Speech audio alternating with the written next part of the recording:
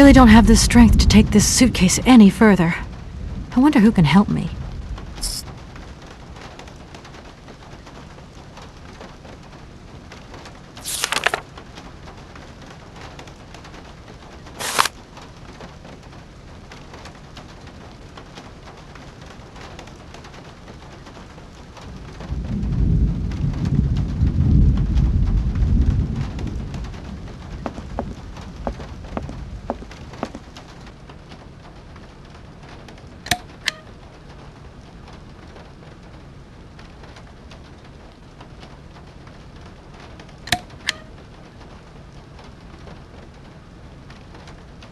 I need a key. I need a key.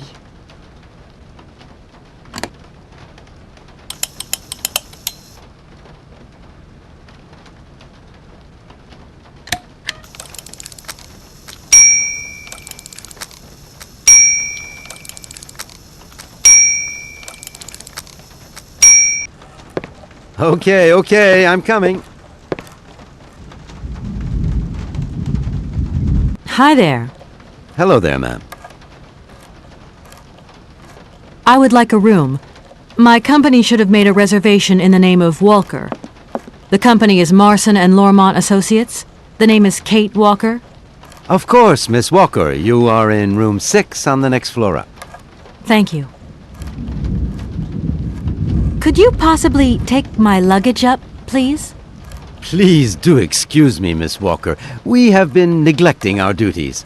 Guests are so rare these days that we forget our manners. So you're the American woman? Is it true what people say, that you've come to buy the factory? Not factory. Anna's house. Hans' house. Excuse me? Would you quiet down, you mischievous little boy? I imagine our little town must disappoint you. You see, today is very sad for us. It's a day of mourning. Today is the funeral of Miss Anna. Momo sad, but Hans not dead. Hans long way away. Anna told Momo. Anna liked Momo very much. That's enough, Momo. Stop pestering the lady. Now go on, scram. Get out of here, you hear?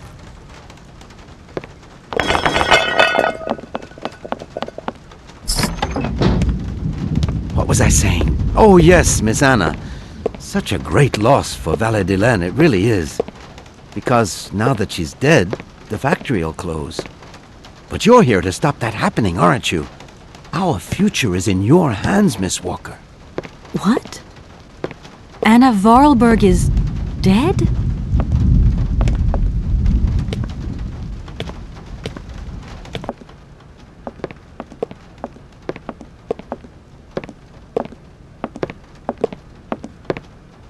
Here's your room. I hope you like it, Miss Walker.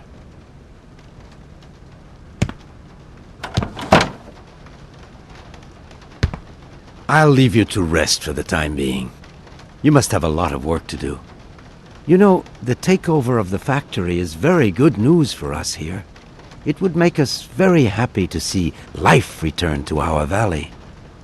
If only you had seen Valle-de-Laine before. It was delightful. People came from all over the world to buy Vorarlberg automatons. Ah, somebody has left you some mail, I see. Remember, if you need anything at all, we're not far away, Miss Walker.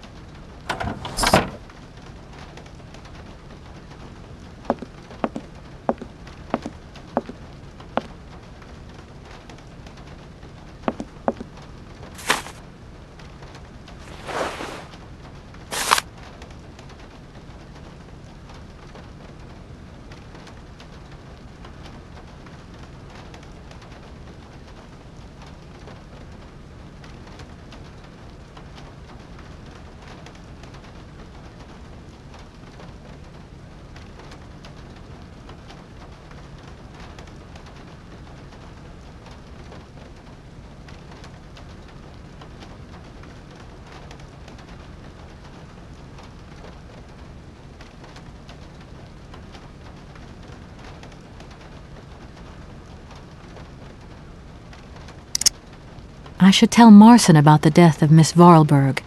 I hope this isn't going to get too complicated. I can't see myself staying here too long.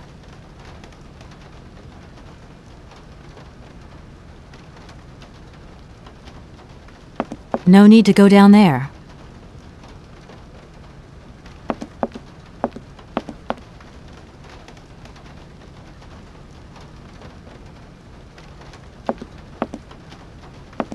I don't need that for the time being.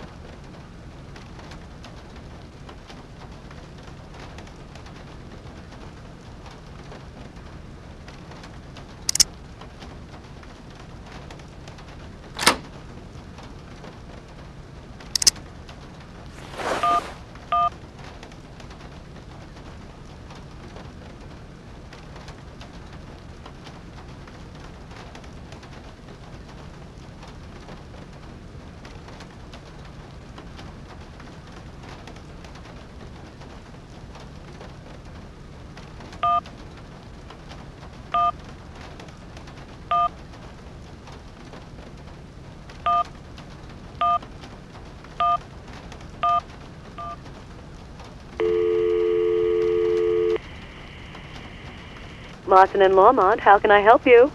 Can you put me through to Mr. Marson, please? It's Kate Walker. Hold the line, please.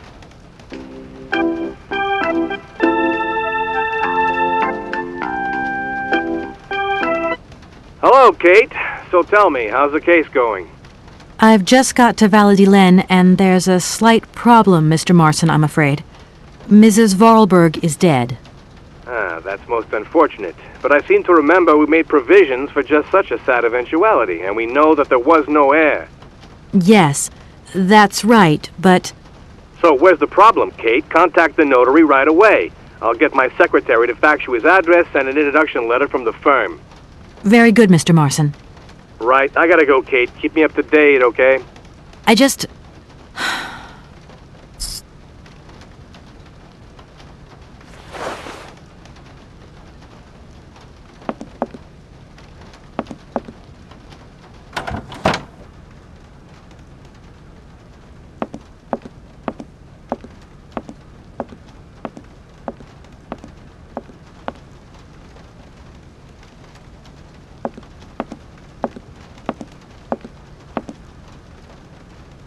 No need to go down there.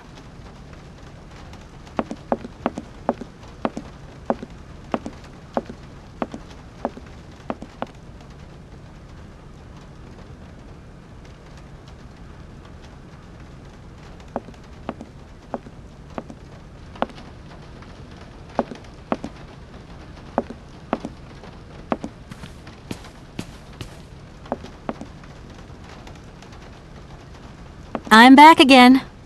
Miss Walker?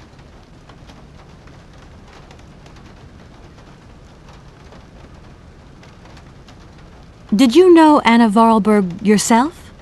Oh, why, of course I did. I mean, well, not really. She was a very great lady. We loved her very much. May she rest in peace.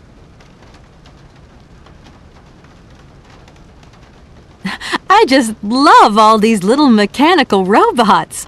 I've noticed there are tons of them here in Valladolid. Be careful what you say. Vorarlberg automatons are not robots. If you want people to like you here, never ever pronounce the word robot. Okay. What is the difference between an automaton and a robot, then? Well, to tell you the truth, no one really knows.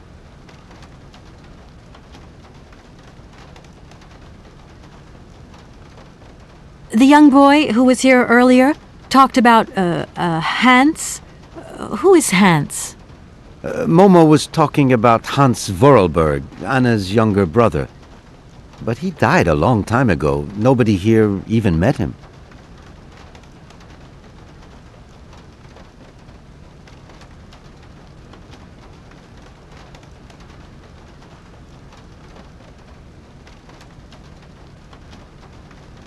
I think I'm going to need your help again.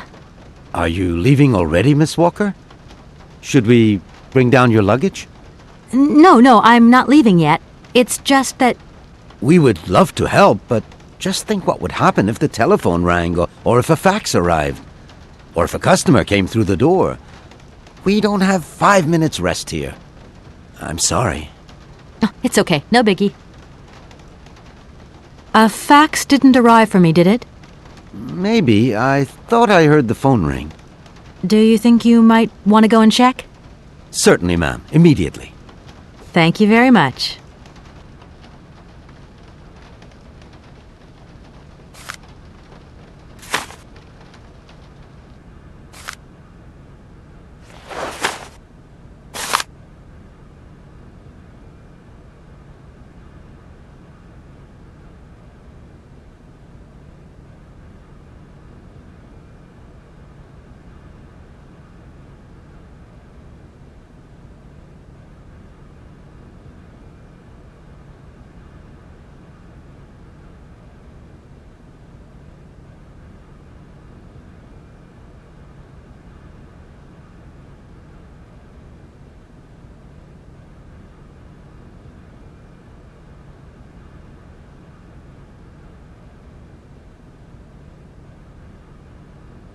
Thank you.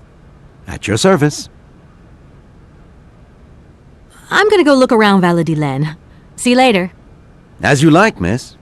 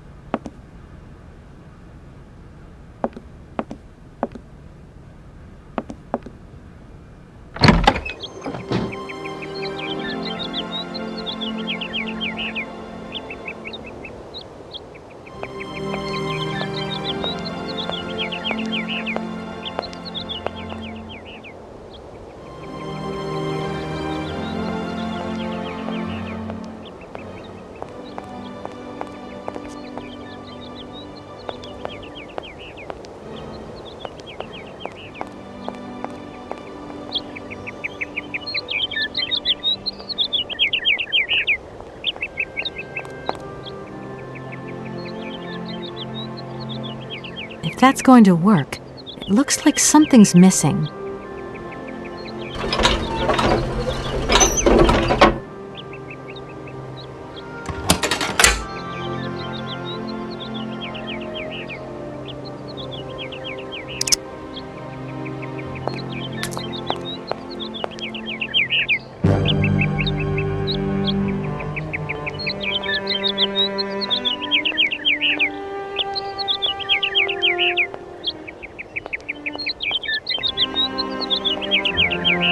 No need to go down there.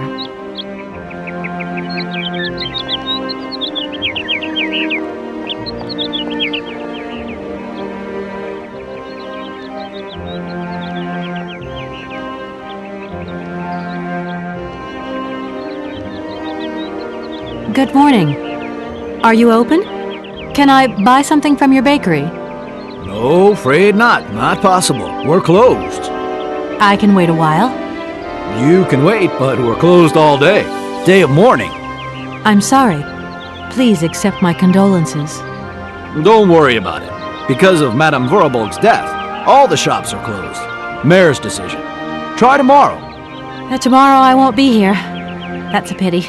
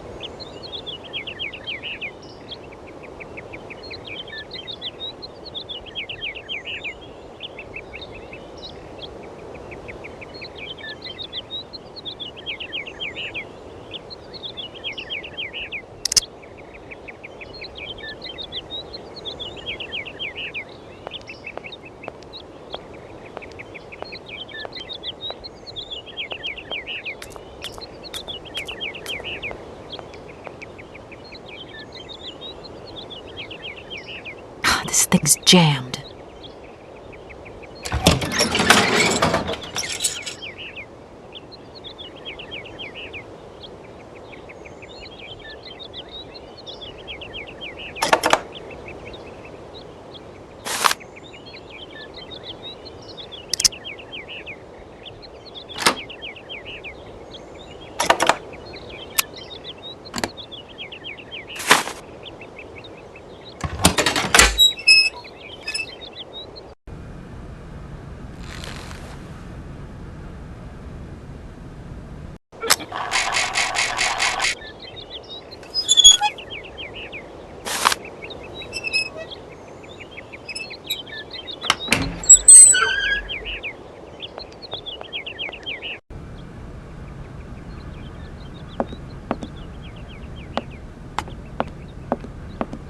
I should talk to the notary first.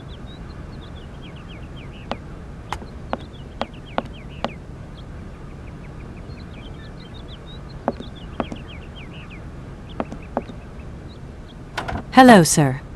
Miss Walker, I presume. Have you had a good journey? Everything went very smoothly. Thank you. Do take a seat, Miss Walker, please.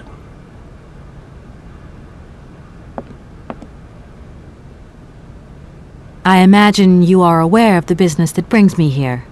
Of course, I was waiting for you. I am the legal representative for the Universal Toy Company. I'm responsible for... So I understood, Miss Walker. Miss Walker, I am afraid that the sale of the Vorarlberg factory is not as straightforward as it first seemed. Whoa there. Everything was agreed. We'd obtained Anna Vorarlberg's consent, and her death does absolutely nothing to invalidate that. Now I have to be back in New York the day after tomorrow, Maître Alfotaire. My client and I are impatient to seal this deal. I understand only too well, Miss Walker. There is an heir, Miss Walker. Excuse me? An heir? But Madame Vorarlberg never married, as far as I know. And in my last conversation with her, she absolutely never mentioned this detail. Miss Walker, believe me, I was more surprised than you are. Anna Vorarlberg sent me a letter 2 days before she died. Understand, Miss Walker, that had I known about this earlier, I would have informed you. I shall read you the document in my possession.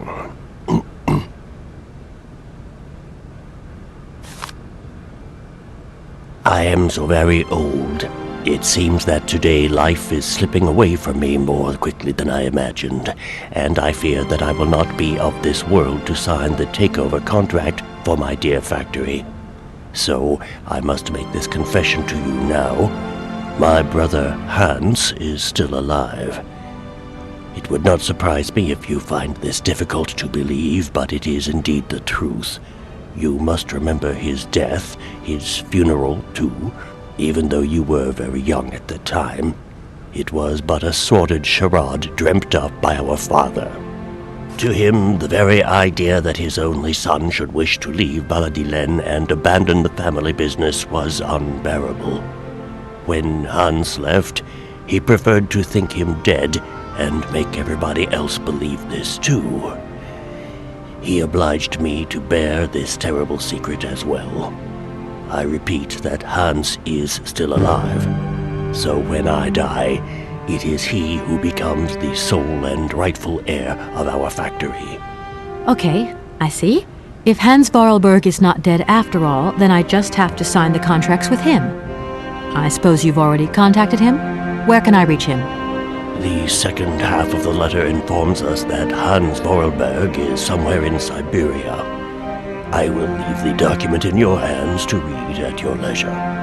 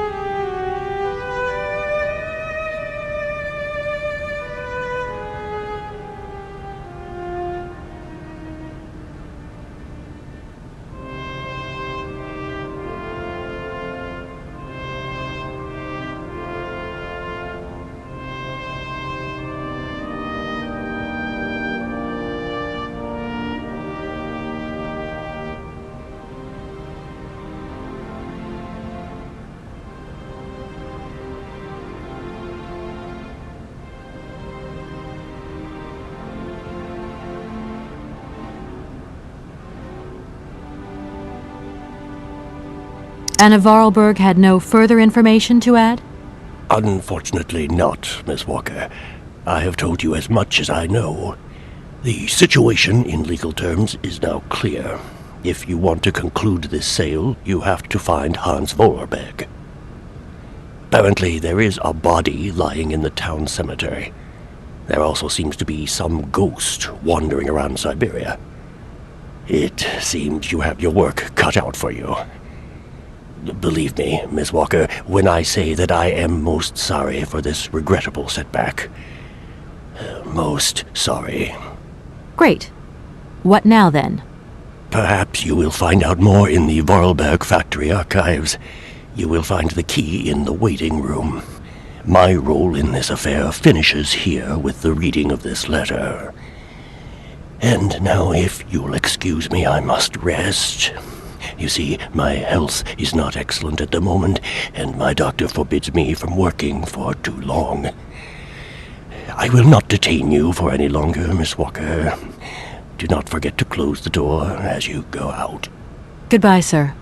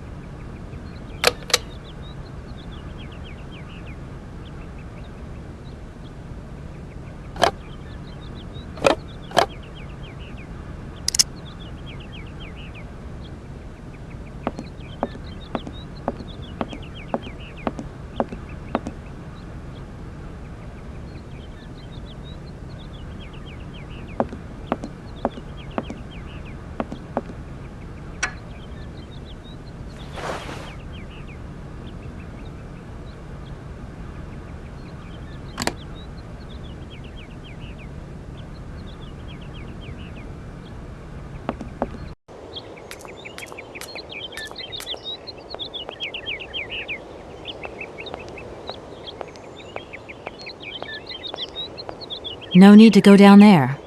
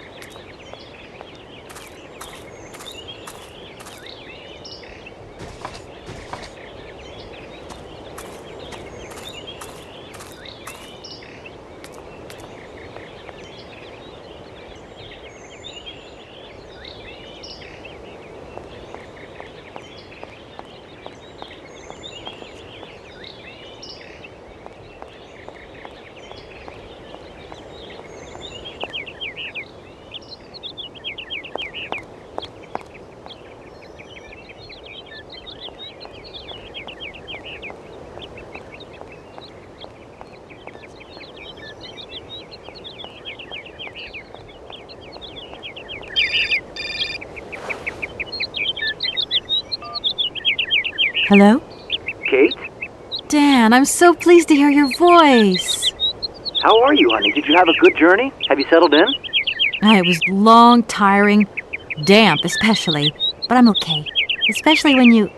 Everything going as planned? Yeah, I mean, well, not really. It's not exactly what I thought it would be. You know, everything's so different here. Actually, while we're on the subject, I managed to free myself up tomorrow lunchtime. I'll come and meet you at the airport. I hope the flight from Paris won't be delayed. We're expected at the Goldbergs about 8 o'clock. I hope you have the time to take a shower and change, my poor honey bun. Dan, I don't think the Goldbergs tomorrow night is really on. Don't worry, Kate. You'll be as perfect as ever. Anyway, you never have to wear much to look really great. Dan, I'm going to have to extend my stay here. There's 1 or 2 complications. You understand? Kate, honey, what are you talking about? It's only a measly toy factory. The sale isn't going through as expected. I've got to stay a bit longer. Dan, you don't mind, do you? But Katie, you can't do this to me. I mean, it's the Goldberg contract. There's millions of dollars on the line here. I know, I'm sorry. You go ahead. Don't worry about me. I'll get back as soon as I can, I promise. Okay, I've got to go. I'll call you back soon. Love you, honey.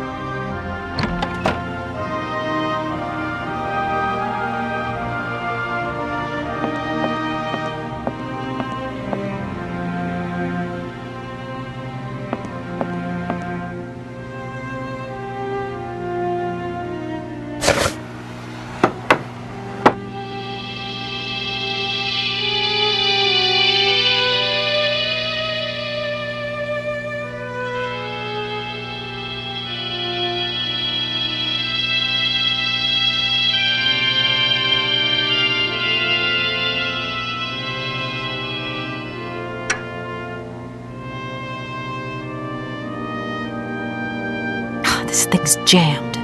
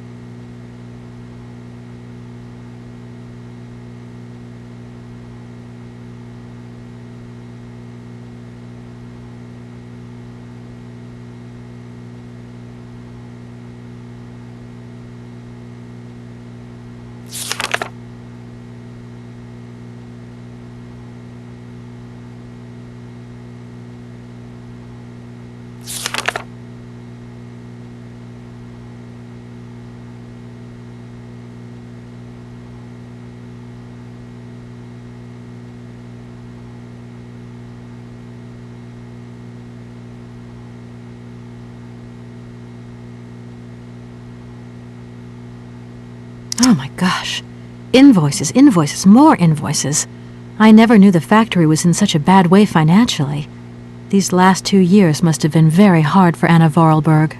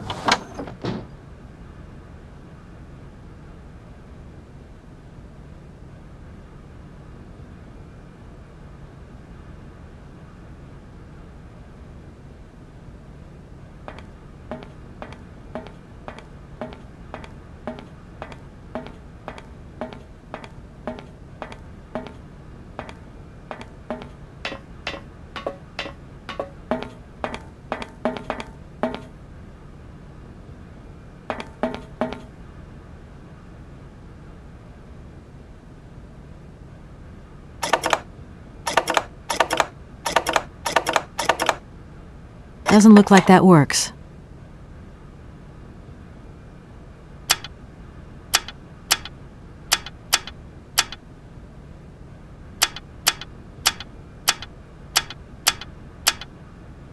Doesn't look like that works.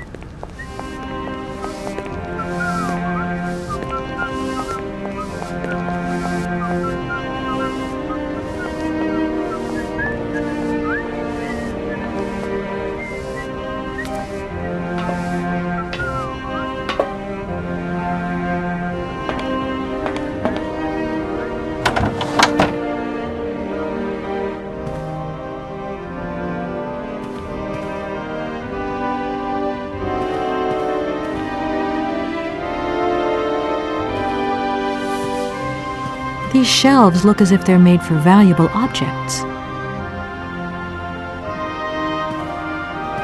These shelves look as if they're made for valuable objects.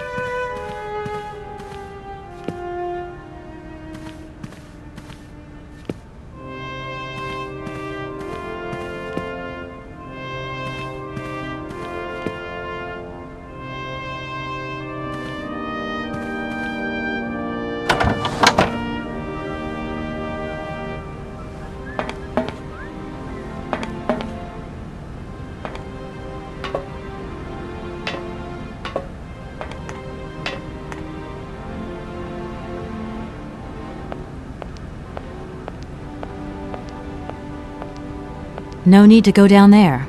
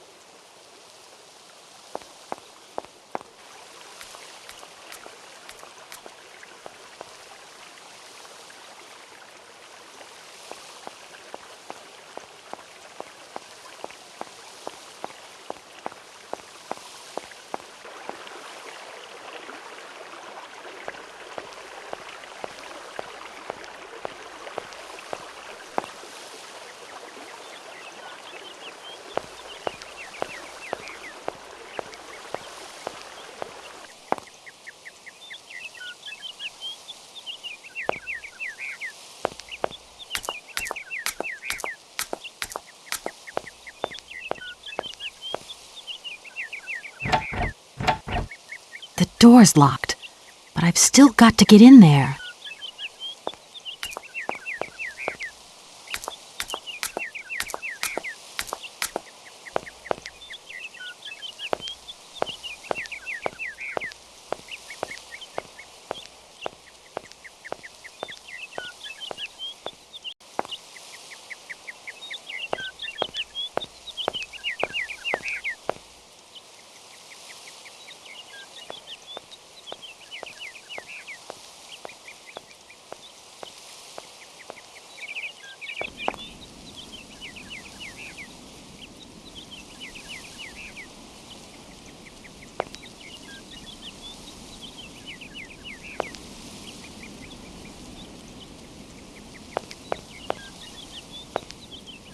I need a key.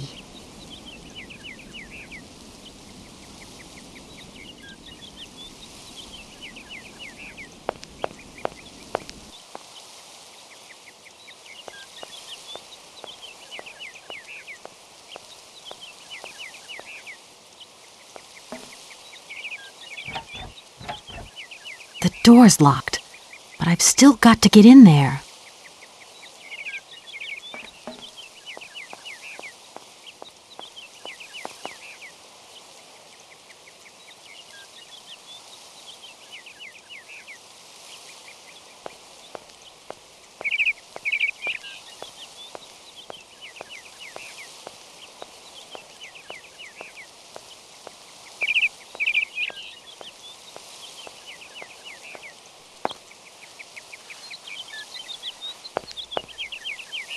Good morning. You've got a magnificent garden here.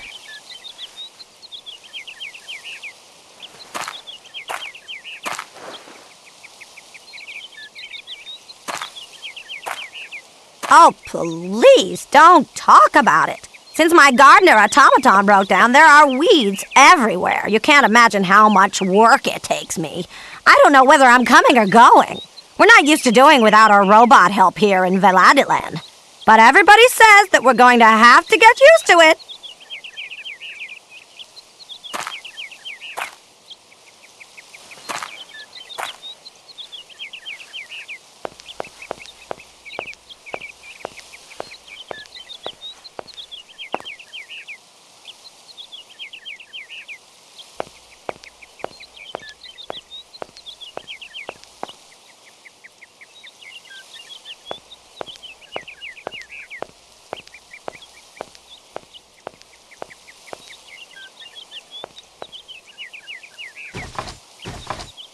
No point. It's locked.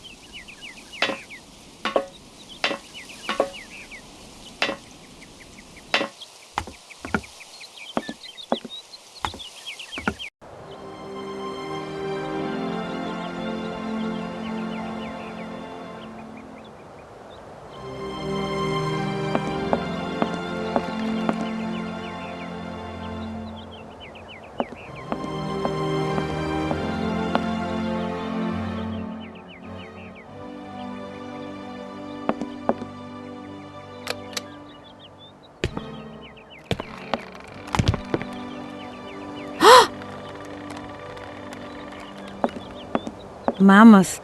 You draw mammoths for Momo? Momo, it's you. You scared me.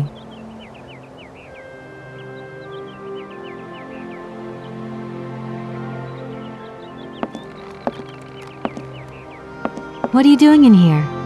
Momo want mammoth picture, like Hans picture. Sorry, I haven't got a picture of a mammoth with me. Take paper and pencil and draw mammoth for Momo. You don't give up easily, do you?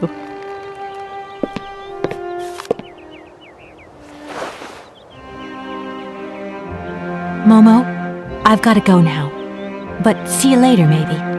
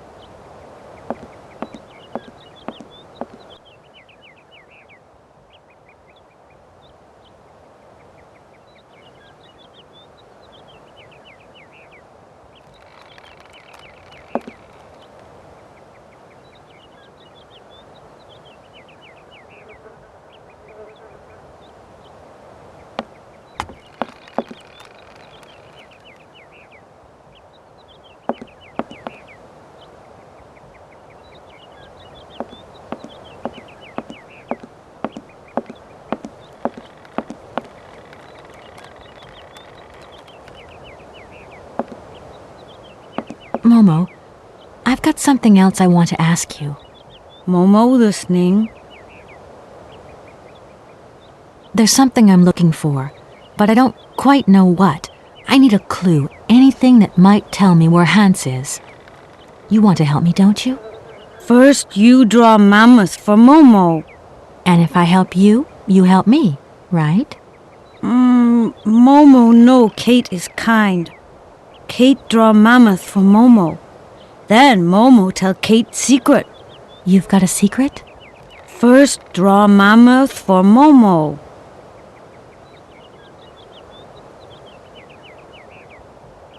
What's going to happen to you now that Anna is gone?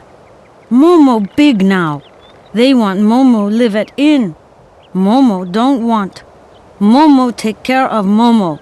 From what I've seen, you look pretty resourceful. It must be fascinating to live in a village full of automatons. Automatons made by hands. Difficult work. When Momo big, he do like Hans. Momo friend of automatons. Tell me, Momo, did you come here a lot with Anna? Mm-hmm. Anna like Momo. Anna like Hans. Anna on journey. Momo, I've got to go now. But see you later, maybe.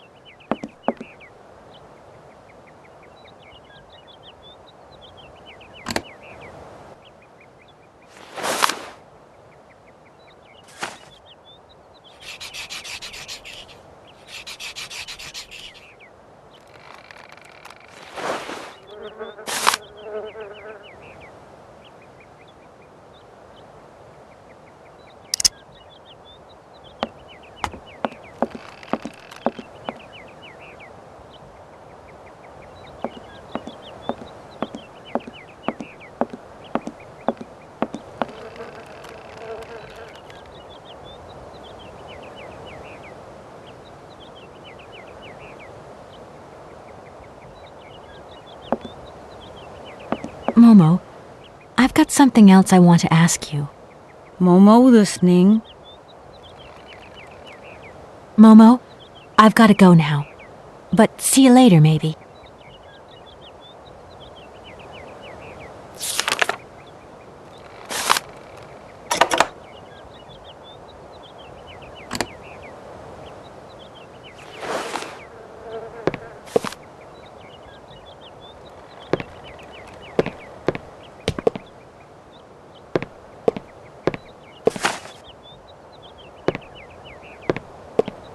Thank you. Momo happy. Now follow Momo. Momo show his secret to Kate.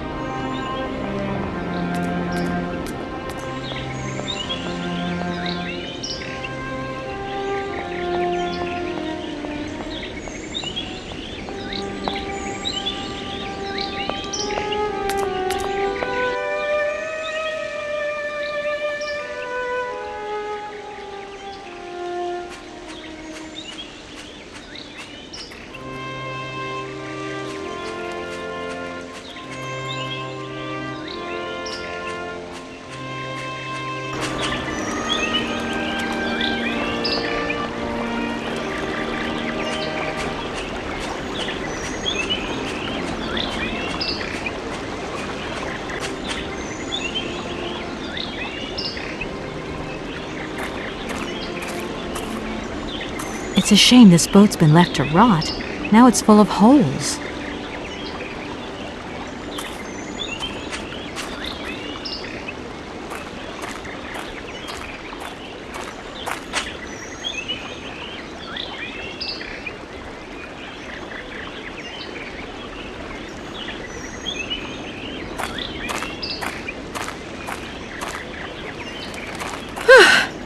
There you are, Momo. This is some walk you've taken me on. I've got to say, though, it sure is mighty pretty. Momo come here often. Momo like make splash in water.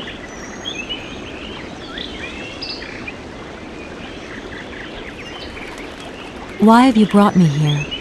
Mammoth doll in cave. Very important for Hans, Anna say. Cave? What cave? Where? Momo not liar. Right. Now we're here. What do we do? Kate and Momo throw stones in water. Momo, we're here because of the cave. Something to do with the cave. Momo and Kate, friends.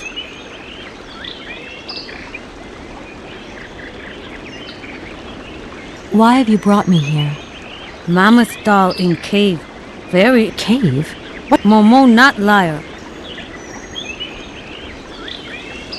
Tell me, Momo, do you really think that after all these years, Anna's brother is still alive? Anna always say Hans go away, but Hans come back maybe.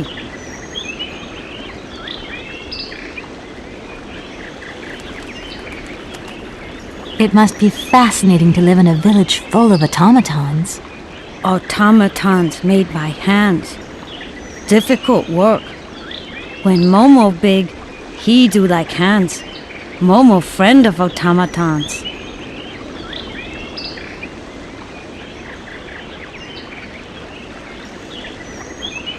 Momo, I've got to go now.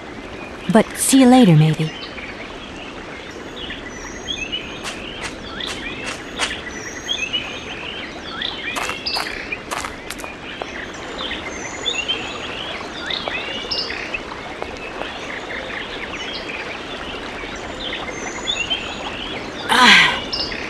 It must be broken. I've got to get a helping hand here.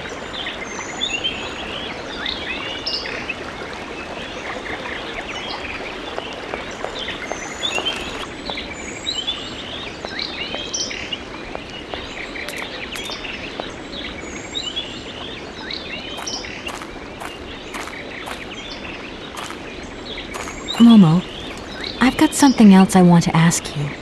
Momo listening. Can you help me, please? What do? Help me open the dam. Momo strong.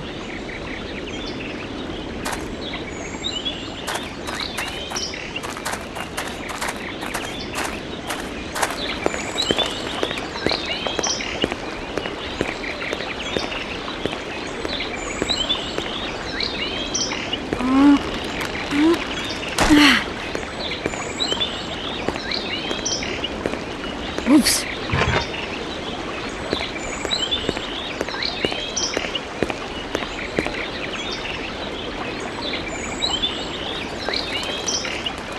That looks broken.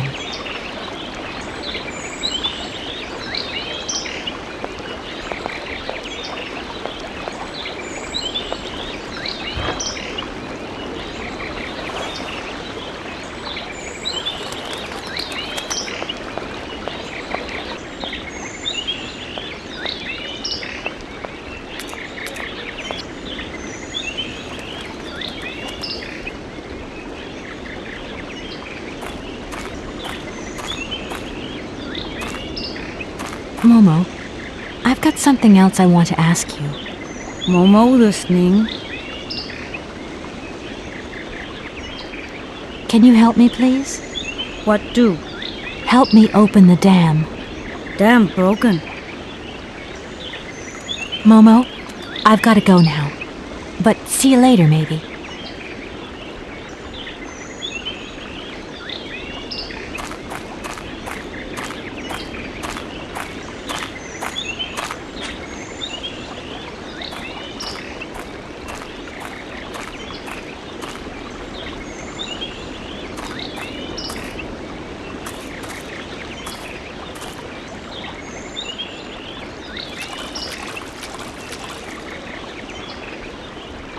I could use one of the oars from this boat as a lever. But how am I ever going to get a hold of it?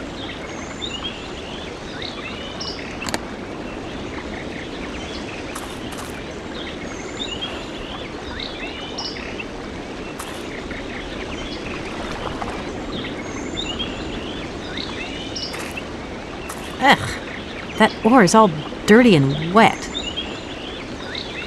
Ugh, that oar is all dirty and wet.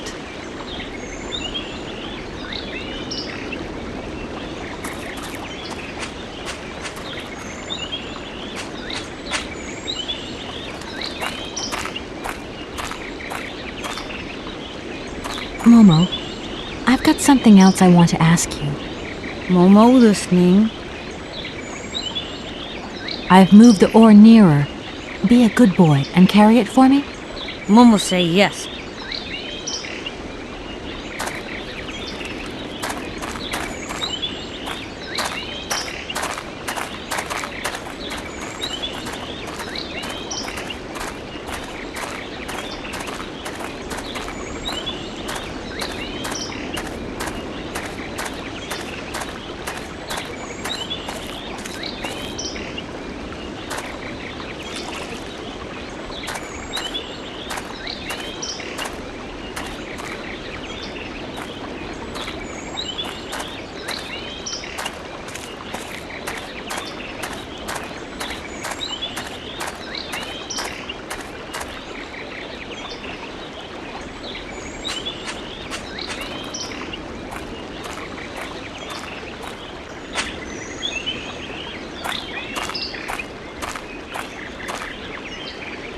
Momo, I've got something else I want to ask you.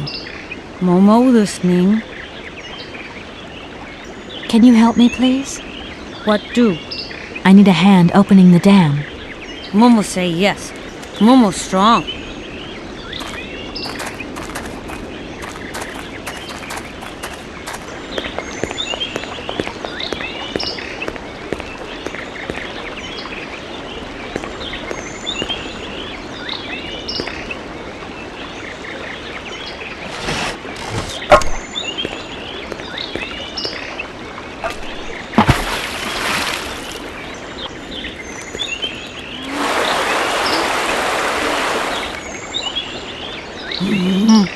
Momo very strong. Thank you, Momo.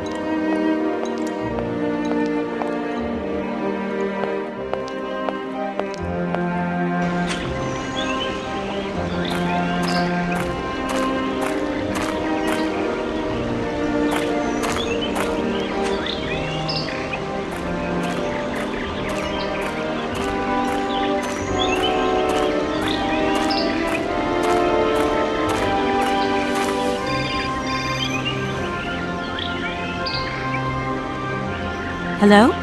Kate? Is that you? Well, yeah, who did you think it was? I didn't recognize your voice, that's all. Must be the distance or something. So, spill the beans. What's Europe like? You lucky lady, you. Honestly, I never get that kind of break. Well, so far all I've seen of Europe is this tiny village, and frankly, they're not very hospitable. The whole case is getting really complicated. There's this surprise heir I've got to find.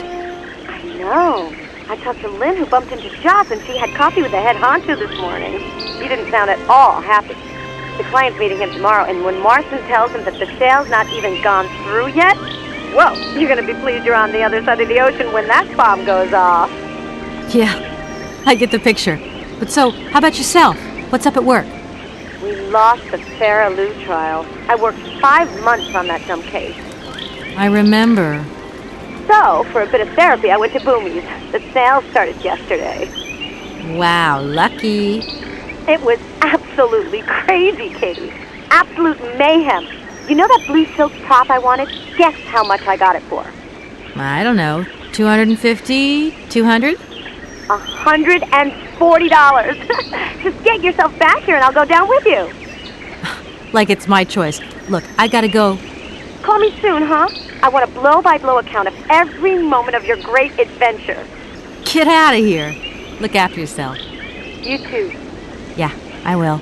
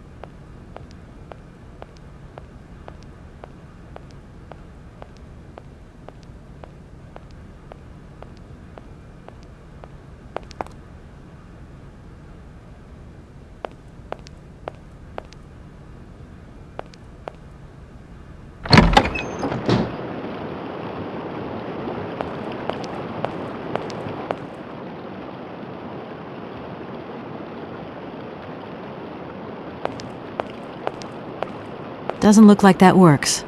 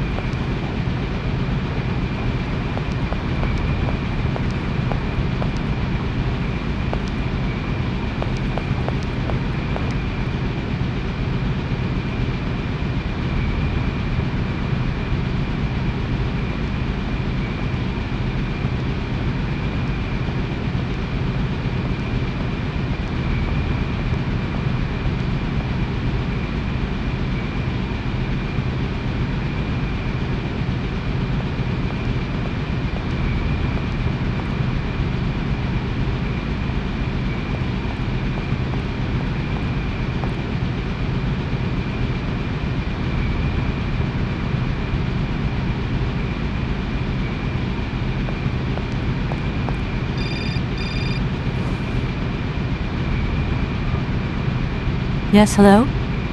Kate, what happened to you, my poor munchkin? I've been trying to contact you for hours. I'm in Europe, Ma. Job thing. What? Europe? My God. Oh, I've got such happy memories of Europe. Some of them even involve your father, but that's enough of that. Tell me, where are you? Paris? London? Venice? Valladolid, yeah. I know, it's a bit out in the boonies. What in the world are you doing out there? You know, business. I've got to see through the takeover of some old family business that's got a few debts. It's a really charming place, but there's one or two weird things going on here. I can't go into it now. Oh, well, that's right. Your old mother's too dumb to understand it. You really do take after your father sometimes. Mother... Kate, you'll never guess who I saw yesterday? Ma, I haven't got a lot of time, you know. Frank! Ma, please, I've got to go. Frank Malkovich, the Russian opera singer. Well, maybe you don't remember him. He was quite a star in his day. Listen, Ma, I really don't have the time. I'll call you back. He is as charming as he always was. We spent the... Mom, I really have to go. I'll call you back, I promise. Lots of love. Kate!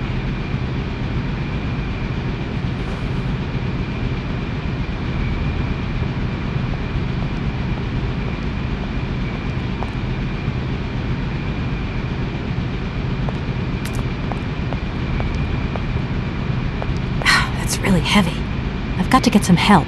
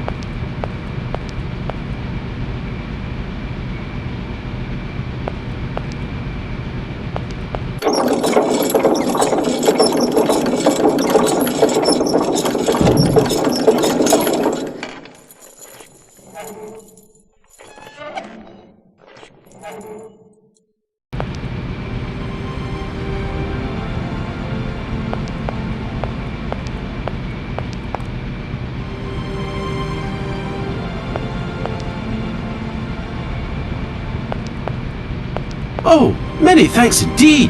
I am most embarrassed for you to see me like this. I lack a certain completion. You see, nobody here found the time to polish off the finishing touches. Honestly, these days, we really have lost the art of good workmanship. Yeah, maybe. With whom do I have the honor of speaking? Could you please state your identity, articulating clearly? My name is Kate. Kate Walker. Allow me to introduce myself. I am Model XZ2000. My common name is Oscar. I represent the technological zenith of this factory's production. I have been designed to drive a locomotive. A touch messy, but an essential task. Do you know where I could find the factory paperwork? I cannot reply to this question with precision. Try Anna Vorarlberg's office above the machine floor. When you are complete and totally functional, can you help me gather information about Hans Vorarlberg? I'm afraid I can't, Kate Walker. Duty calls. Once I've recovered my feet, I have to see to my post on the train. It's waiting for its engineer. Does the name Hans Vorarlberg mean something to you? Of course, he created me. But I am sorry to say that I am yet to meet my maker. Have you any idea where he might be right now? No, Kate Walker, but I am sure I would experience great metaphysical satisfaction in his presence. You said you were a train engineer? What train would that be? But Kate Walker, you have not seen that magnificent train waiting at the station? And where is that train going, Mr. Oscar? The train is going far away. Very, very far away indeed. Are you taking any passengers? My duty is to drive the train. Above all, to avoid delays. An engineer prides himself on punctuality. I will agree with you though, Kate Walker, that a train without passengers is hardly a train at all. You haven't answered my question. For further details, please consult Anna Vorarlberg. You are a very strange robot. Automaton, if you please. I'm sorry, I didn't mean to offend you. Automatons have an additional soul auxiliary, you understand? I think so. Has it been a long time since you last saw Anna Vorarlberg? 72 hours, 32 minutes, and 20 seconds to be precise. This regrettable absence explains the delay in my production process. Anna Vorarlberg is dead, Mr. Oscar. What do you mean by the notion of death, Kate Walker? Broken. Disactivated. Worn out. Damaged. Unplugged. Oh, that really is most bothersome. I'd rather counted on finishing my production. Can I be of use to you? Why, you certainly can. I absolutely must have my feet. My hands are Model XZ2003. My feet are Model XZ2005_B. Be careful. The Model XZ2005_A has evidenced some rather embarrassing performance failures. Like bugs? Automatons do not have bugs, Kate Walker. They simply display functional idiosyncrasies. I'm sorry, I didn't know. What do I have to do to get you a pair of feet? Use the assembly line to construct them. You will need a production punch card, on which is recorded my body design data. Here is my own punch card. Okay, I'll give it a go. Thank you, Kate Walker.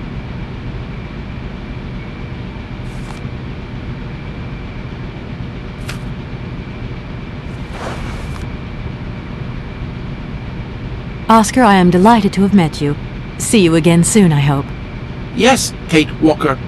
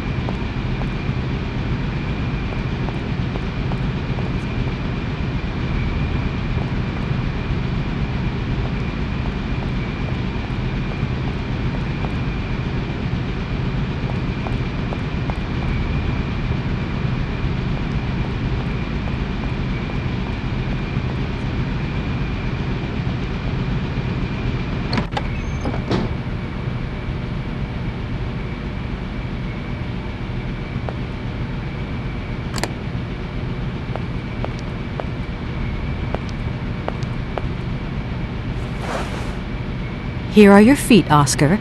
I hope I haven't made a mistake. These feet are incorrect, Kate Walker.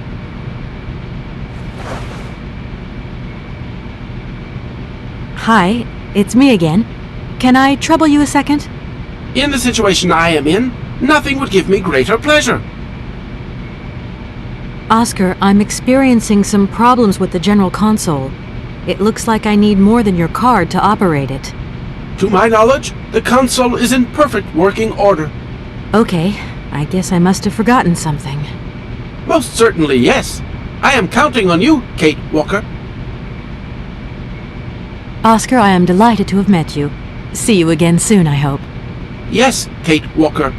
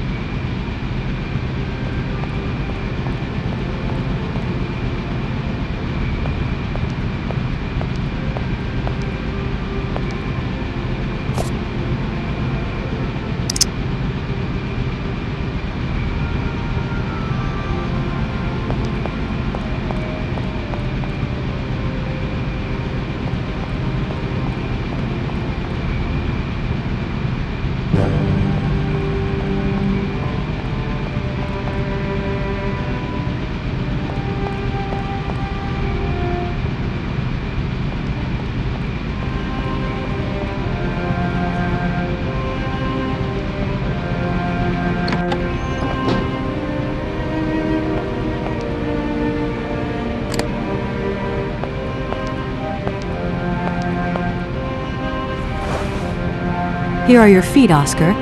I hope they fit. Kate Walker, I see you managed to produce two XZ2005_B models.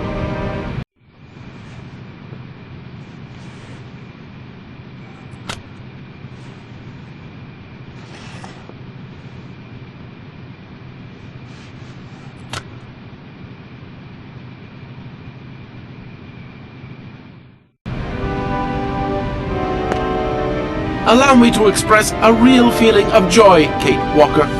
They really suit you. Comfy? Very. You are very kind, Kate Walker. I am sorry to have to leave you. Where are you going? I must find my train. Its departure is imminent.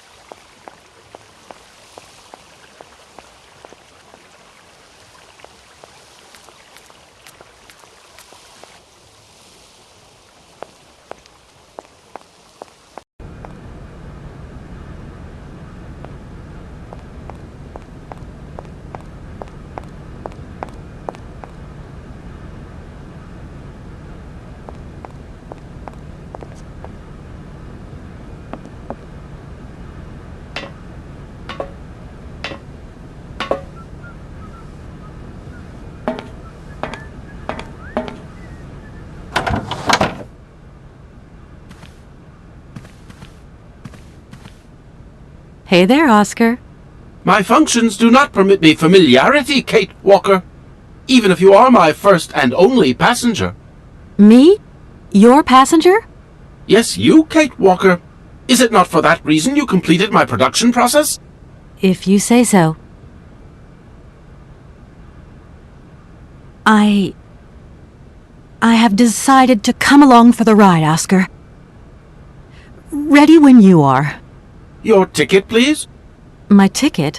What are you talking about? The rules clearly state, Kate Walker, every passenger of this train must possess a ticket. Okay. And where do I get hold of a ticket? Only the ticket vendor may issue tickets. You are in luck. The ticket office must be open now. You should go there immediately.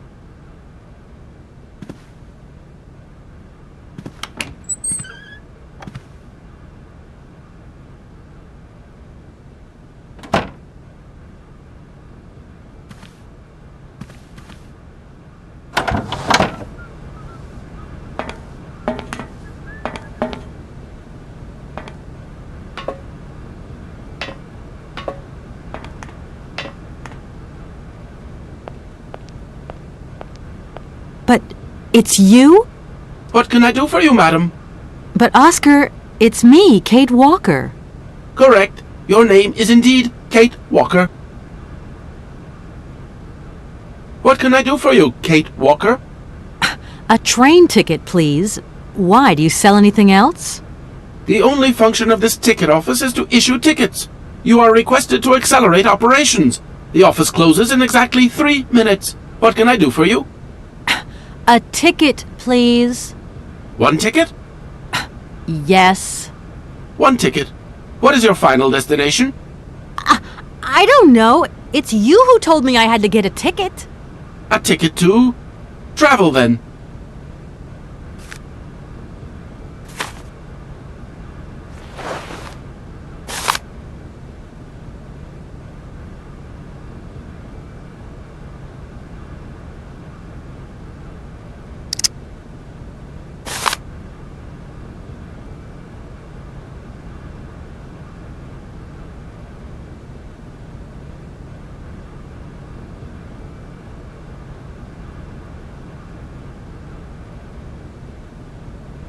There you are.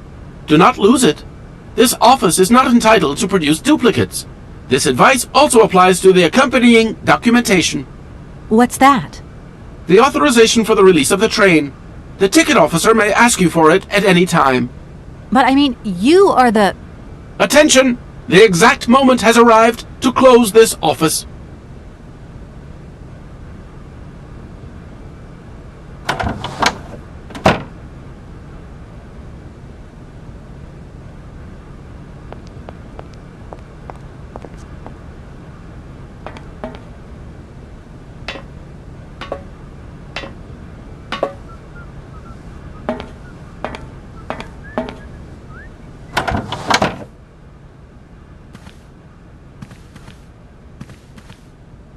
It's me again, Oscar.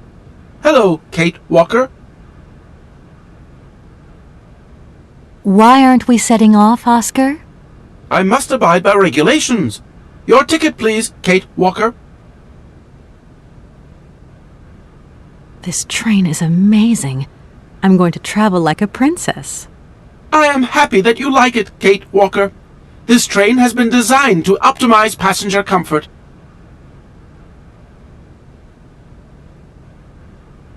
Are you the only automaton on the train, Oscar? I have been designed to attend to all tasks relating to the smooth functioning of the train and the comfort of its passengers. Okay, Oscar. I don't doubt your talents for a second.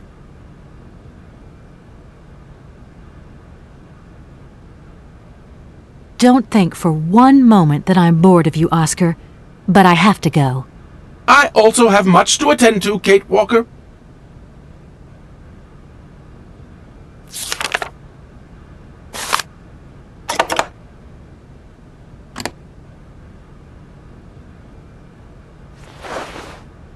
There you are, Oscar. Does this mean we can leave now? I cannot accept this ticket for the moment, Kate Walker. Keep it. Why don't you want to take my ticket? I must abide by regulations, Kate Walker. Not all departure conditions have been fulfilled. I must confirm your departure release. You can be a real stickler for the rules, Oscar, my old fellow.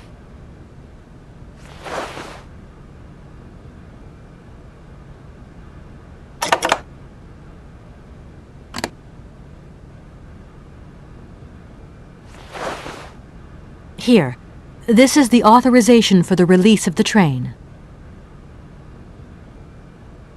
It has not been signed, Kate Walker. Oscar, you're going too far. You just gave me this. Does the train belong to you, Kate Walker? No. So there.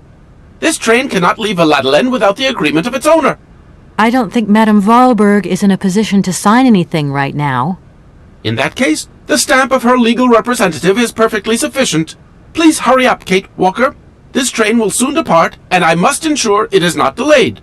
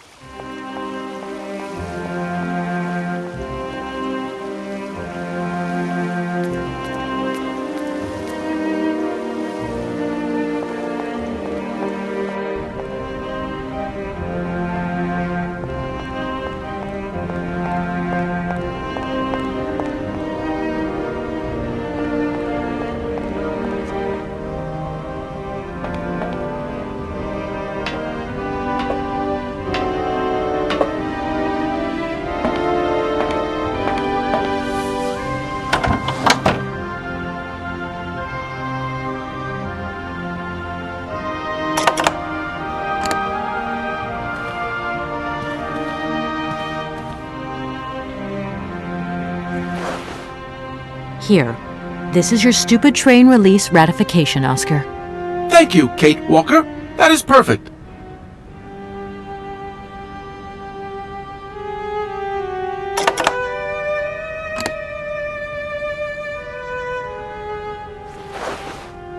There you are, Oscar. Does this mean we can leave now? I cannot accept this ticket for the moment, Kate Walker. Keep it. I don't understand why we can't leave. I'd hate to think it's me that's delaying the train like this. I do not wish to appear impolite, Kate Walker, but I am afraid that not all departure conditions have been fulfilled. If that's a joke, Oscar, it's not very funny. I really need to find Hans Vorarlberg as quickly as possible. I have strict instructions to obey. There are 3 spaces in the luggage compartment that are designed to accommodate 2 very important objects. The train can only depart when they are in place. Please excuse me now. I must return to my departure preparations. Oh, I wouldn't want to break any rules.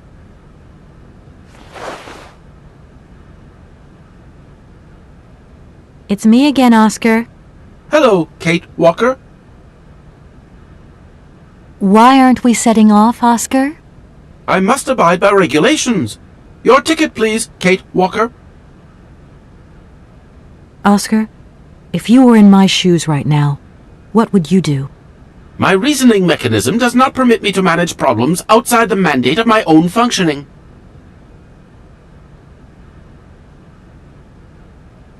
This train is amazing. I'm going to travel like a princess. I am happy that you like it, Kate Walker. This train has been designed to optimize passenger comfort. Are you the only automaton on the train, Oscar?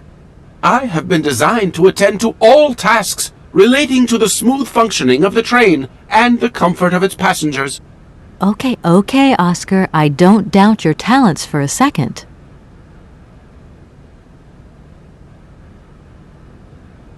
Poor Madame Vorarlberg. I'm sure she would have loved to come along. This train was designed for only 1 passenger, Kate Walker. So, it's like I've taken her seat. Don't think for one moment that I'm bored of you, Oscar, but I have to go. I also have much to attend to, Kate Walker.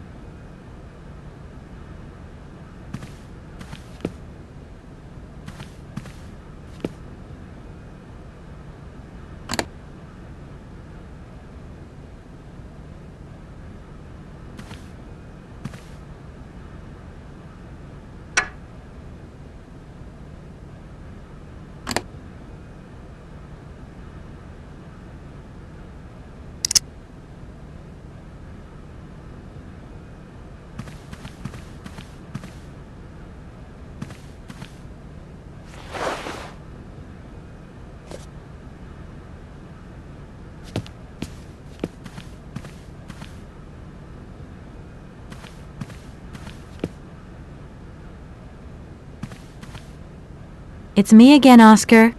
Hello, Kate Walker. Why aren't we setting off, Oscar? I must abide by regulations. Your ticket, please, Kate Walker. Don't think for one moment that I'm bored of you, Oscar, but I have to go. I also have much to attend to, Kate Walker.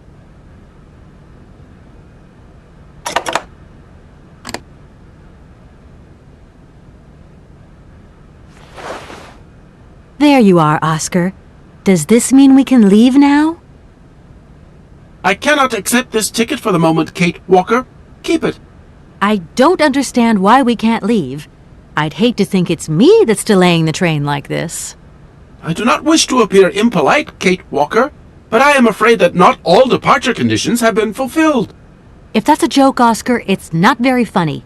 I really need to find Hans Vorarlberg as quickly as possible. I have strict instructions to obey. There are 3 spaces in the luggage compartment that are designed to accommodate 2 very important objects. The train can only depart when they are in place. Please excuse me now. I must return to my departure preparations. Oh, I wouldn't want to break any rules.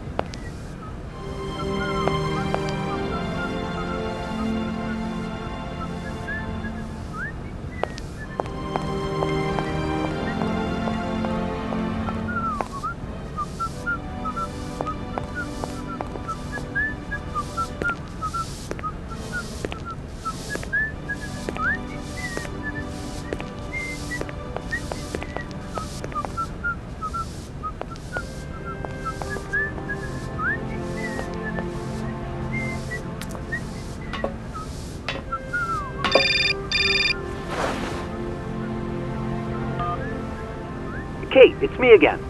Dan, I was gonna call you. Yeah. Are you mad at me? I've just called Marson and Lormont. They told me you weren't expected to return this week. Oh, yeah. So when are you coming home? I don't know. There's nothing I can do about it. The situation is kind of tricky, you know. At the beginning of next week, I hope. Yeah, whenever. Dan, please. Just hang in there, okay? The stakes are higher than I thought, and you know how much I love this job. I suppose it's neither here nor anywhere to you that the Goldbergs are going to... It is. It isn't. Dan, this really isn't the moment. You know I'm thinking about you. I love you, sweetheart, and I'll give you a call when I have some news. Promise. I've got to go now. I've got kind of a train to catch. A train? Where are you off to now? This is crazy, Kate. To tell you the truth, I've no idea. Love you, honey. You know that. Kate!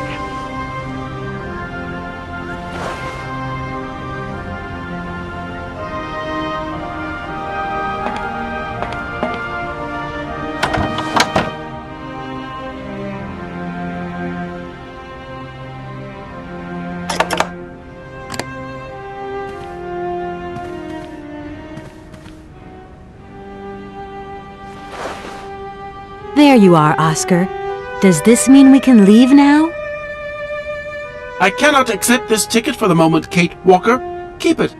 I don't understand why we can't leave. I'd hate to think it's me that's delaying the train like this. I do not wish to appear impolite, Kate Walker, but I am afraid that not all departure conditions have been fulfilled.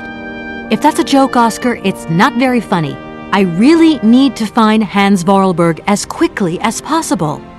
I have strict instructions to obey. There are 3 spaces in the luggage compartment that are designed to accommodate 2 very important objects. The train can only depart when they are in place. Please excuse me now. I must return to my departure preparations.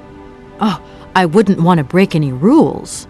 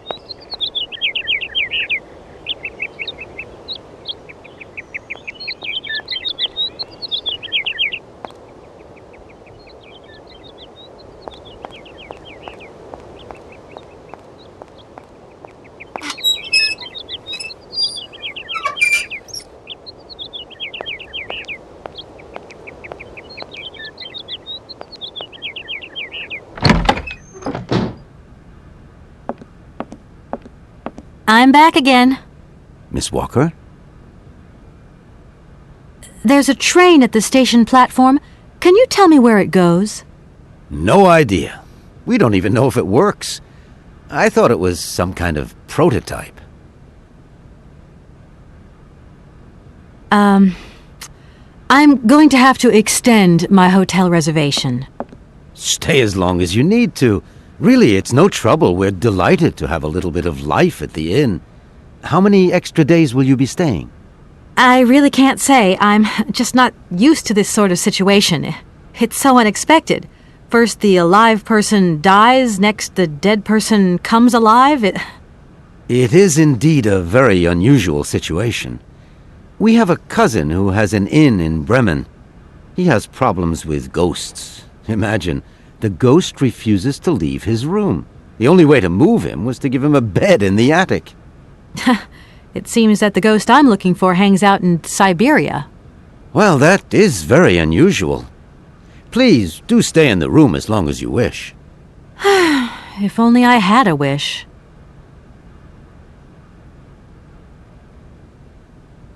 I just love all these little... Be careful, what? I'm gonna go look around Valladolid. See you later. As you like, miss.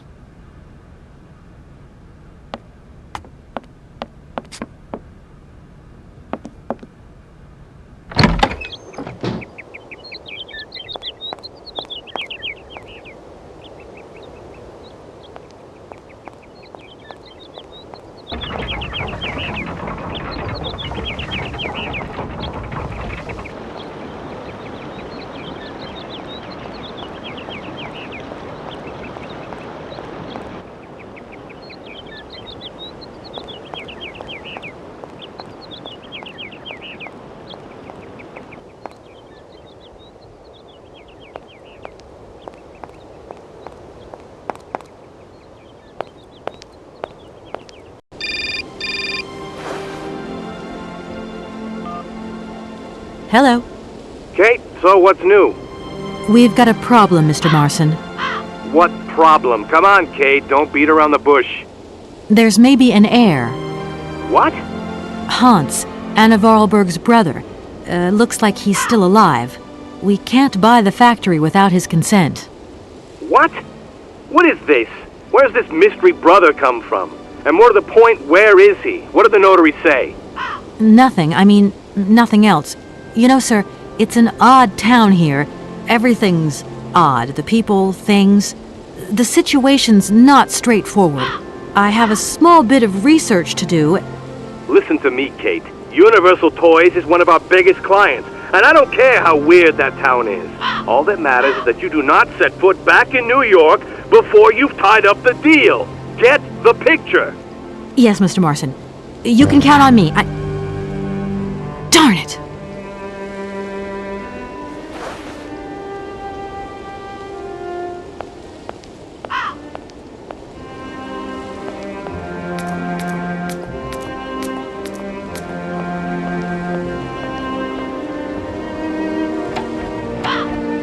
No point. It's locked.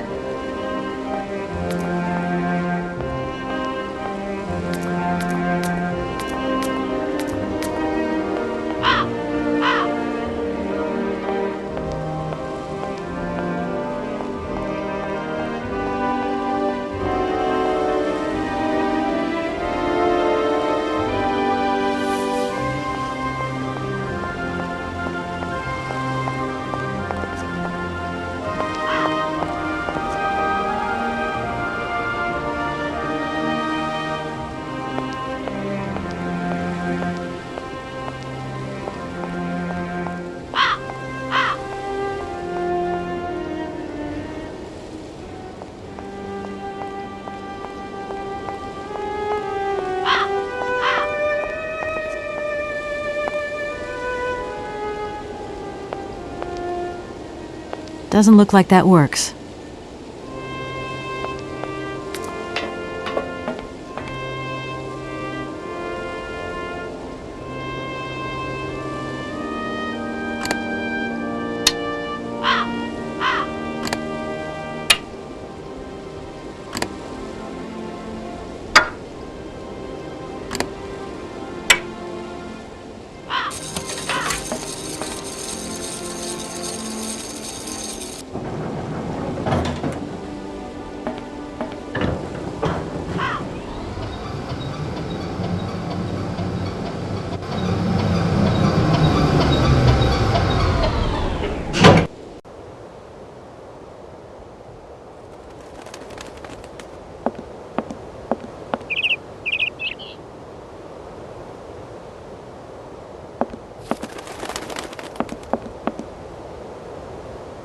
If that's going to work, it looks like something's missing.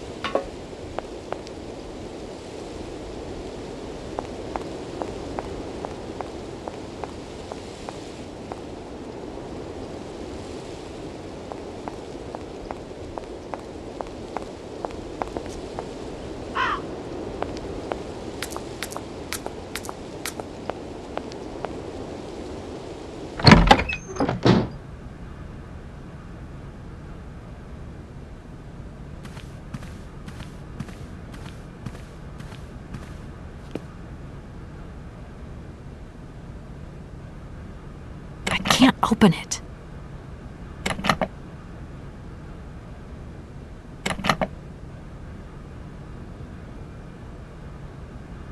I need a key. This thing's jammed.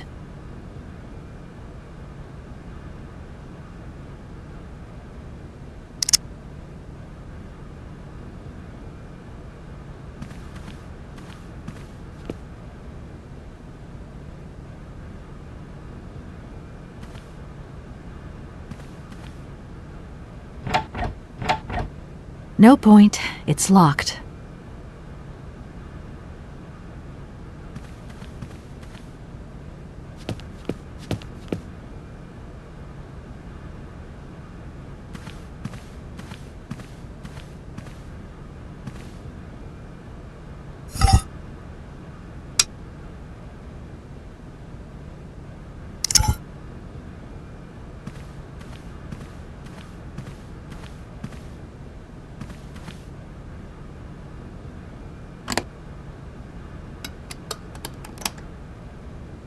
This thing's jammed.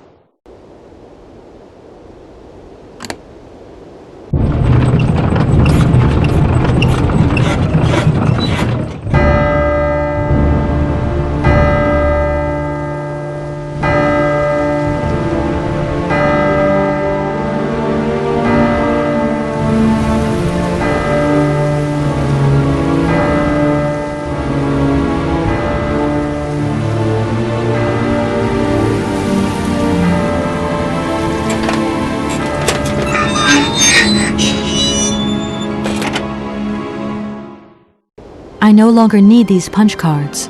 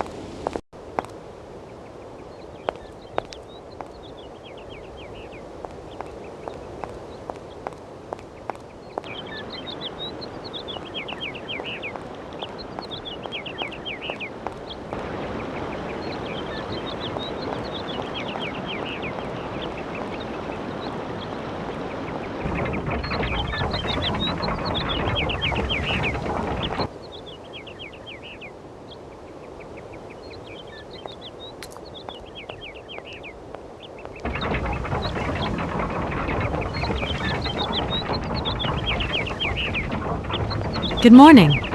Good morning.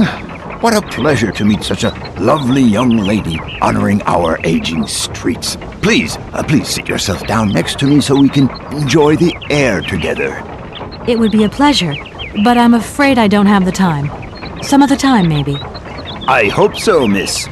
I remember when these streets were full of vibrant life. In those days, there was a charming encounter to be had round every corner. Our good little town of Valladolid is not what it used to be. It looks like things have changed a bit around here. Our children have all left the valley. They need to earn a living, don't they? Can't really blame them. You have to move with the times, don't you? And it's not at the Vorarlberg factory that they'll find jobs. Being excluded from the world is not an easy burden to bear, believe you me, miss. But it's such a pretty little village. I can tell you're not from these parts. I hope you enjoy the pleasures that we still have to offer. Good day to you.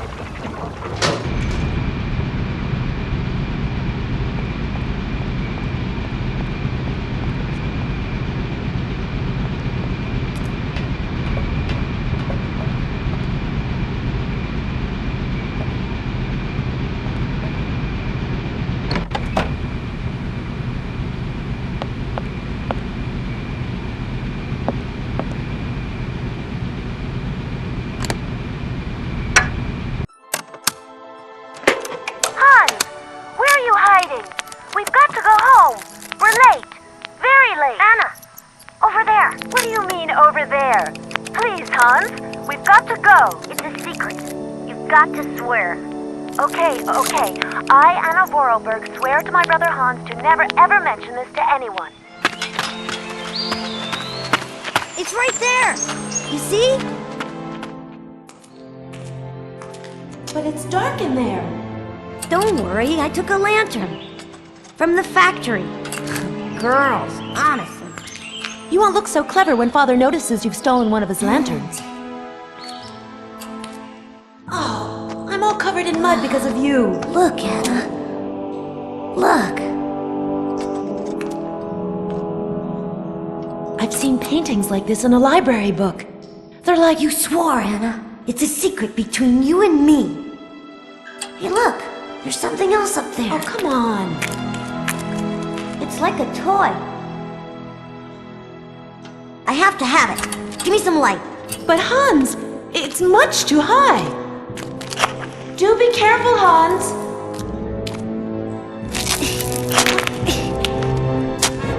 Hans, be careful.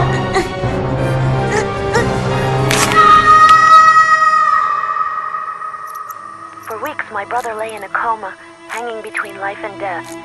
And then one morning he opened his eyes, but I knew he would never be the same again. We never did return to the cave, and to this day, I have never ever betrayed our secret.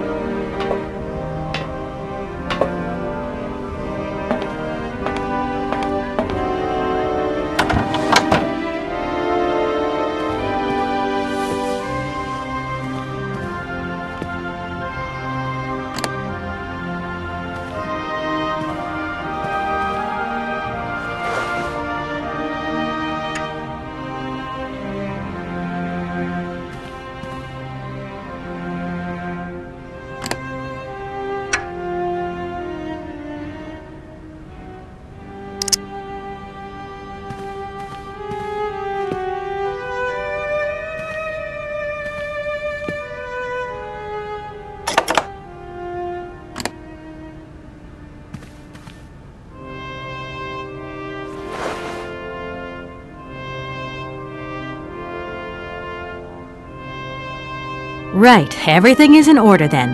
The train is finally ready to leave. I am most terribly embarrassed. Such ignorance on my part is inadmissible. I hope you still have confidence in my abilities, Kate Walker. Please return to your seat and we can leave. Finally.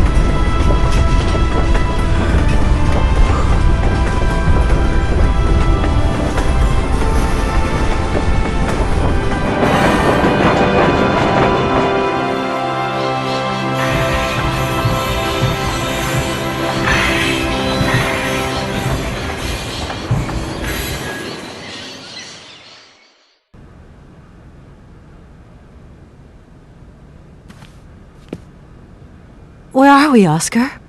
At the halls of residence of Barockstadt University. And do we really have to stop here?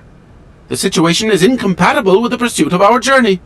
What are you waiting for, then? Wind them up. Find a way. There must be some sort of train-winding thing just laying around in this weirdo station. I have seen nothing that fits that description, Kate Walker. I guess we'd better find out, then. I do not like this station. The atmospheric humidity is detrimental to my sophisticated wheel workings. I will wait for you inside the train. Wimp. Oscar, we have a serious problem. How can we carry on our journey if this train doesn't want to budge? What are our options? Every clock has its key, Kate Walker. Keep looking. Well, I hope you're right. I'm gonna go see what I can find. Oscar, there's no way you could help me find a way to wind the train back up again? Rust awaits my every movement if I leave this train, Kate Walker. And what would you do with a rusty engine driver? Not a lot, I suppose. This train might be a wonder of technology, but the engine's limited autonomy is a liability. You got to admit that. I am afraid I refuse to entertain this consideration, Kate Walker. Oscar, I think that Hans Vorarlberg once stayed in this town after he left Valladolid. Maybe this wasn't a chance stopover after all. Nothing is left to chance in a railroad network. You agree with me, then? We have no concrete proof to support your hypothesis. The train stopped because the clockwork mechanism is unwound. That is the only concrete evidence we have, Kate Walker. I was just hoping for a little imagination on your part, Oscar. No, Kate Walker. I am only an automaton, Kate Walker. Oscar, see you later, alligator. In a while, Kate Walker.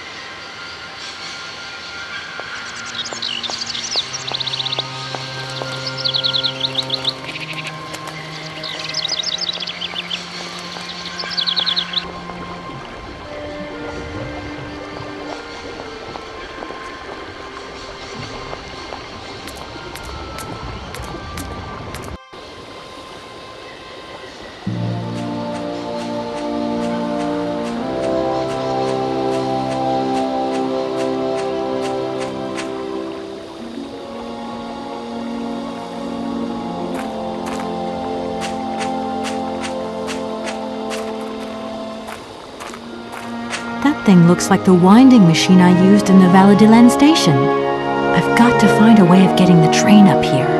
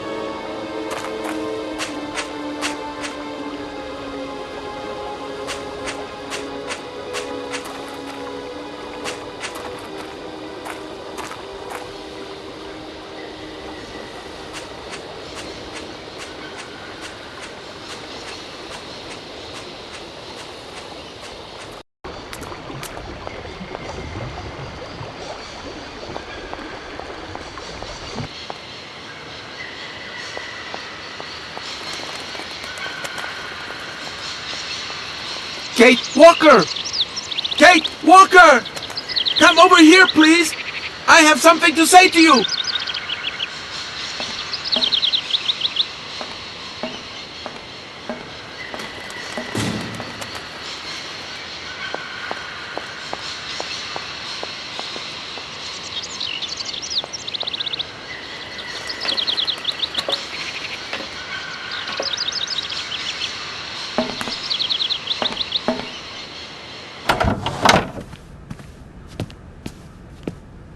Yes, Oscar, what is it? A message has arrived for you. A message? You have been summoned to see the rectors. They are the highest authority at the university. They want to talk to you. Talk to me?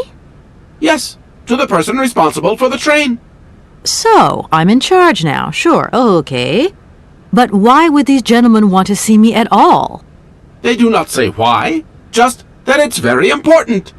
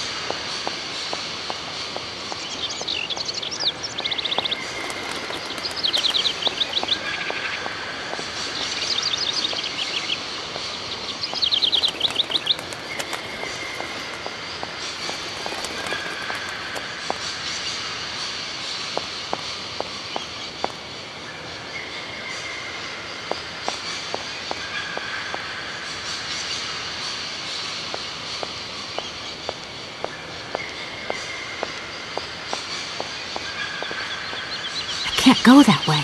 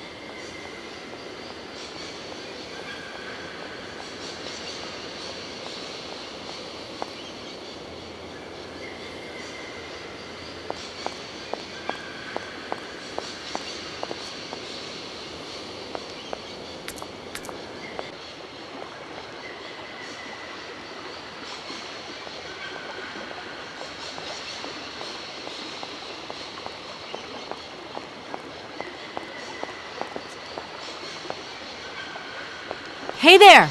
On the boat! Guten Tag, schöne Mademoiselle! My husband say, hello, young lady. You want to talk to us? My name is Kate Walker, and I'm a lawyer. I'm in charge of this train. This situation is really very new to me. Lawyer, good job. Earn lot of money. A lot? A lot? No, I wouldn't go that far. But I can't really complain, I guess. There's worse. Lawyer always ask a lot money. Can we change the subject, please? I really don't want to go down this road. Are you from Bergstadt? Niet. So you're like me. Birds just passing through. I'm stuck here because of my train. Kleine Puskereisen mit uns, no? What did he say? Train kaput. No luck for you. I have a little problem with my train. It's kind of broken. I've absolutely got to get it out of the station. Do you think you could tow it over to the wall with your barge? Lock closed. Barge blocked. But if the locks were open, would it be okay to tow my train then? Porke no? More money for that sverk. Da, is possible. My husband say we help you if you give money. Right. And how much do you want? Cinquante. He want $150. $150? I don't have that much. No money, no barge. Let me offer you 75. Nay, $125. Out of the question. $100 and not a dime more. Correct. You have barge for $100. Great. Now, don't move. I'll be back as quick as possible with the money. You must really get to see the countryside. Do you know New York at all? We no understand. I'm looking for a funny little man who is supposed to live in Syberia. Can you imagine that? Syberia. I expect you've already been there. Si vraga come to Syberia? Syberia? No. Too cold. Barge no break ice.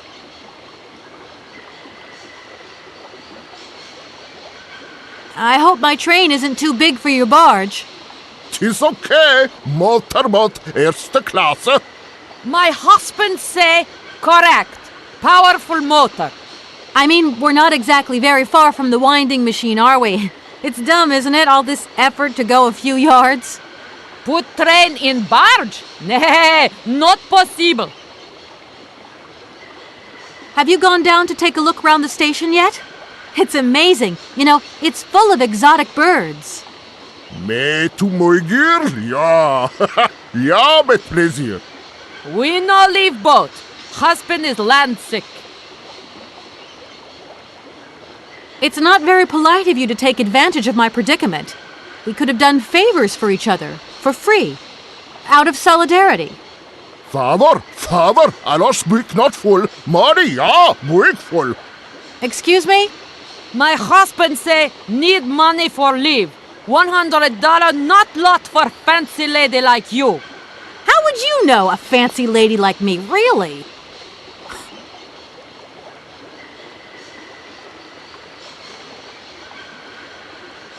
I'll leave you to it.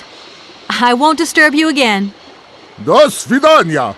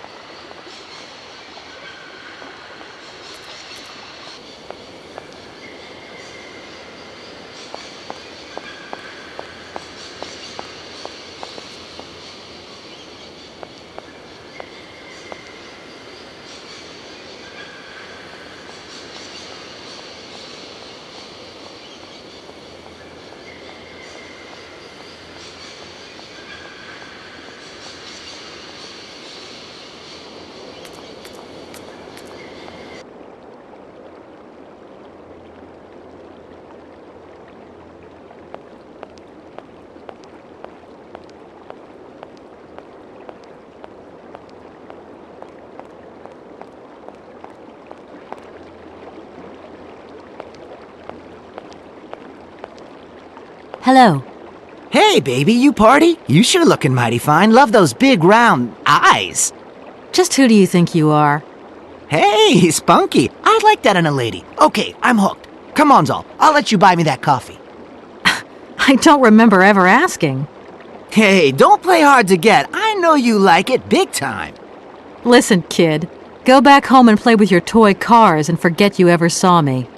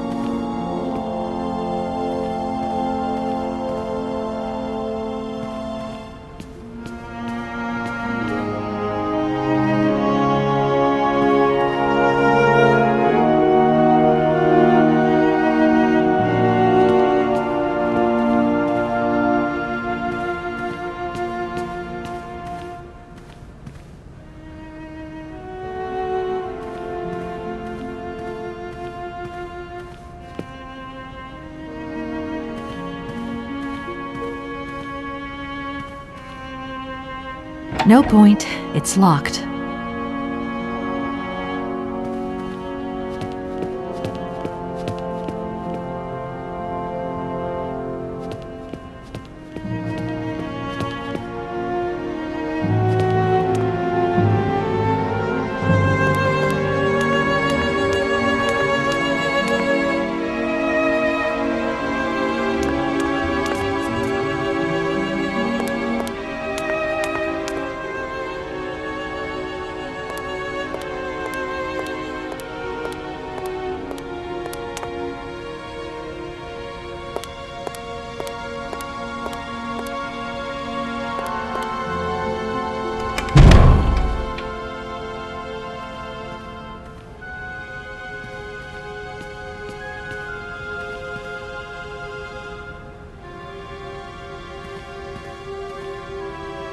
Excuse me. Can I disturb you a second? No. You could be a little bit nicer about it. Keep quiet. In case you haven't noticed, we're somewhere that requires silence and tranquility.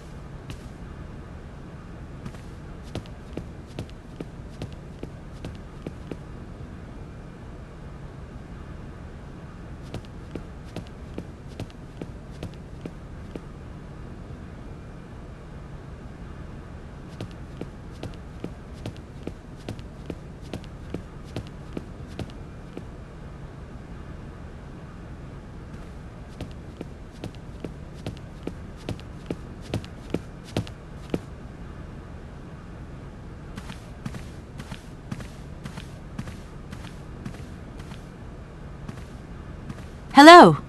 Shh! Don't talk so loud. I'm sorry, but I was wondering if you could help me. Can't you see I'm very busy? What are you looking for? None of your business. Now, if you don't mind, I am trying to concentrate. I haven't got a lot of time left before Professor Pons's next tutorial. Professor Pons, you say? Would you mind working elsewhere, please?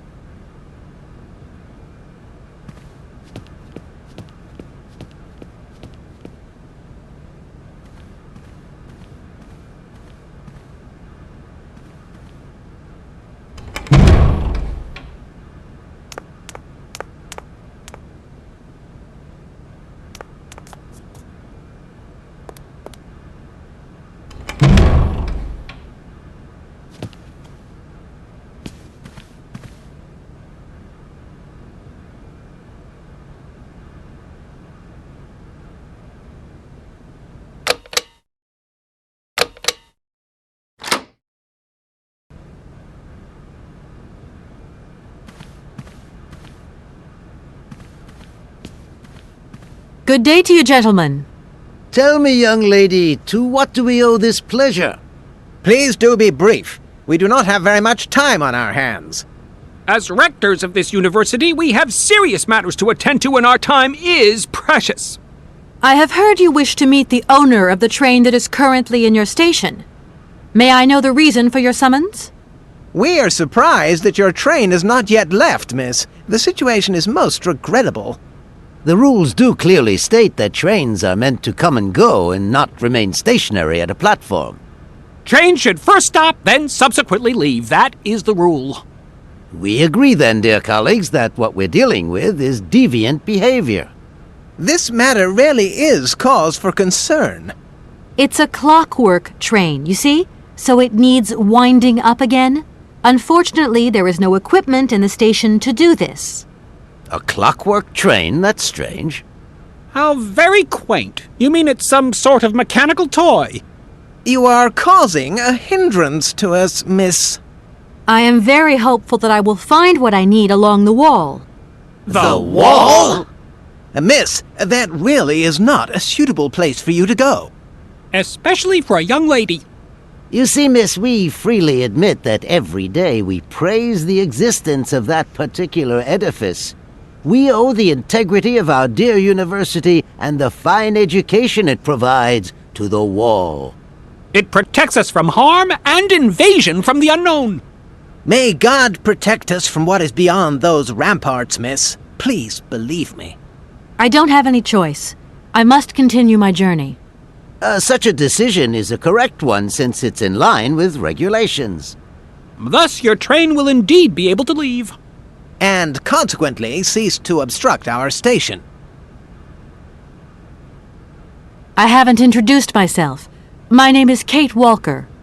Walker, haven't we already had a Miss Walker? Ethnology Masters, September 1953, if my memory serves me correctly. Perfectly well, my dear colleague. But if I may be so bold, it was a Mr. Walker and not a Miss. It was Bill Walker, sat the June 68 exams. The impudent fool turned up for the oral assessment in jeans, flouting strict internal regulations which explicitly state the required uniform for the occasion. Pure incitement. It was scandalous. Sadly, we have seen worse since. Young people lack all respect of traditional values. Tradition, young lady. One must always uphold tradition.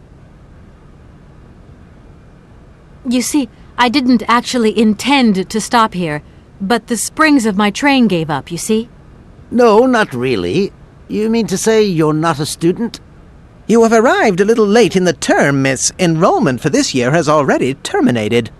But as rectors of this university and therefore representatives of its highest authority, we could bend the rules a little, if you like. You don't understand. I'm a lawyer from New York, or rather Valladolid more precisely. My client wants to buy out an old mechanical toy factory, but its heir isn't actually dead and is living somewhere in Syberia. I've got to get to him to sign the sales contract. You see? Not really. This is a most peculiar tale. A kerfuffle of the highest order. We have an excellent law school, if you should ever change your mind. Can you possibly help me out here? Miss, your insistence is almost verging on indecency. We cannot constantly be at your disposal. We have many other requests to attend to. If you don't mind, could you not disturb us all the time? Thank you. Does the name Hans Vorarlberg mean anything to you by chance? Ah, one of the brightest, most idealistic intellects to have graced our university. Hans Vorarlberg. I remember speaking to him once. I was still a student at the time. He just stared at me, lost in thought for a while. He scarcely ever said a word. But how can one forget him? Idealistic? I'll grant you that. But bright? Oh, don't go too far. He was completely incapable of passing any exams. All he ever did was to sit in on lessons, and not many of them either. Paleontology, mainly. He had an unhealthy passion for mammoths, which matched the state of his intellect perfectly. That is to say, prehistoric. Prehistoric? How dare you? A little far-fetched, maybe. But he did have flashes of intellectual brilliance, comprehensible only to high-minded scholars who hold no score by appearances. My dear colleague, your hasty conclusions are somewhat cavalier. My assessment is wholly accurate. The boy was a little odd. You must concur if my father, who was rector of the university at the time, had not shown great indulgence towards him. Hans Vorarlberg would have never attended this establishment. What about the bandstand, then? Is that the work of a deranged mind? Even after all these years, you are still jealous of it. My dear colleagues, I beseech you, let's show some decorum. We have a visitor. What do you want with Hans Vorarlberg, miss? Are you a member of his family? No, not at all. I'm looking for him to clear up an inheritance matter. Is he still here? What? Here? At the university? No, not at all. He left a long time ago. Yes, a very long time ago.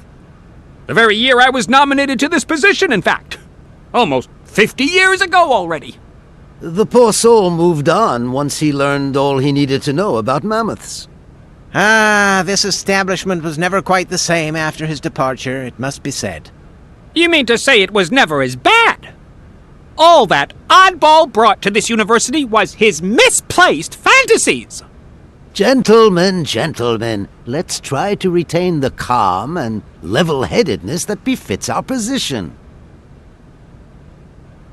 Excuse me? Miss, we find ourselves terribly put out by the presence of your train in our station and by its recurrent immobility. Indeed, the situation is very regrettable. Your huge locomotive is very cumbersome. A train should first stop, then subsequently leave. That is the rule. Some sailors have agreed to tow the train, but I don't have enough money to pay them. I was wondering if you could help me out. For a while. I could work for the money. Please wait, miss. We have certain confibulations to attend to. That is right. We must confibulate between ourselves. A collegiate decision must be taken. I hope that we are not indisposing you in any way.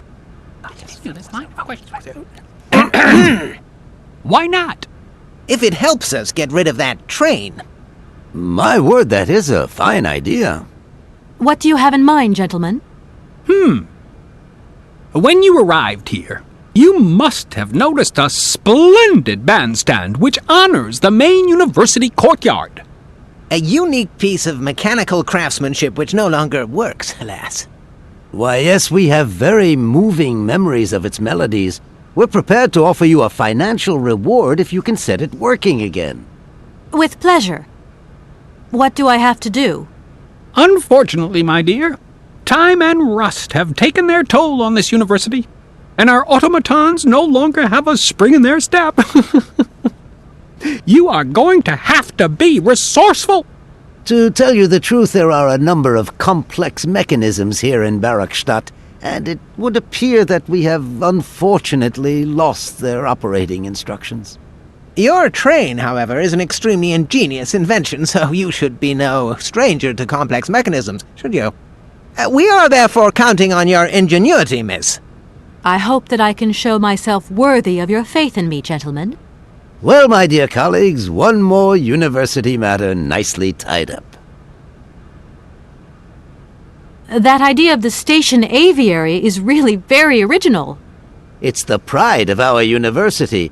One of the specialties taught here is zoology, you see, and more particularly, ornithology.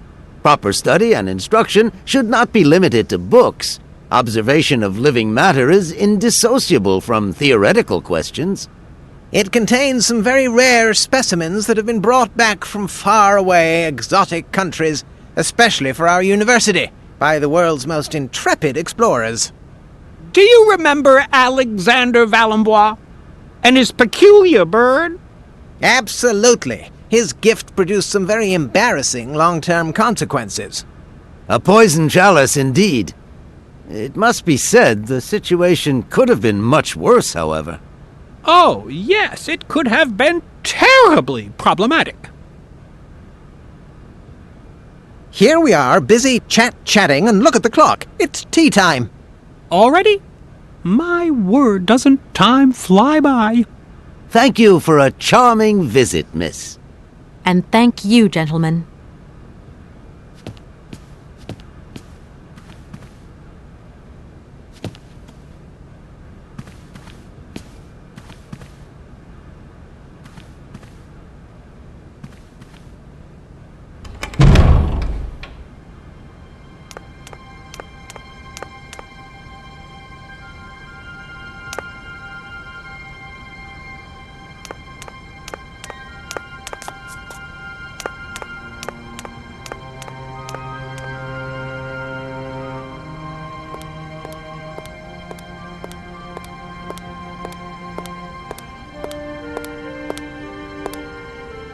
Excuse me. Sir, please, just a moment. Yes, what is it? I'm not deaf, you know. I am sorry to disturb you in your work, sir, but... This young Mammothus primigenius is barely 40,000 years old. Fantastic, wouldn't you say, miss? Yes. Probably. What do you mean, probably? I don't know. You don't know? Oh, you don't know, I see. What can I do for you, my dear child? To tell you the truth, I don't know very much about mammoths, and I'm not here as a student. In fact, I'm a lawyer. It's all right. Nobody is perfect. All the same, the study of the Pleistocene period is fascinating. I'm sure it is, but I'm sorry to say my current mission is totally monopolizing my time. Another time, maybe. Ah, that's what they all say. But anyway, let me present myself. I am Cornelius Ponce, Emeritus Professor and Lecturer at the University of Barhochstadt. I'm proud to say that I'm head of the Department of Paleozoology at our university. Kate Walker. Pleased to meet you. It wasn't really my intention to stop off here, but I'll confess, this university is really very impressive. Ah, indeed. There's such a tradition of learning here. So much knowledge, a real depth of culture, intelligence, and gray matter. I myself did my studies here and never left. Actually, I'm here because I've been summoned by the rectors of the university. Oh, I see. You must have made a mistake on your enrollment form. Oh, no. I haven't come here to study. I have an important matter of inheritance to attend to. I have to find the heir. And you hope you will find him here? I'm not altogether sure. But you see, my train broke down coming into Barhochstadt Station. In that case, my dear, you must come to one of my lectures. Here's a question for you. Do you know what the Proboscidean order is? The Probo-whatian? Ah, you see.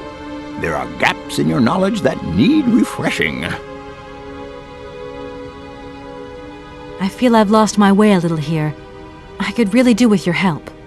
Oh, my dear child, you've chosen your moment. I absolutely must finish off my lecture for this afternoon. It's a lecture about mammoths? Oh, yes and no. More specifically, it is about their migration. Do excuse me, I need to concentrate.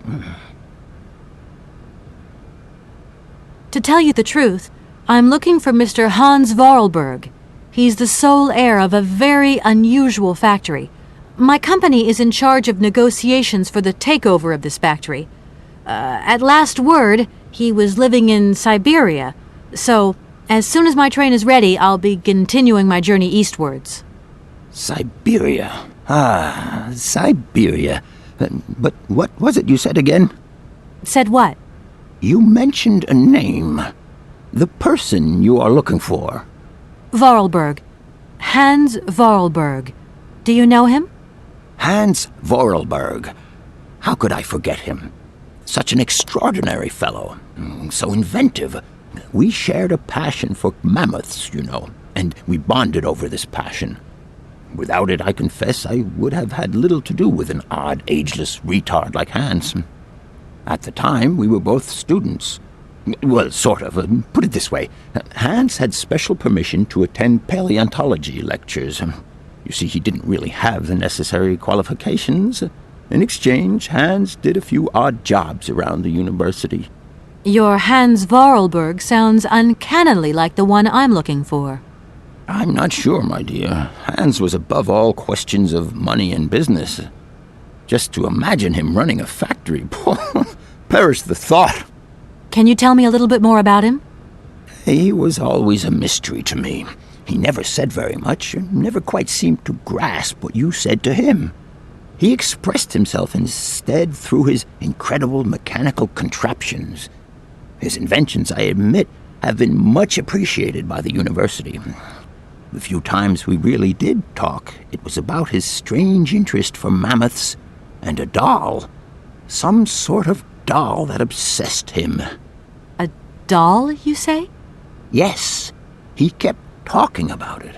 One day he described it to me. A sort of children's toy. A miniature mammoth mounted by a mout. It appears he found it in a cave not far from his home. The event all sounds very dramatic. His account was slightly confused, but it awoke a great interest in me. What do you mean? To my knowledge, there is only one tribe who made figurines featuring a mout, and that tribe is the Yukols.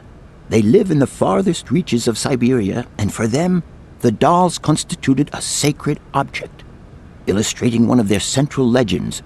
How such a doll made the journey from the frozen Siberian north to a cave in the French Alps is a mystery to me. Even today, it is beyond my comprehension. Have you considered that Hans Vorarlberg was maybe making it up? You said yourself he didn't seem to have all his mental facilities intact. No, that's impossible. Hans couldn't invent a story like that. The doll is a sacred part of the Syberia legend. He described it to me in exact detail. Syberia itself is a chimera that paleontologists of the world are very fond of pursuing. Arriving in Barrackstadt is an amazing experience. I've never seen such a station. You came by train? Yes, in a kind of clockwork train with a spring mechanism that winds down regularly. You mean you drive a train? Young ladies of today never cease to amaze me. Oh, no, I'm not the engineer. The train's engineer is actually an automaton. I am sorry, all this probably sounds very strange. A clockwork train, driven by an automaton. I once knew a man long ago who could have invented such a train. It was he who designed the bandstand in the main square. To think that he was even capable of creating such a gadget. He was astounding, a true genius. But oddly, at the same time, he was also almost a child. It was as if his mental and physical evolution had definitively halted at the age of 10. Can you believe that? Yes. I think I can believe that. At least I'm beginning to. My train stopped in a peculiar aviary. It's very odd. A lot of bird species seem to seek harbor there. Ornithology is far from being my favorite subject, but I must concede that the station is the pride of the university. It was initially intended for teaching purposes, but then birds started arriving from all around the world. It seems that there are still rare species breeding there and flourishing. Are there? Can you give me an example? I have been told about a kind of bird with peculiar habits. Let's see now, the Amazon cuckoo, that's right. But, I'm so foolish, I can't remember what was so special about it. Just that its behavior is very peculiar. The Amazon? Where's the Amazon? What is the Amazon? I'm sorry, my dear, but one cannot learn everything in a lifetime. Specialization is the key to real knowledge. Why don't you pay a visit to our library? Thank you very much.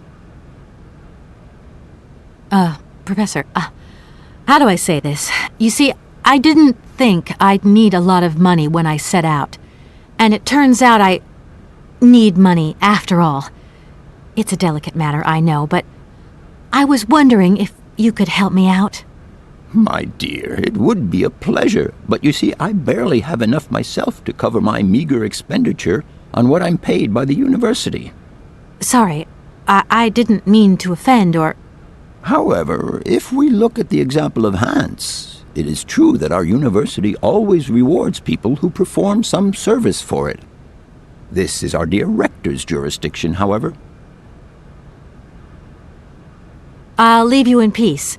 I hope I haven't disturbed you too much. Sorry? No, not at all, my dear child.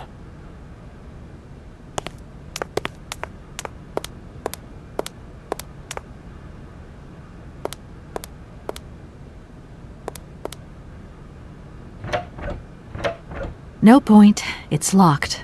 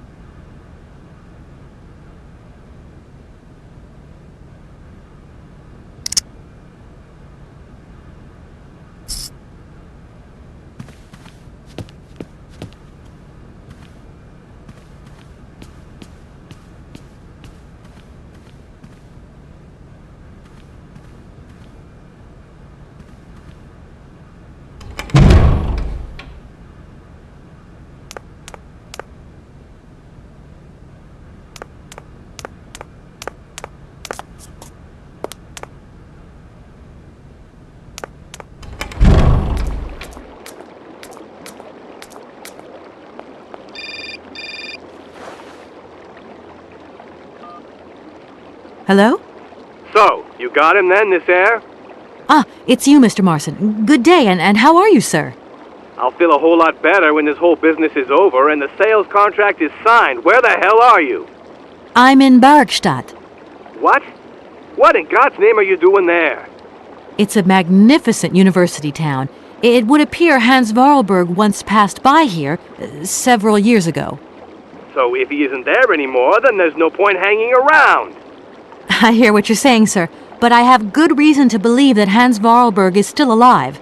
For the time being, I'm trying to gather extra information from people who have known him. What's your next destination? I'm not exactly sure yet. Doesn't sound like you know too much, Kate. I just need a bit of time, Mr. Marson. Yeah, well, time is what you ain't got. Keep me posted.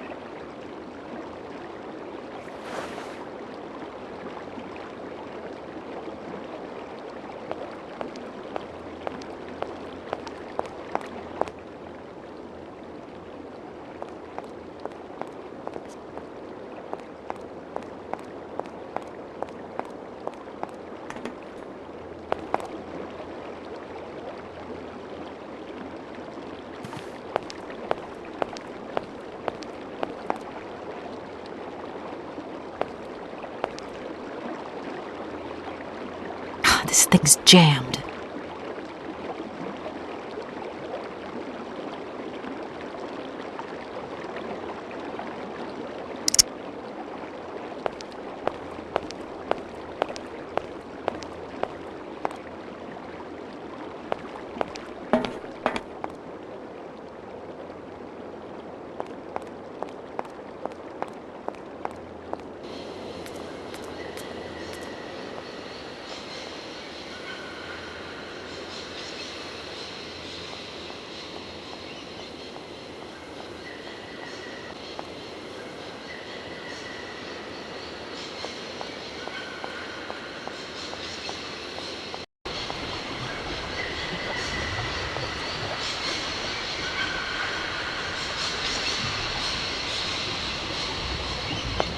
That looks broken.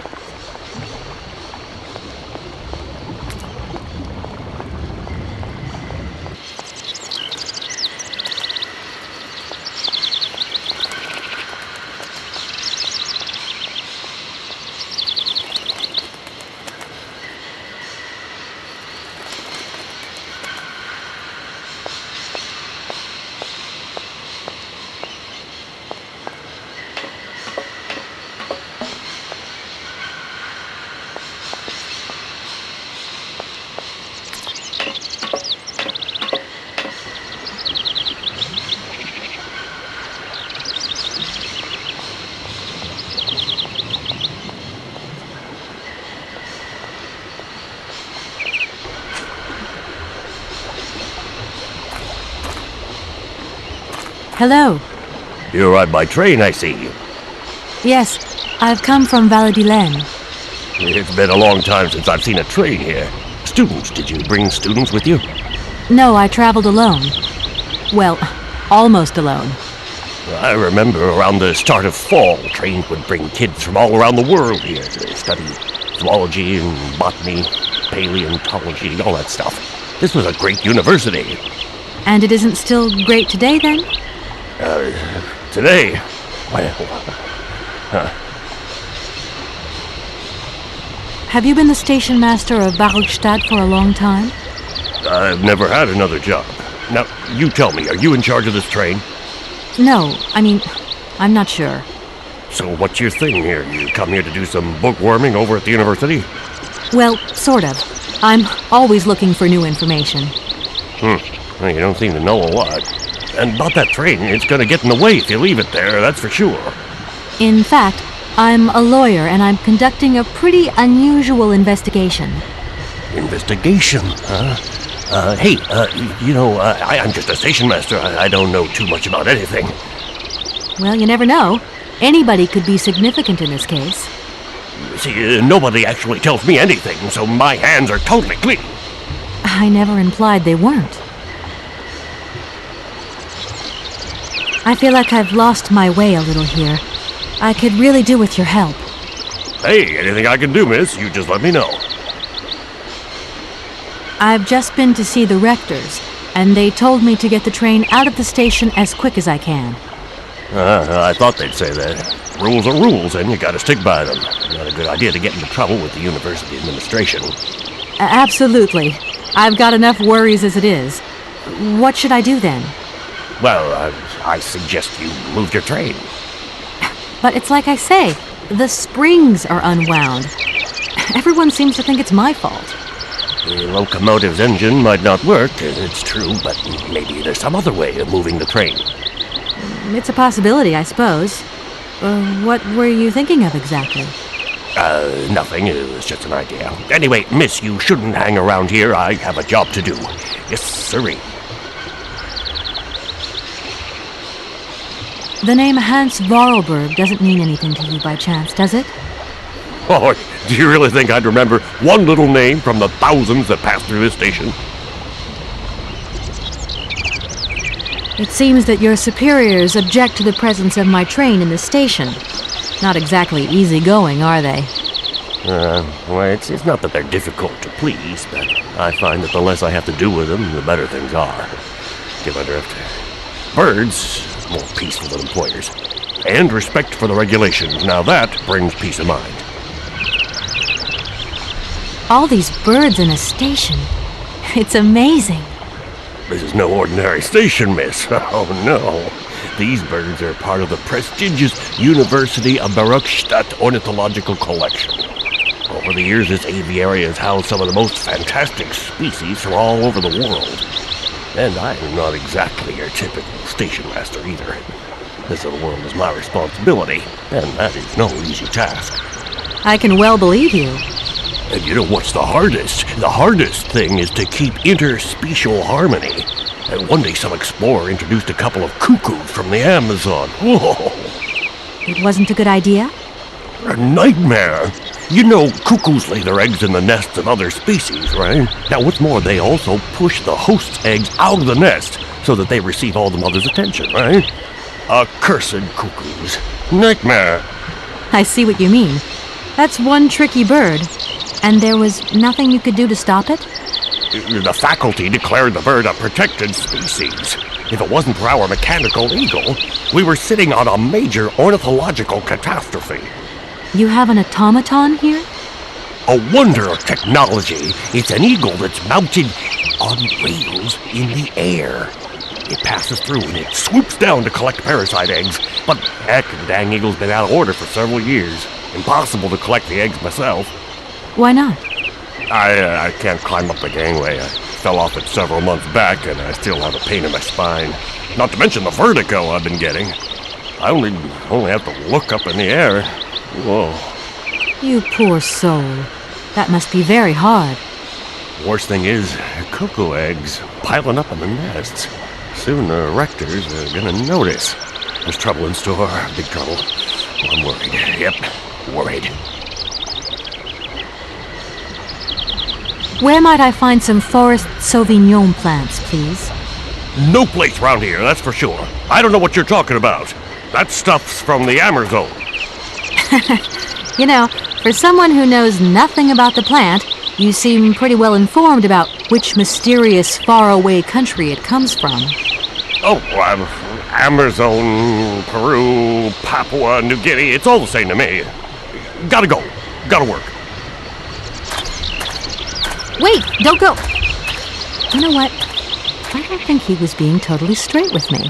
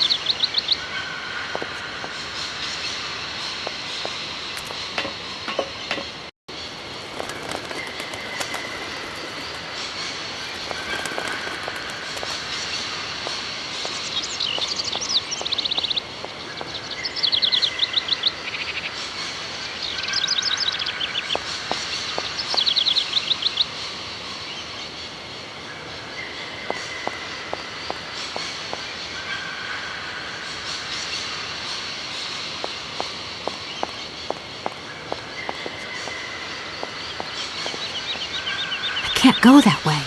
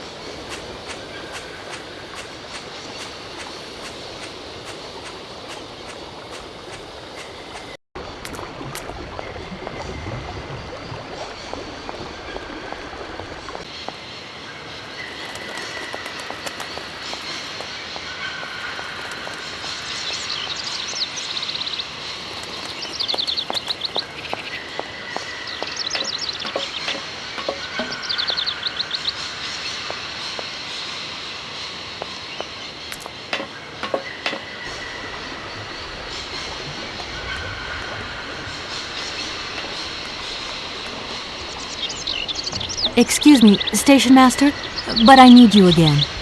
Can't you see I am very, very busy? No. Well, I am. Very busy indeed. But, okay, I think I can give you a minute of my time. I'm looking for a kind of little juicy berry. You don't know where I could find some? Look, lady, the station doesn't have any Sauvignon berries, not even Forest Sauvignon. Funny you should mention it. That's exactly what I was looking for. Forest Sauvignon. Sauvignon, raspberries, red currants, they're all the same to me. And we don't grow none of them here. But you see, I have just read a very interesting book which says that the rare Sauvignon berry is actually cultivated here, in the famous Baruchstadt University aviary itself. Well, if it's in a book, then don't believe everything you read, miss. I don't know why, but I don't think you're telling me the truth. What do you mean? I don't know. How should I know where to find your stupid grave? Go ask your Professor, what's-his-name, Pons, the paleontologist. But you're the master of this station, so you should know better than anyone. Nobody tells me anything. I don't know. Go see the old guy with the fossils. I've just been to see the rectors, and they told me to get the train out of the station as quick as I can.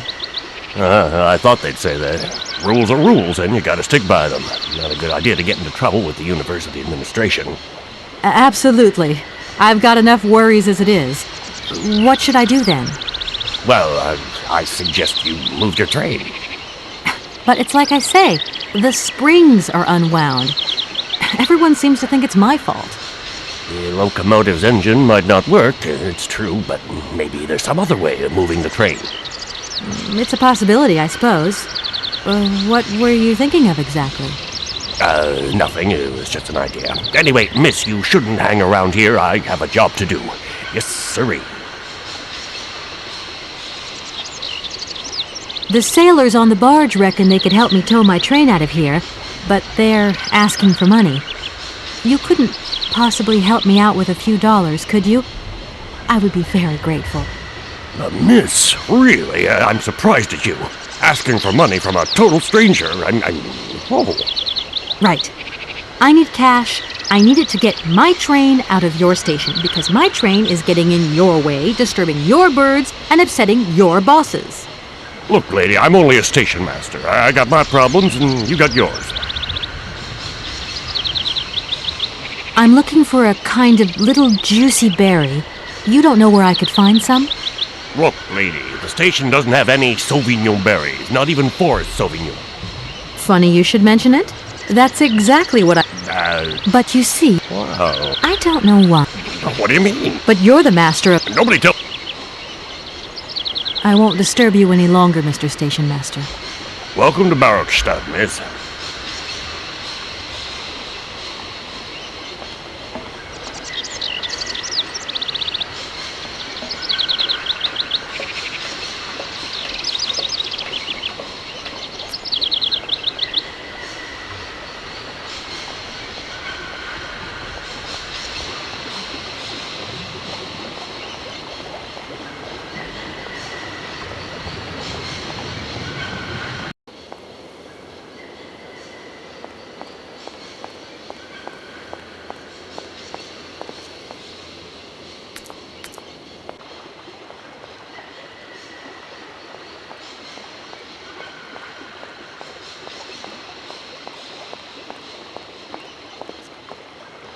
Hey there! On the boat! Guten Tag, schöne Mademoiselle! My husband say, "Hello, young lady. You want to talk to us?" Have you ever seen Amazon Forest Sauvignon? Niet, never go Amazon. Do you know if I can find some here? Niet, you must to Amazon go. Yeah, of course. I'll leave you to it. I won't disturb you again. До свидания!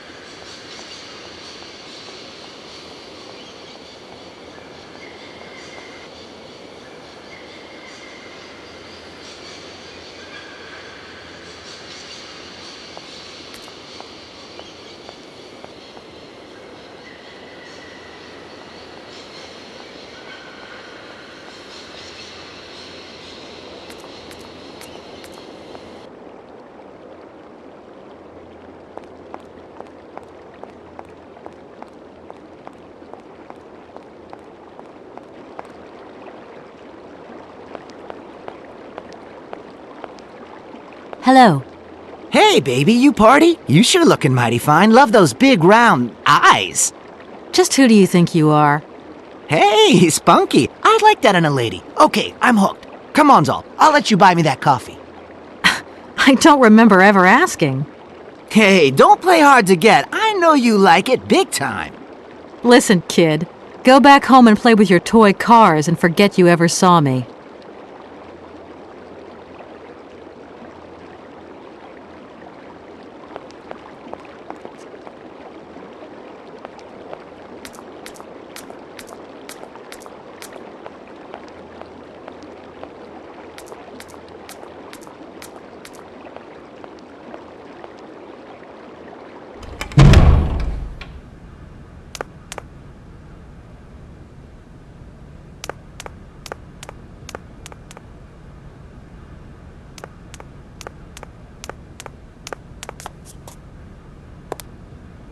Do excuse me, Professor. Professor, sorry to disturb you again. What is it you want to know, miss? You wouldn't know where the forest Sauvignon plants are kept in Barrackstadt, would you? Why do you think there are Sauvignon plants here? I read about it in a book at the library. Try going to see the station master. If such a shrub exists, he will have a better idea than anyone. It's actually he who sent me to you. I thought it a little strange, but he definitely said ask the paleontologist. You're the only one here, aren't you? Yes indeed. What a strange way to behave. Well, I think he must have made a mistake, that's all. Nobody tells me anything here. Maybe you should ask the rectors. After all, they are in charge of the university. All right, thanks. I'll leave you in peace. I hope I haven't disturbed you too much. Sorry? No, not at all, my dear child.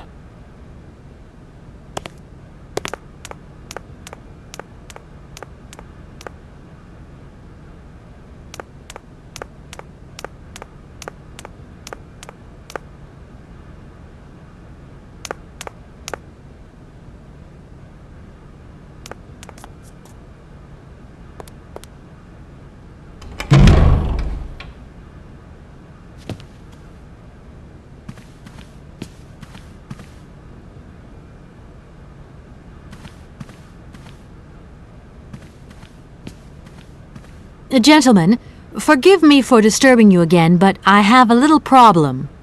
A little problem.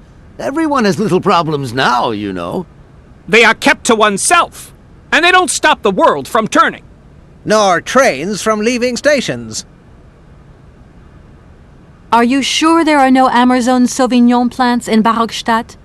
Because I have just interviewed the station master and the paleontologist, and what they said really didn't convince me that there wasn't any here.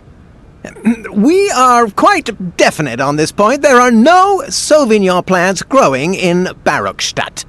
You see, miss, the Amazon Forest Sauvignon is a rare shrub that requires very special conditions for growth. That's right. Conditions that are very hard to reproduce, believe you me. Difficult, but not impossible. Fortunately, our garden has proved very successful. Your garden? So, there is a garden in Barrackstadt? Oh, the garden. Well, if there was one, it would be only a little garden hidden behind the station. But our station master would be very proud of it. He would take very good care of it, too. Everything would grow marvelously if we were able to cultivate it at all, and it would be all down to his gardening prowess. And we would be proud as punch. And we wouldn't forget the role the paleontologist might play in this. What's the paleontologist got to do with it all? Without him and without his laboratory, how would we make the wine, do you think? And it would be good wine indeed, my dear colleagues, would it not? Oh, yes, a delightful balm to soothe away our long hours of toil and our heavy responsibilities. We would wait impatiently every year for the arrival of the year's produce. So, if I have understood you correctly, there are indeed Sauvignon plants in Barrackstadt. They are cultivated in a garden behind the station, then turned into wine by the paleontologist's loving care, and finally, the pleasure of tasting is yours. If I'm not very much mistaken, gentlemen, you have a minor racket operating here. Miss, you do go jumping to some hasty conclusions. We never said that. That's not what we said at all. We were talking in the conditional. You know, with ifs and woulds. So, what would happen if I had such a hunch? You would have to keep it to yourself, of course. Yes, if you would be so kind as to keep it a secret. It would only be a small local concern producing barely a few bottles every year. That's right. Nothing so grandiose as a business. Otherwise, we'd be liable to be fined. So, we can't count on your discretion, can't we? Don't worry, I have no intention at all of getting messed up in anything.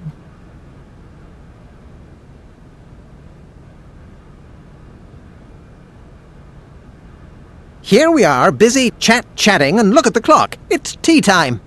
Already? My word, doesn't time fly by? Thank you for a charming visit, miss. And thank you, gentlemen.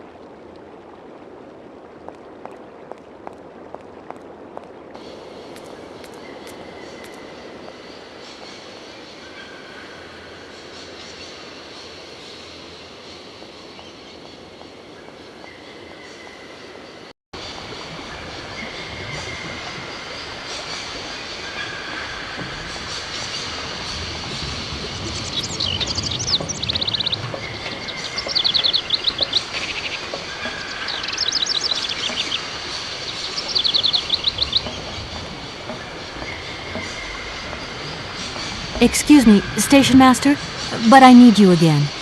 Can't you see I am very, very busy? No. Well, I am. Very busy indeed. But, okay, I think I can give you a minute of my time. You have been playing with me, haven't you? You knew very well there were forest Sauvignon berries in the station garden. No, not at all. I've never seen your Sauvignon thing. You don't have to lie to me. I know all about it. You and the rectors are in cahoots, and the professor's lab has been turned into a distillery. You've all got a nice little smuggling racket on the side. Smuggling racket? Hey, lady, you're going a bit far there. It's just a little on-the-side thing we got going, that's all. It's just for ourselves. Hey, you're honest. You should be ashamed of yourselves.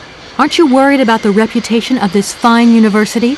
The authorities should be informed of this. But we haven't done anything wrong. It's not a crime. Can you open the gate to the garden, please? Sure. No problemo. Right away, miss.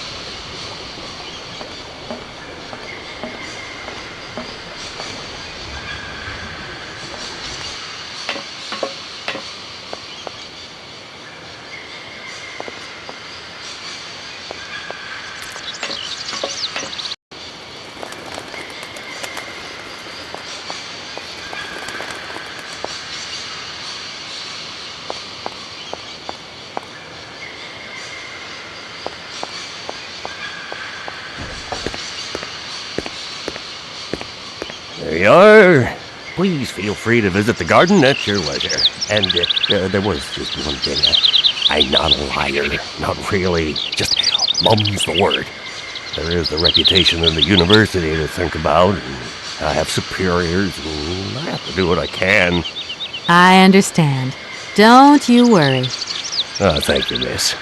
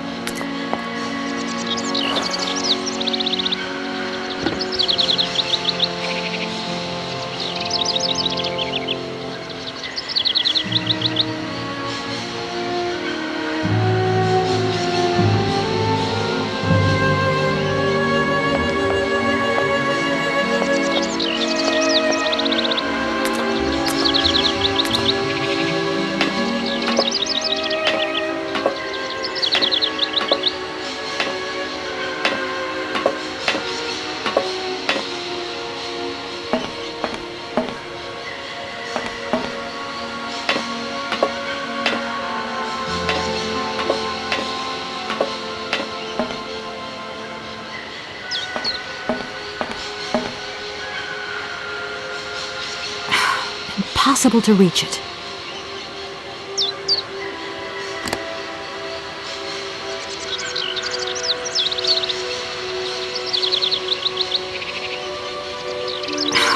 Impossible to reach it.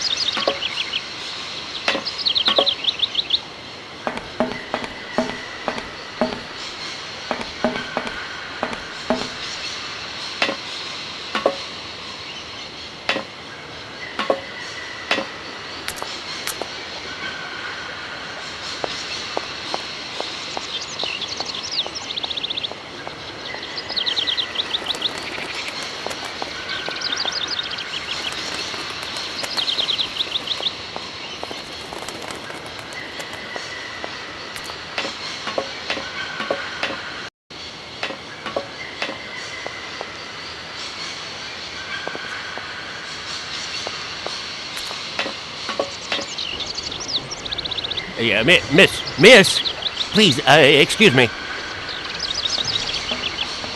Yes?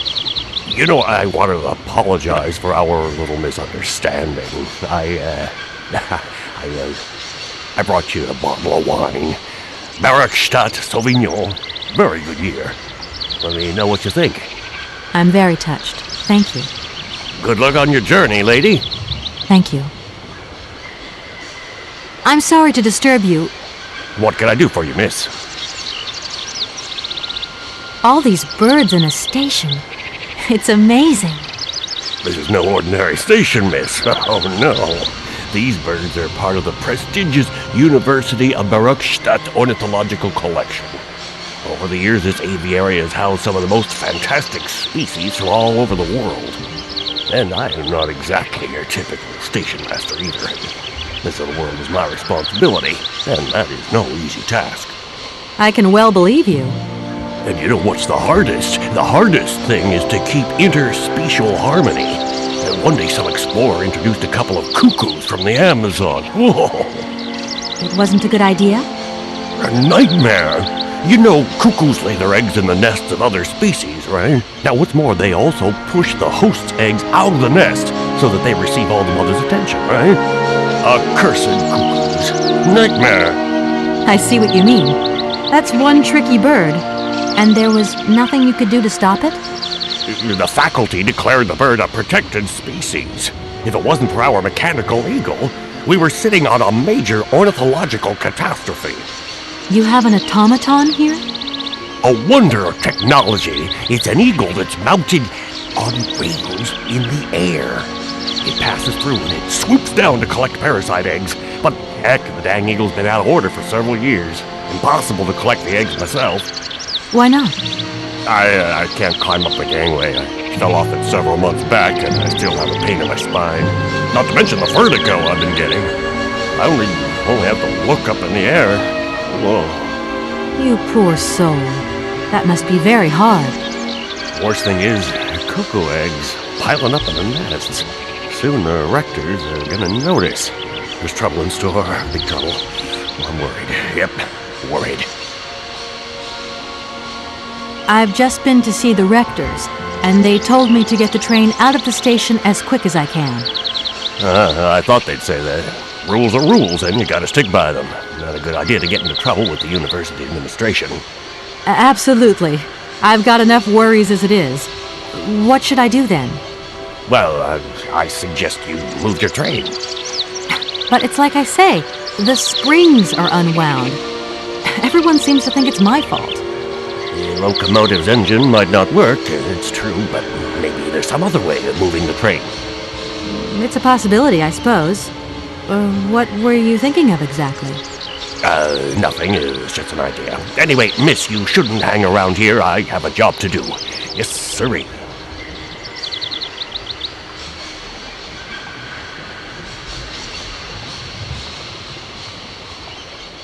I won't disturb you any longer, Mr. Station Master. Welcome to Barrowstadt, miss.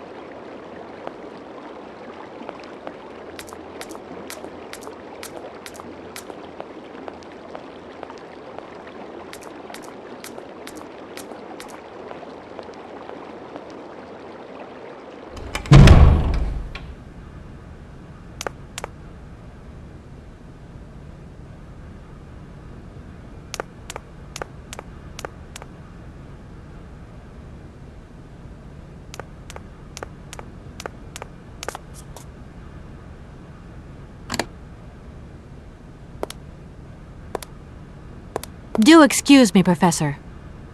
Professor, sorry to disturb you again. Professor, I have brought you something that should be of interest to you. Look. What have you got there, then? Let's see. An effigy of a mammoth. But this is Hans' doll, is it not? Yes, of course it is. How on earth did you... Oh, my God. It's in my hands. It exists. It really exists. Please do excuse me. I'm deeply, deeply moved. You see? Your Hans and my Vorarlberg heir are one and the same. This is incredible. After all these years, how can I ever thank you, my dear? Oh, I must waste no time. I'm off to my laboratory. I must study this carefully. May I borrow your treasure a moment? Well, actually, Don't worry, miss. I will take the greatest care of it. But I need to study it. You see, it has such importance to me that this very afternoon I shall deliver an impromptu lecture to my students about this very object. If you are interested in Hans Vorarlberg, then it is essential that you attend. Do you think so? Obviously. Give me your telephone number and I will call you the moment my lecture begins. I will return you your doll at the end. You have my word.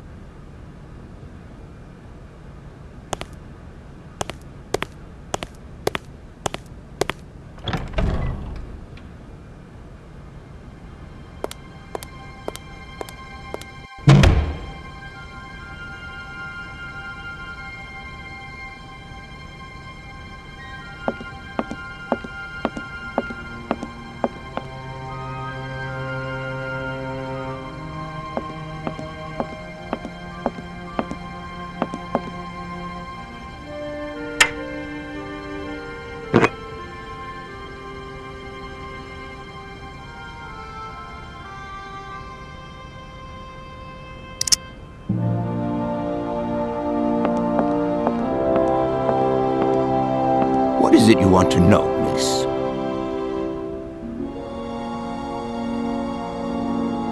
I'll leave you in peace. I hope I haven't disturbed you too much.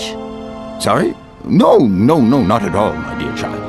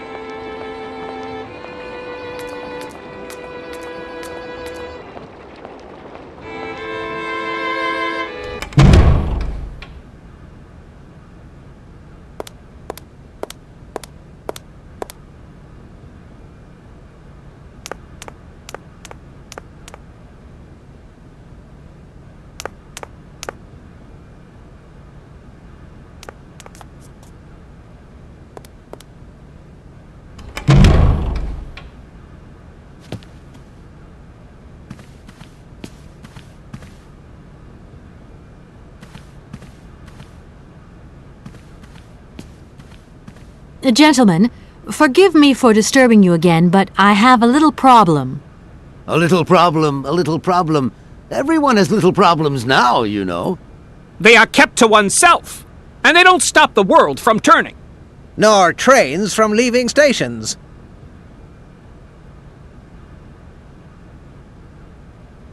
Could I possibly leave the train in the station for one more day? Out of the question! Trains should first stop, then subsequently leave. That is the rule. Perform the task we agreed on, quickly, and we will pay you on completion. A deal is a deal. Gentlemen, I have managed to repair your university bandstand. The bandstand is playing again! This is marvelous news! We are really very grateful indeed. Yes, very grateful indeed. We will look back on your visit with much fondness in our hearts. And now let us in turn honor our word. How much is it you need, miss? $100, if it's not too much to ask. Something like starting. We agreed to grant you the aforementioned sum, miss. You may now leave with your train.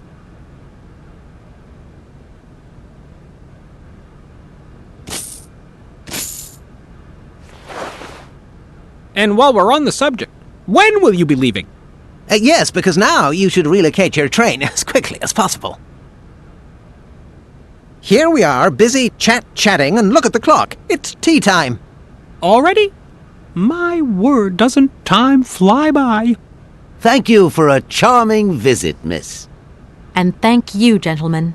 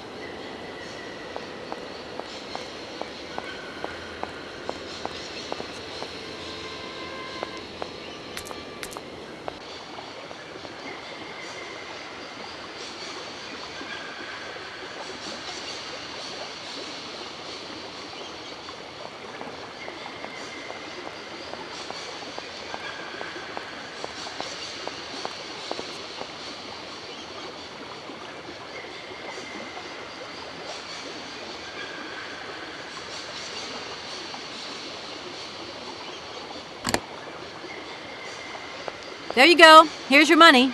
I've checked it. It's all there.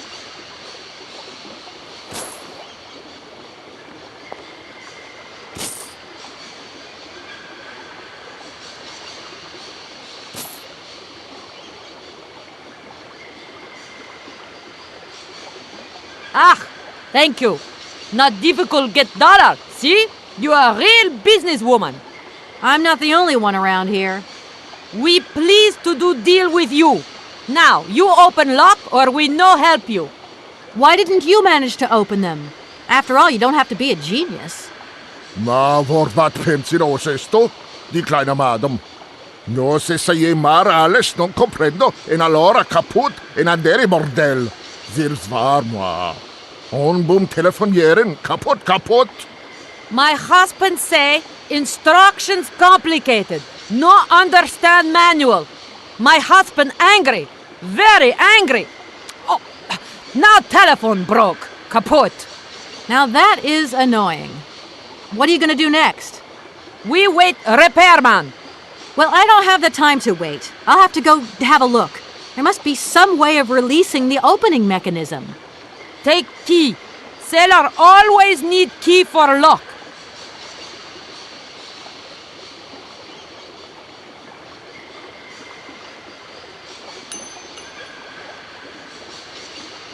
Okay, thanks.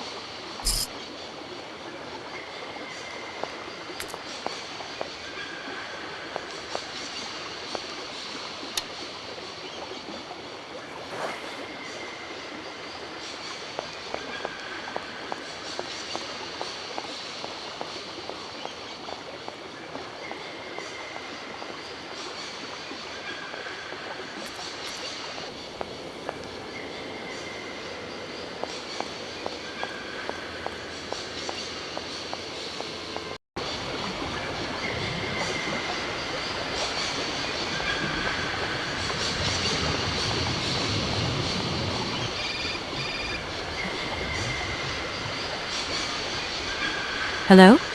Kate, how's my little baby girl? I was thinking about you only yesterday because I saw this fantastic fur coat. You are wrapping up warm, aren't you? I mean, people in foreign countries never know how to dress properly for the weather. Mom, it's so sweet of you to worry, but I'm fine, really. The trip's a breeze, no worries. I mean, there's... Well, when are you coming back? Frank is dying to meet you. Frank? Oh, yeah, your singer. You two seeing each other then? Oh, you'll never guess the surprise he gave me yesterday. No, I suppose I won't. Frank invited me to a big charity show organized by, someone or another.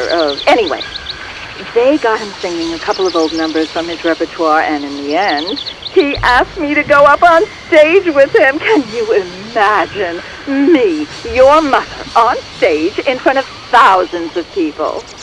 Wow, I would have loved to have been there. Not too emotional, I hope. Oh, too emotional by far, especially as I hadn't even been to the hairdresser. Well, I didn't even have the proper dress on. But Frank promised me he'd see to that next time. Oh, he's such a cutie, and he's got the sweetest little... I'm sure he has, Mom. It would be so good if you could join us one day. Let's see, when is his next gala? I'm so forgetful these days. I swear I'd lose my head if it weren't in the clouds. You just watch out, my girl. Them years will catch up with you much quicker than you think. I'll look out for them, Ma. Nice to hear your voice. Lots of love. Well, to you too, my little munchkin.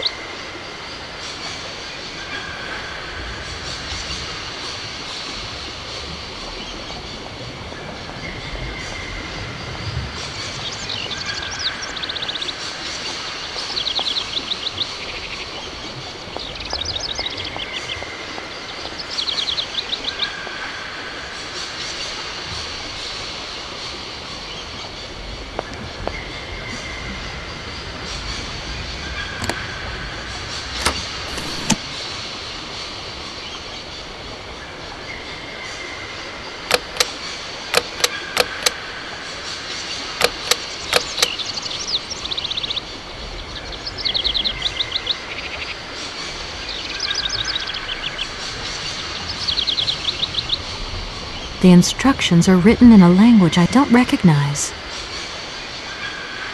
The instructions are written in a language I don't recognize.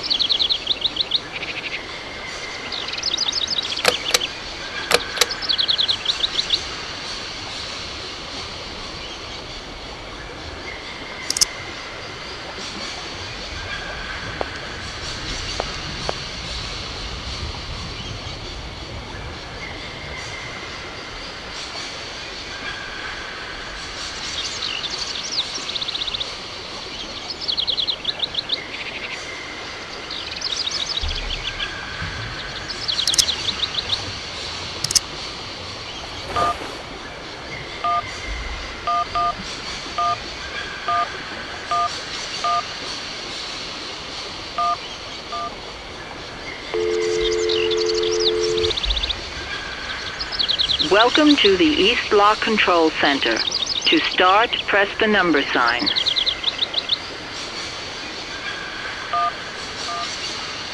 If you are using the Haltenberg lock, press 1. If you are using the Morloff lock, press 2. If you are using the Koningpass lock, press 3. If you are using the Barrackstadt lock, press 4. To return to the last command, press the number sign. If you want to raise the water level, press 1. If you want to lower the water level, press 2.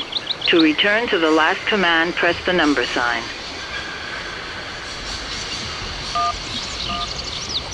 You want to raise the water level in the Barrackstadt lock? To confirm your choice, press star. To return to the previous command, press the number sign. If you are using the Haltenberg lock, if you want to raise the water level, press 1. If you want to lower the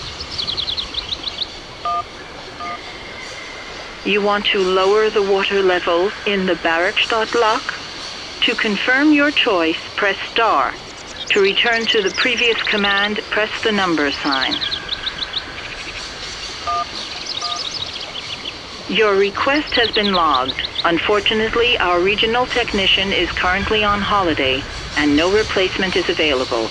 We will reply to your request within 48 hours. In case of an emergency, please operate the lock system manually. We apologize for delays to our service.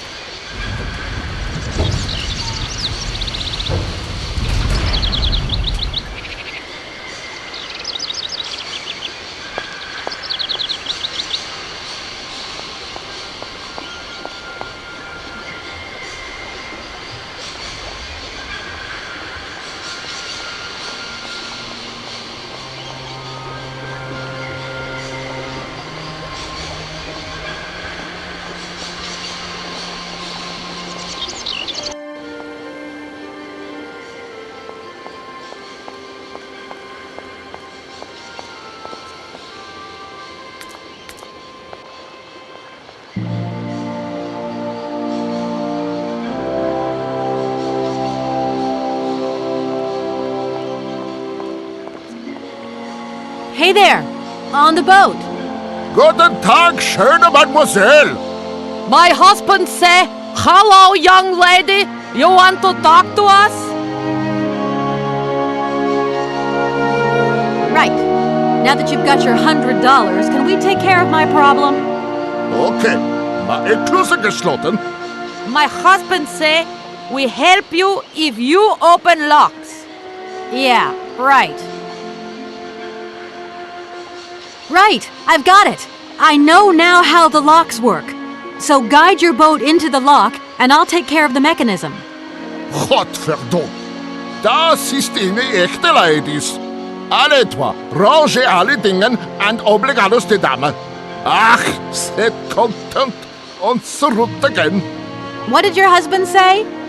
You, hurry up. We hurry to travel again. Okay. We'll meet each other on the other side. By my train, okay?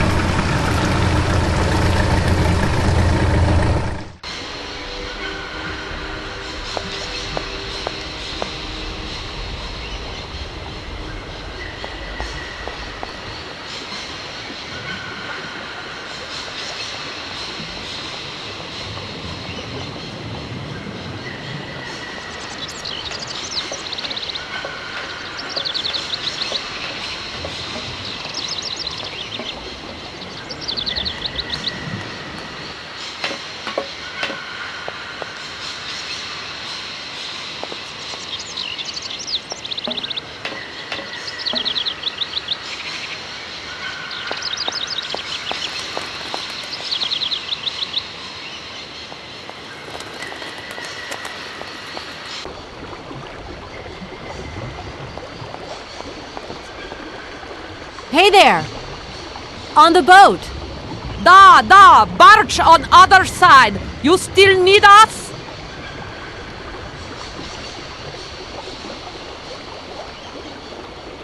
There. Your barge is over the locks now. It's up to you to keep your part of the bargain. Yes, beloved Frau. Attach loco. My husband say, return to train, attach chain, then barge will pull. Okay, I'll get moving. I'll leave you to it. I won't disturb you again. До свидания.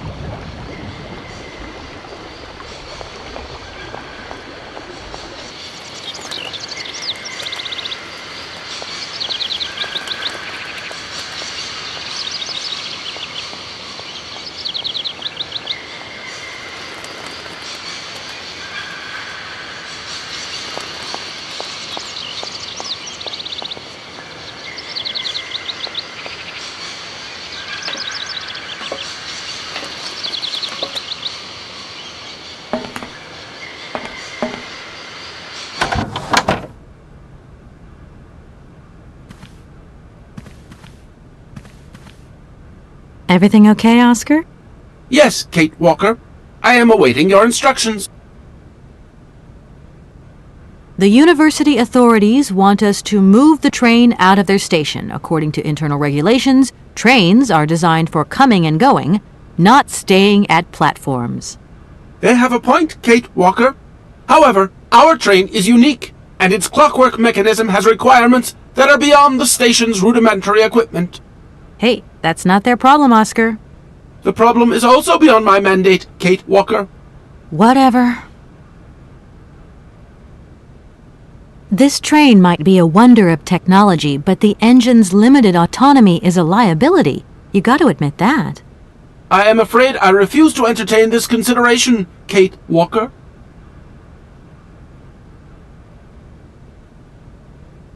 Oscar, see you later, alligator. In a while, Kate Walker.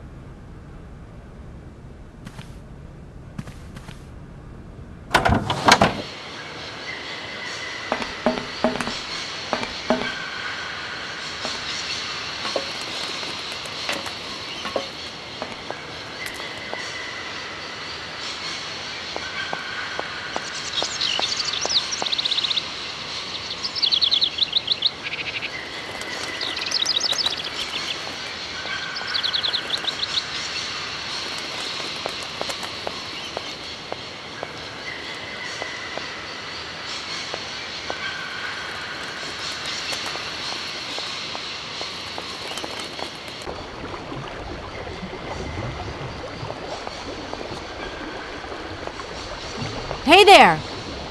On the boat! Da, barge on other side. You still need us? It must be really neat to travel by river. Oh, schlechte Boot. Eine vergette das Grund. Für mich, loco ist fantastica. Eine kleine Rad mit Usted. Okay, you guide. Excuse me? My husband say he like his barge and he not like your train. Too noisy. If you want to travel in tin can, you stay in tin can. Sure. There. Your barge is over the locks now. It's up to you to keep your part of the bargain. Yes, beloved Frau. Attach loco. My husband say, return to train, attach chain, then barge will pull. Okay, I'll get moving. I'll leave you to it. I won't disturb you again. До свидания.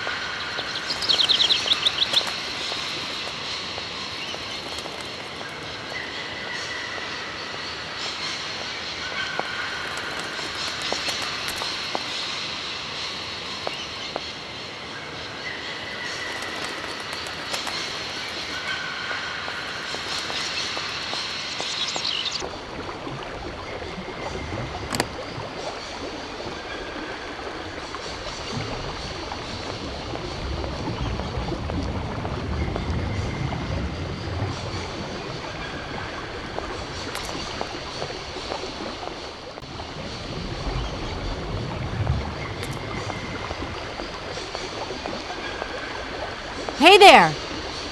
On the boat! Da, barge on other side. You still need us? What do we do now to tie my train to the barge?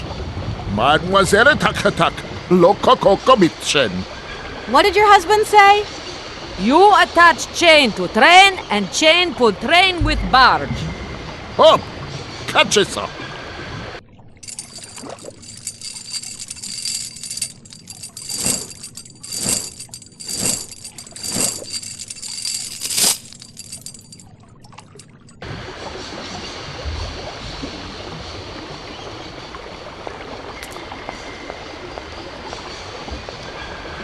If that's going to work, it looks like something's missing.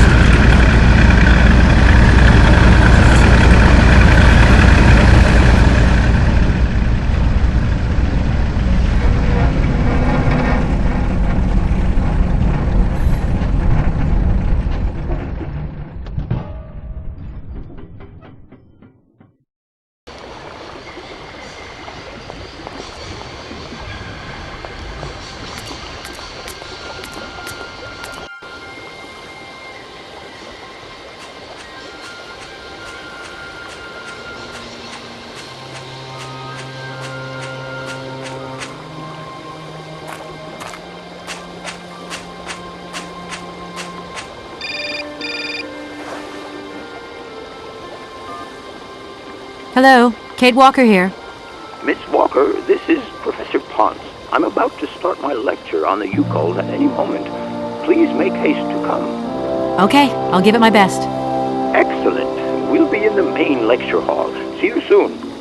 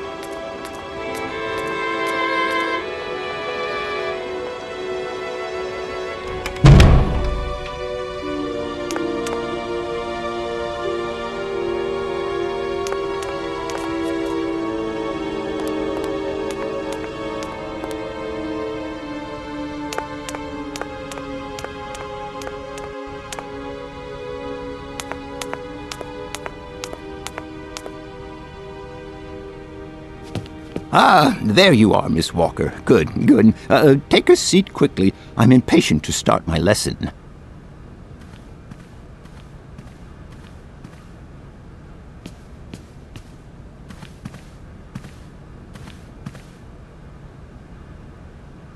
My young friends, a very exciting discovery, unimaginable up until only a few hours ago, has come into my hands and has finally allowed me to complete my study on the mysterious Yukol people. Lights, please. The Yukols are a people from the far north about whom very little is known. They live far away, very far away, on the frozen borders of Syberia. This distance and the climatic conditions of the region, which are unfavorable to human existence, have limited the size of the Yukon population and kept it out of reach of the scientific world. The handful of slides that follow are actually the only documentation we have in our possession. It was a Russian explorer who made these drawings and took these photographs 100 or so years ago. Today, we owe what we know about the Yukon people and their culture to him. We know that the origins of the Yukons date back to the last ice age. And curiously, evidence of their presence has been found in Western Europe, and more precisely in the prehistoric caves at the heart of the Alps. This people, it seems, undertook a long migration over centuries towards the far north of the globe. The reasons for this migration are due to the importance of the mammoth in their craft, trade, and culture. They used them for transportation and as beasts of burden. The mammoth brought them meat, skins, fat, and ivory. Man and animal lived in symbiosis. There's no doubt about it.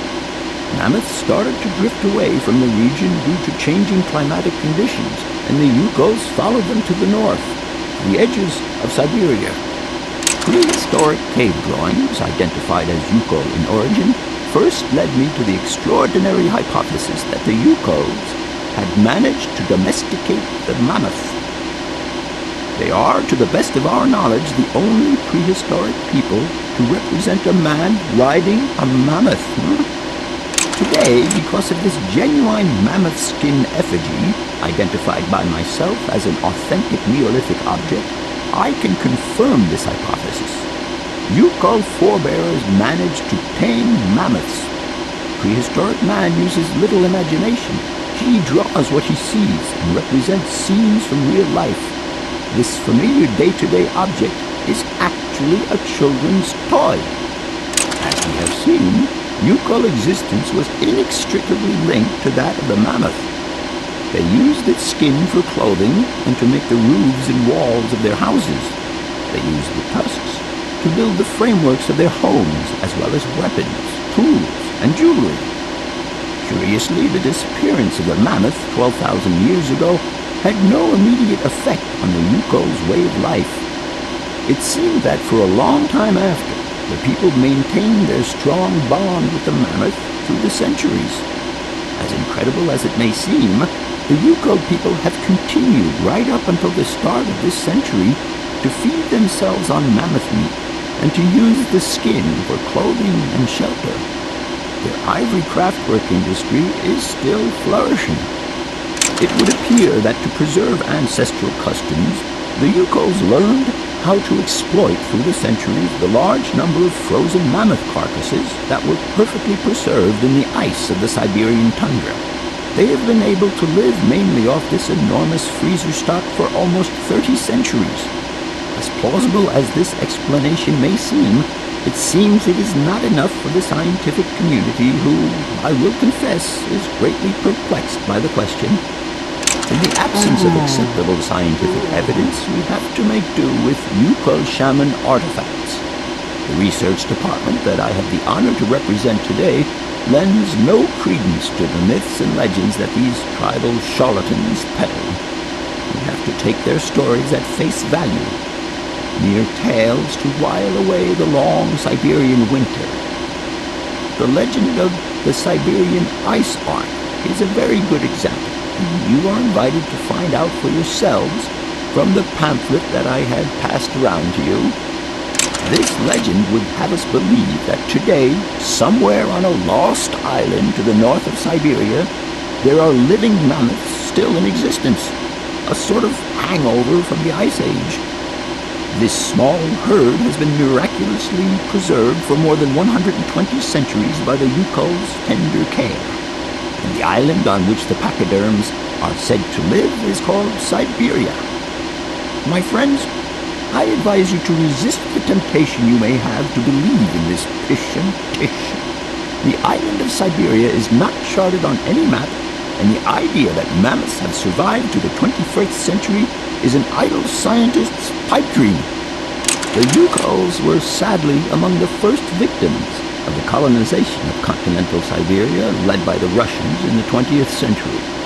The Kolkhoz and Sovkhoz systems, as well as the exploitation, disdain, and humiliation people had to suffer, marked a definitive break in the Yukol's traditional lifestyle. Since the collapse of the communist regime, the Yukol population finds itself confronted with the same political and social upheavals that other Siberian communities are experiencing. There are two consequences to arise from this. Some Yukols have lost their tribal identity and have integrated into the Russian population. Others, however, have sought long and hard to re-establish links with their ancestral culture that was lost under the Soviet regime. Now, at the start of the 21st century, the last true surviving Yukols have gone to live on the vast territories of their ancestors. Nobody knows today where they live or how they survive. Their very existence would be a matter for speculation if they did not turn up periodically at the tundra's most isolated fur trading posts to exchange mammoth tusks for essential items. There ends my lecture for today. Thank you for being among us today, Miss Walker. Please make your way to the laboratory where you will find your mammoth doll. There are also photocopies of my lectures should you so require them.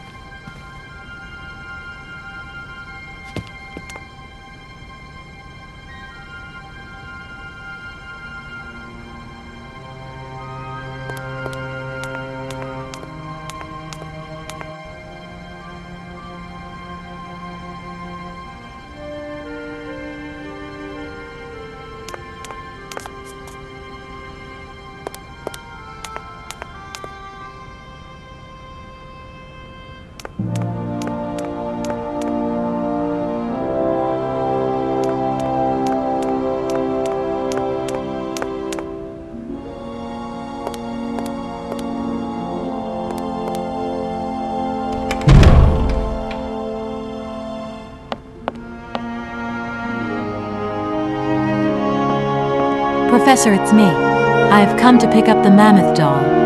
The doll is waiting for you there, Miss Walker. Please take good care of it. Don't worry. I'm beginning to get quite attached to it myself. Can I trouble you just a little longer? With pleasure, Kate. I'm all ears.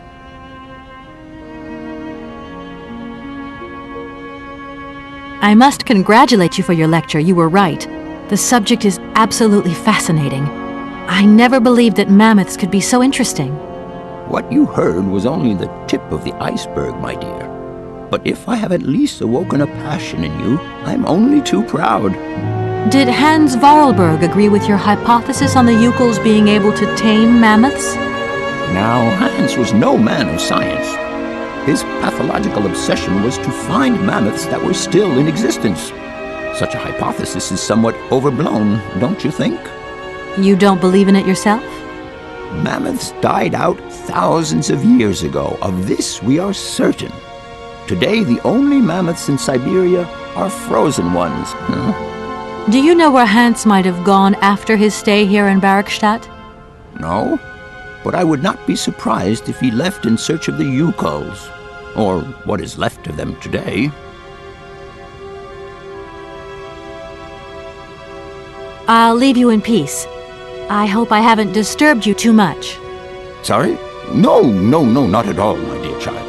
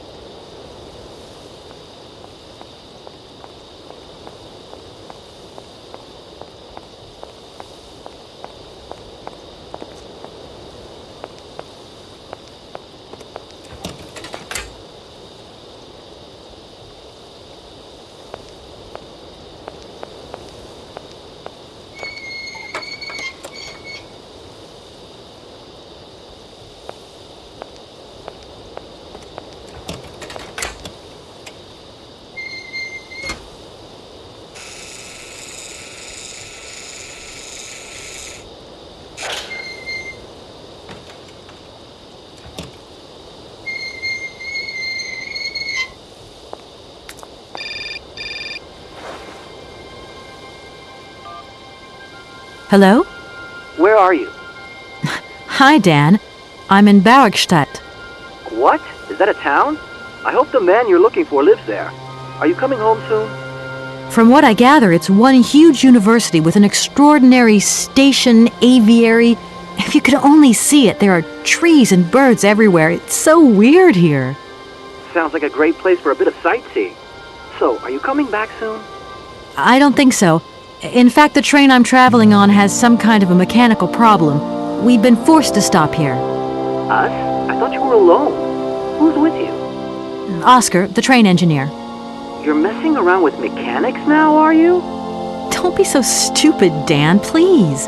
Oscar is an automaton created by Mr. Vorarlberg, the man I'm looking for. And he's not any old robot. He's a sophisticated butler type, if you see what I mean. He's a bit obsessive as well. Kate, I don't know what they're feeding you in Europe, but don't you think it's time that you came home? But my mission still isn't finished. To hell with your mission. I don't know why you accepted it in the first place. If you just stuck to the middle of the road, then we wouldn't be in this mess. We? If there's any mess, it's me who's in it. And while I'm trying to come to grips with strange towns, you, my darling, are sitting at home on your butt. I seem to remember we had nothing against my departure. It was only going to be 2 or 3 days, Kate. Please, try to put yourself in my shoes. Your shoes. Not only do I have to fit myself into your diary, but I've got to get myself into your shoes as well? Is there anywhere else Sir would like me to put myself while we're on this subject? Look, I don't want to talk about it now. Call me back when you've calmed down. I was perfectly calm before I picked up your call. I only wanted a few words of encouragement, not your disdain. Was that too much to ask? You can be such a selfish... Takes one to know one, sweetheart.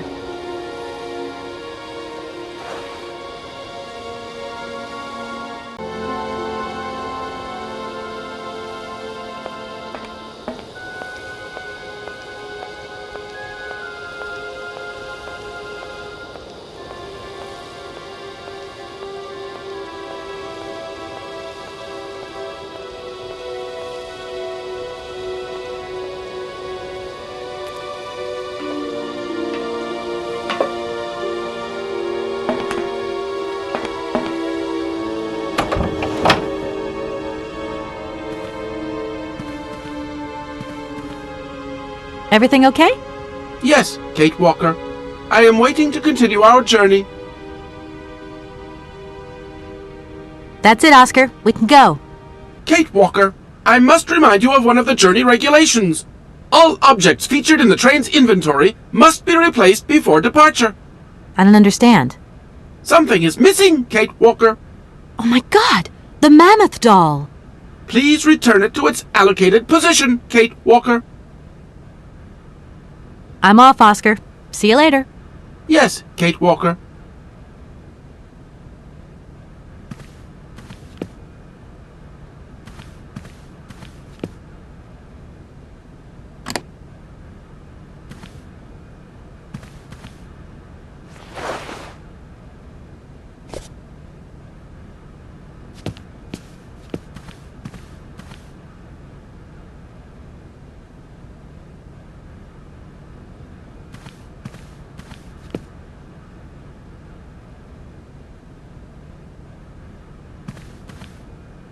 Everything okay?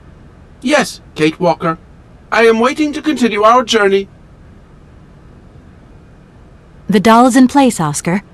And don't worry, I took good care of it. And something else, Kate Walker. What?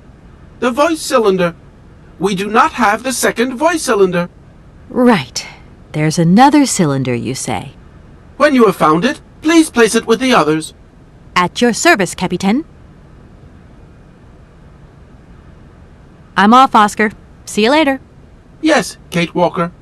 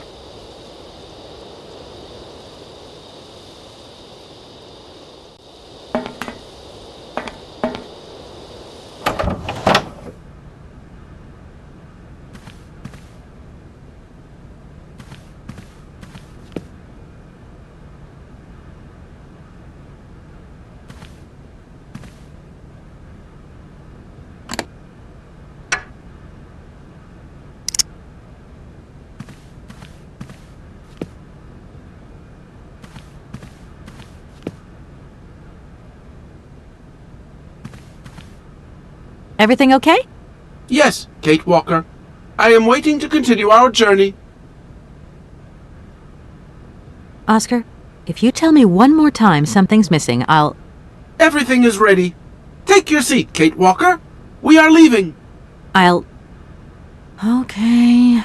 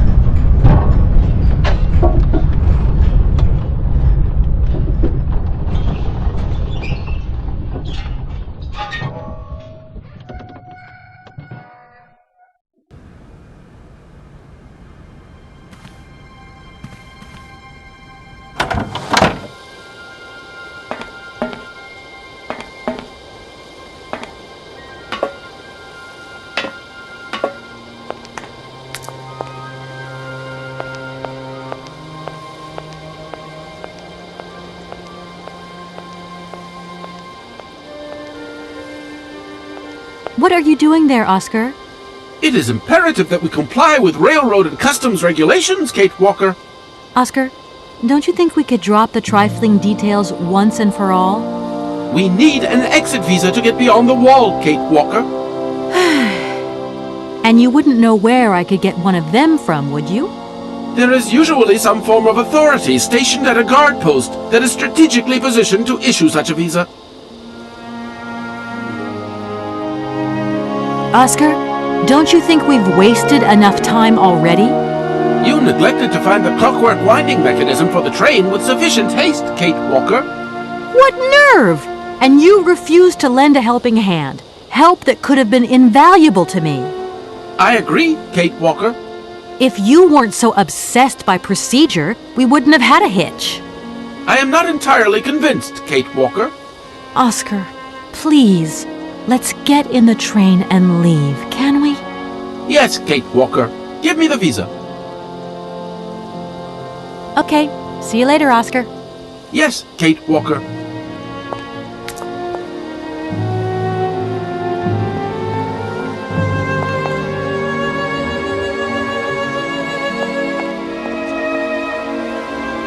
I wonder how that works.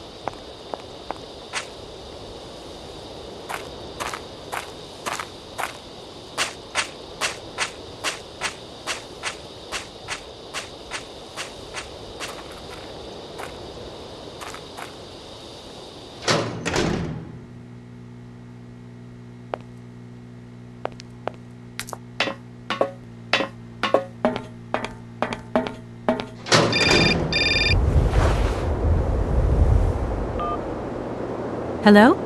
Kate! Oh, is that you? What's going on? Well, I finally got the mechanical train wound, and I hope it's going to take me to Hans Vorarlberg. I had to sort things out with a couple of weirdo sailors, and they probably ripped me off. But now I'm blocked behind this massive wall. You should see it, it's huge. I'm not talking about that. I want to know what's going on with Dan. What do you mean? I bumped into him at Maggie's do, and he said you'd argued. That's a bit over the top. Things got a bit heated the last time we called, that's all. No need to go overboard. I don't mean to be Miss Melodramatic, but he didn't seem in such great shape. He had his down in the dumps head on. Like Dan has a down in the dumps head. Well, yeah, when that shock of hair flops over his forehead and his eyes mist up and his eyebrows kind of creased together. I'd never noticed. Maybe I did go a bit too far, but he's got such a goody two-shoes image of me that sometimes I just lose it. And this case is taking up a lot of headspace. I was just looking for a bit of compassion. Well, you sure got mine. So, what's going down? Like I said before, I'm kind of getting somewhere, but it's slow. This Hans Vorarlberg guy is getting more and more fascinating by the day. Okay, well, anyway, it doesn't sound like you're bored. Not like back here in the office. Every day is boredom day. It's just no fun without you. When are you coming back? Shouldn't be long, I hope. Look, I've got to go. See you soon. Well, call us again real soon.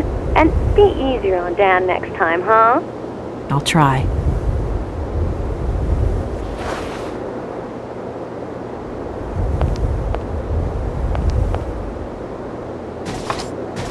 No point. It's locked.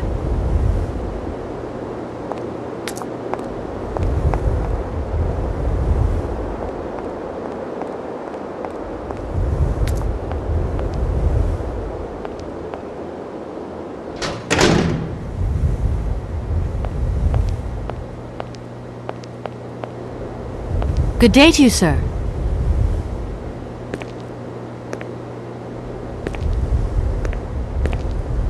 Captain Malatesta, Commander-in-Chief of the Barkstadt Border Post, at your service, madam. I need a visa to cross the wall and to continue my journey to the east. They told me that you are the only person in a position to issue such a visa. Indeed. This responsibility is part of my duties. However, I am not currently issuing visas because nobody must venture beyond the wall. And why not? It's far too dangerous, in particular for a lady of your standing who is traveling unescorted. Dangerous? What exactly do you mean, Captain? The enemy, miss. The enemy. I've been observing them for several years through my telescope. There's one particular horseman stationed yonder. He's a scout from the invading enemy army, and he's been spying on us. So I have to be extremely vigilant. He knows that I know he's there, you understand? And as long as I keep my eye on him, he won't dare try anything. Are you sure? Please, take a look for yourself. Don't mind me if I retire, Captain. Please, madam. My respects.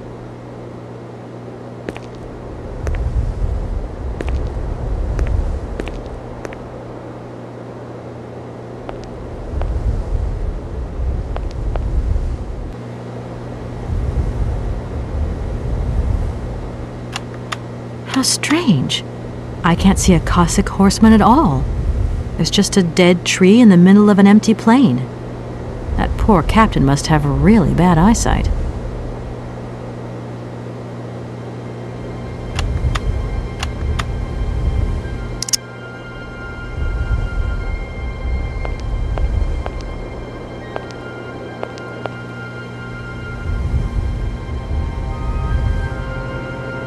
Look, broken glasses.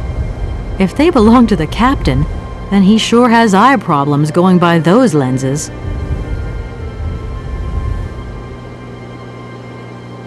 Look,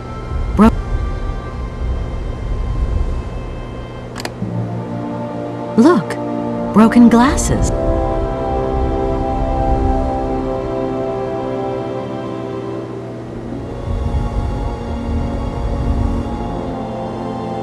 Look.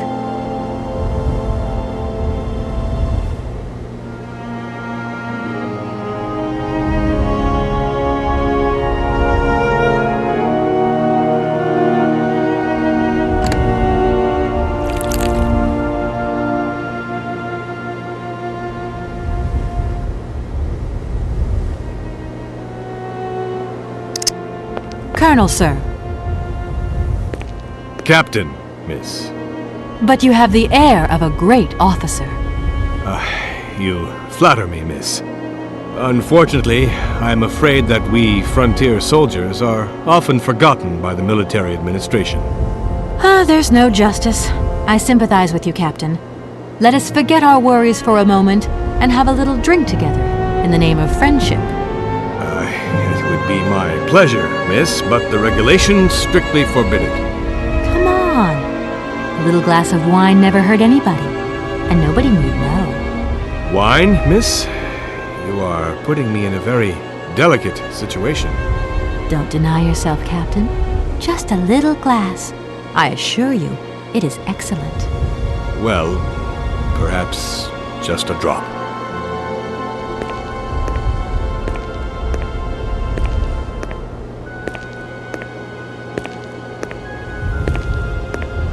Here's your glass. To your good health, Captain. And to yours, miss.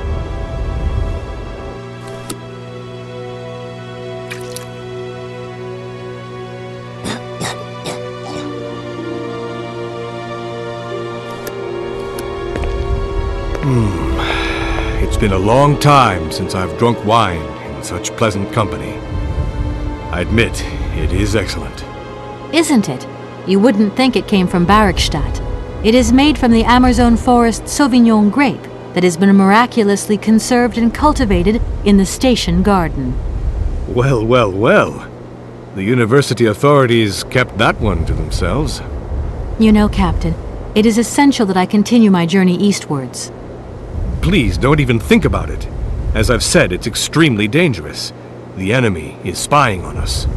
Perhaps your Cossack horseman isn't quite what you thought. Perhaps it's just a dead tree twisted into a strange shape. You should take another look. You never know. Go on, Captain. Give it a try. So be it. I will make this concession to the fairer sex, miss. But it does seem to be quite ridiculous.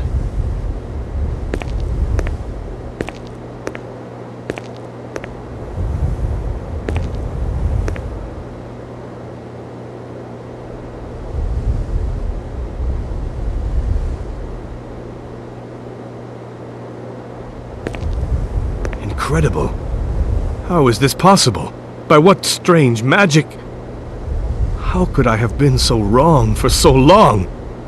The enemy was only a tree. I'm so ashamed. It's not that bad, Captain. It's only human to make mistakes, after all. A tree. Nothing but a dead tree. Pull yourself together, Captain. It's okay. And now I suppose there's nothing stopping you from issuing me a visa? Yes, of course. There is no more danger. All these years. And now the Cossack has gone. There is nothing left to watch. Captain, you should be delighted. From now on, you don't have to stay pinned to your watchtower. Travel can start up again normally. You will be able to resume your regular duties like issuing entrance and exit visas. You are right. I will sign you a visa to cross the wall frontier immediately. 1,000 apologies. Here, miss.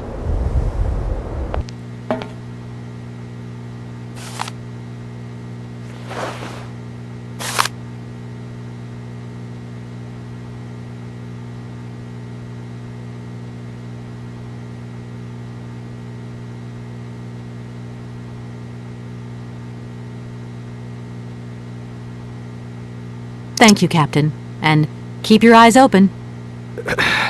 Miss, if we could keep this between ourselves, please. For the sake of my honor, you understand? You have my promise, Captain.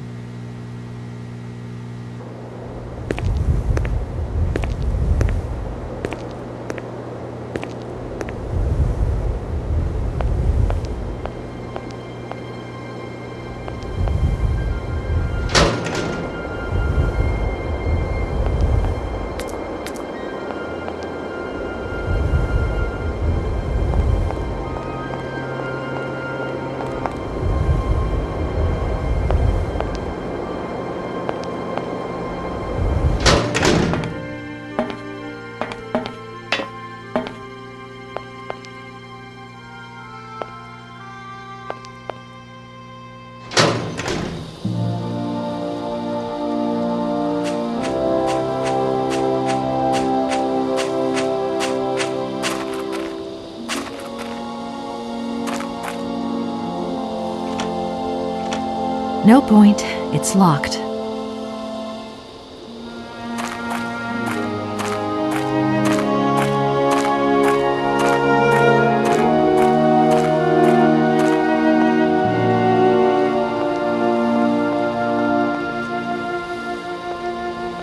Oscar, can't you please forget about procedure just for once? Your request is refused, Kate Walker. Oscar, don't you think we've wasted enough time already? You neglected to find the clockwork winding mechanism for the train with sufficient haste, Kate Walker. What nerve! And you refused to lend a helping hand. Help that could have been invaluable to me. I agree, Kate Walker.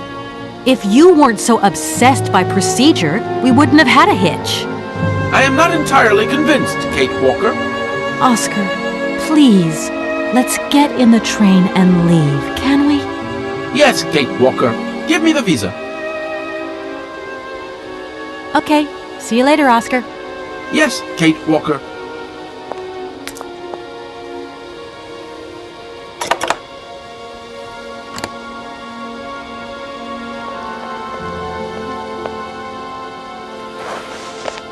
Here is the visa. I hope it's regulation, my dear Oscar.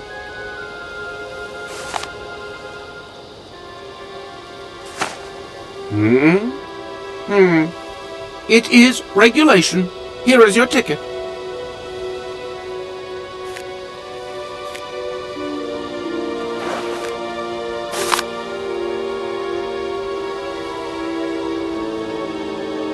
Have a good journey, Kate Walker. So, can we go now? Indeed, we are already very late, Kate Walker.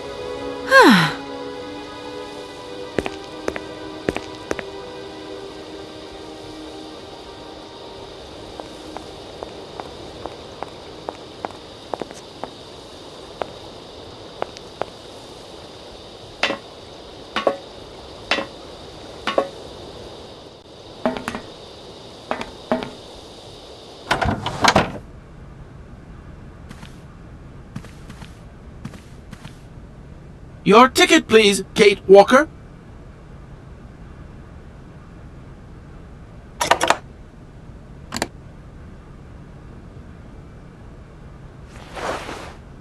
Here you go, Oscar.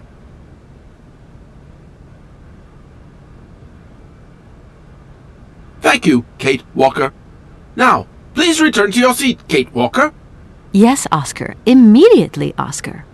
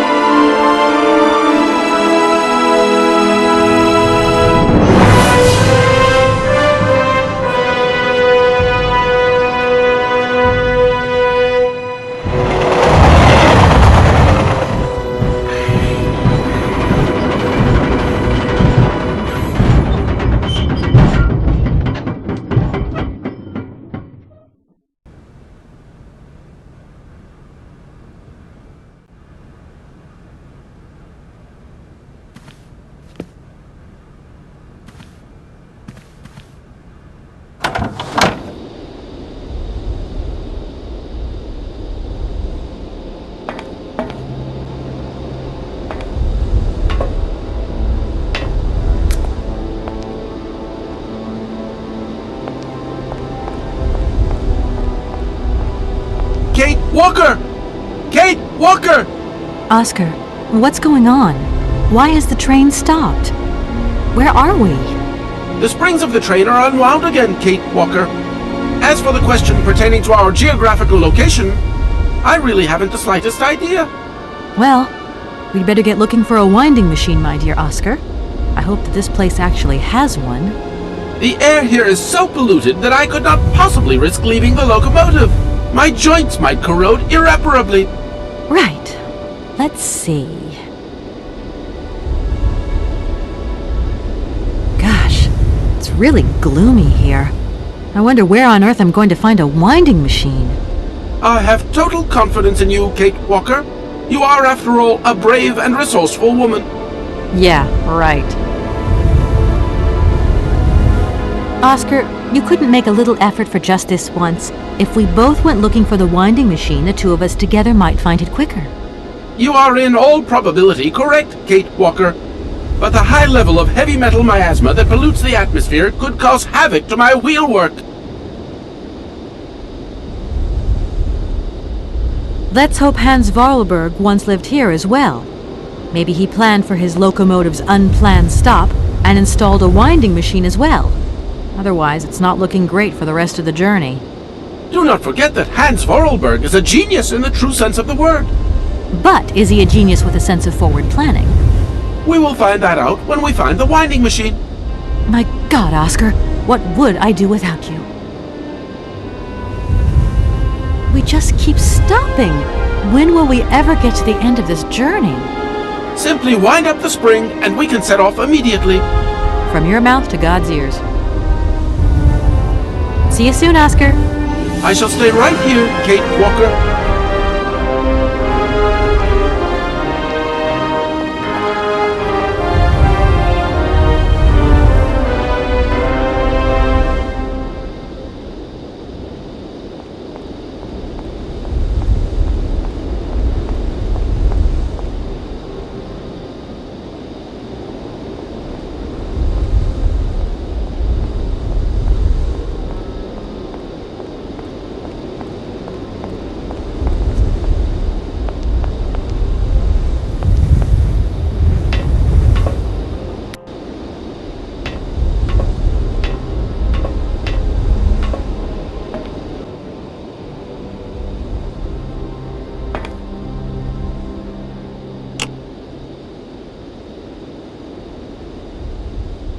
If that's going to work, it looks like something's missing.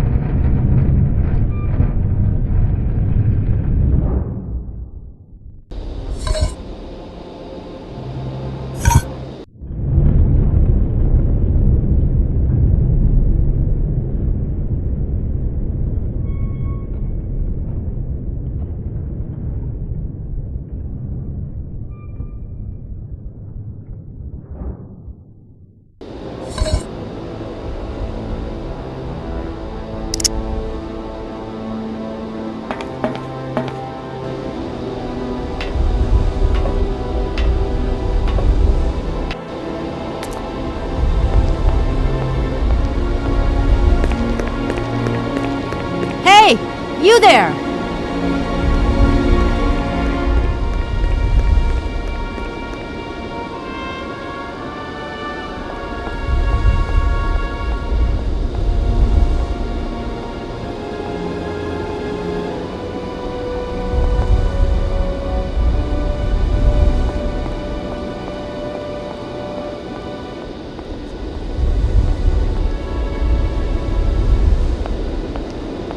That door is locked. I've got to find another way around.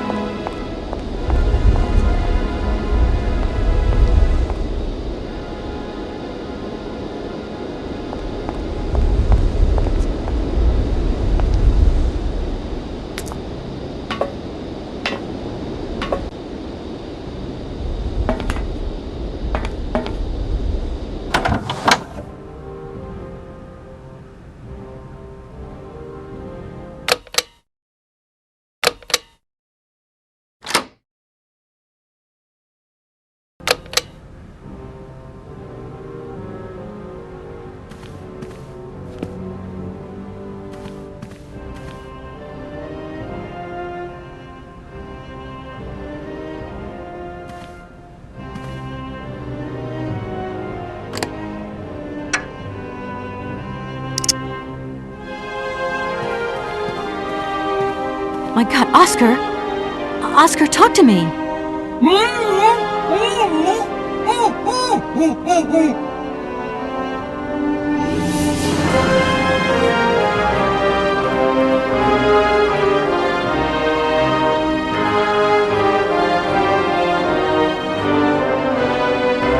Are you okay? Why, it is absolutely inadmissible, intolerable, and indescribable. I have been attacked. What do you mean you've been attacked? My hands! I no longer have them! They have been stolen! My God, you haven't got your hands! But who did this? What's going on here? We can be sure of one thing, Kate Walker. That this heinous crime was committed by a barbarian, a dysfunctional individual whose behavior lacks all finesse. Did you get a look at your attacker? Tell me exactly how it happened. I was standing here polishing up my metalwork. I was just thinking that with all the dust in the air, it would be a good idea to... Oscar! I was very busy, and I suddenly felt two powerful arms grab me from behind and tie me up before I had the chance to defend myself. I wanted to call out, but my attacker gagged me before I could emit the slightest sound. Then he dismantled my hands with a terrifying pair of pliers. It was horrible. I can believe it, my poor Oscar, but did you see him? He was a real barbarian, I tell you. He had bloodshot eyes, steel teeth, and brown scaly skin, and he emitted foul odors. He was a monster, Kate Walker, a real monster, and he had a weapon. Oscar, please calm down. Everything's going to be all right. Right, Oscar? Let's go find this hand bandit. And this time we're not going to be such a pushover. Kate Walker, please do not think that this problem does not concern me. But if it's all the same to you, I would so much prefer to stay here, just to be on the safe side. An engineer never abandons his train, after all. Yeah, sure. Another good reason not to lend a... not to help me out. Kate Walker, even an automaton deserves a little compassion. I have just been savagely assaulted. Oh, I can feel one of my spasms coming on. I am on the verge of a clockwork breakdown. And all you do is accuse me of being selfish. Okay, take a rest, Oscar. You're not much use without your hands anyway.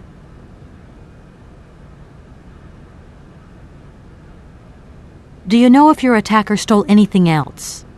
As soon as he'd swiped my hands, he ran away. Well, at least that's one good piece of news. The train's still intact.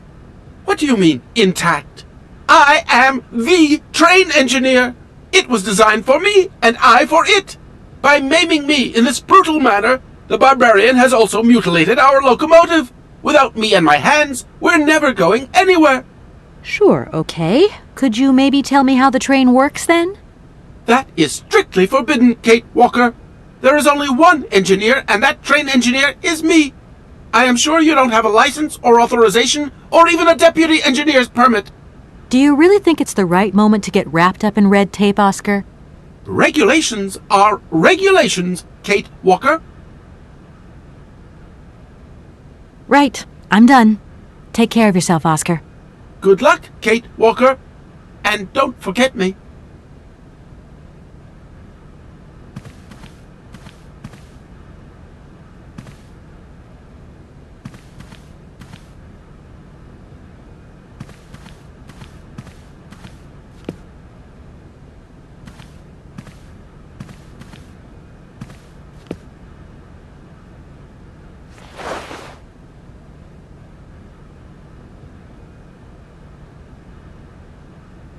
No point weighing myself down.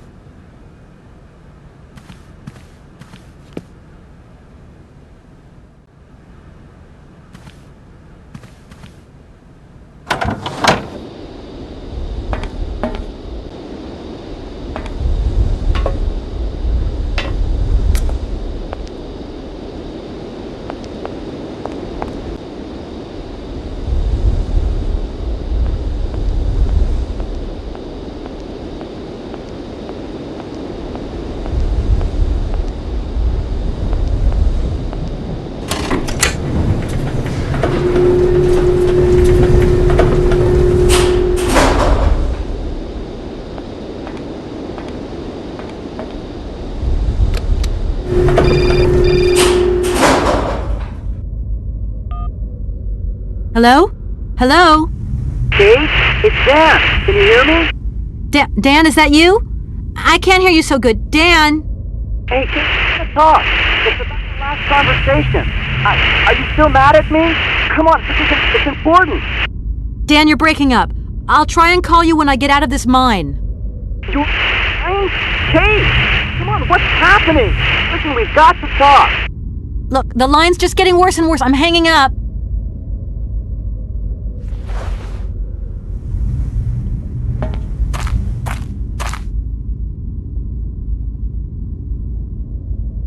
If that's going to work, it looks like something's missing.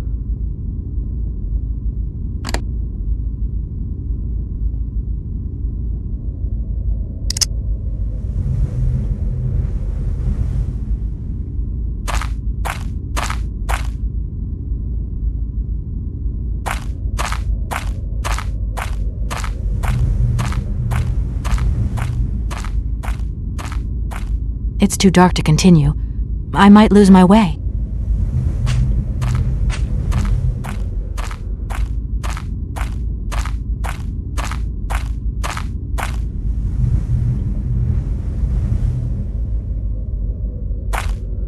That looks like a ventilation duct. That looks like a ventilation duct.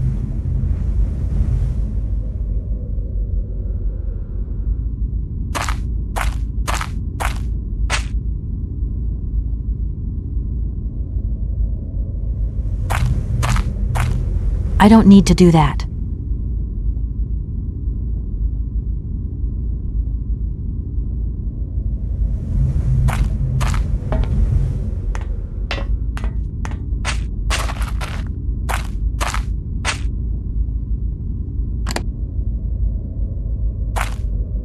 That looks like a ventilation duct.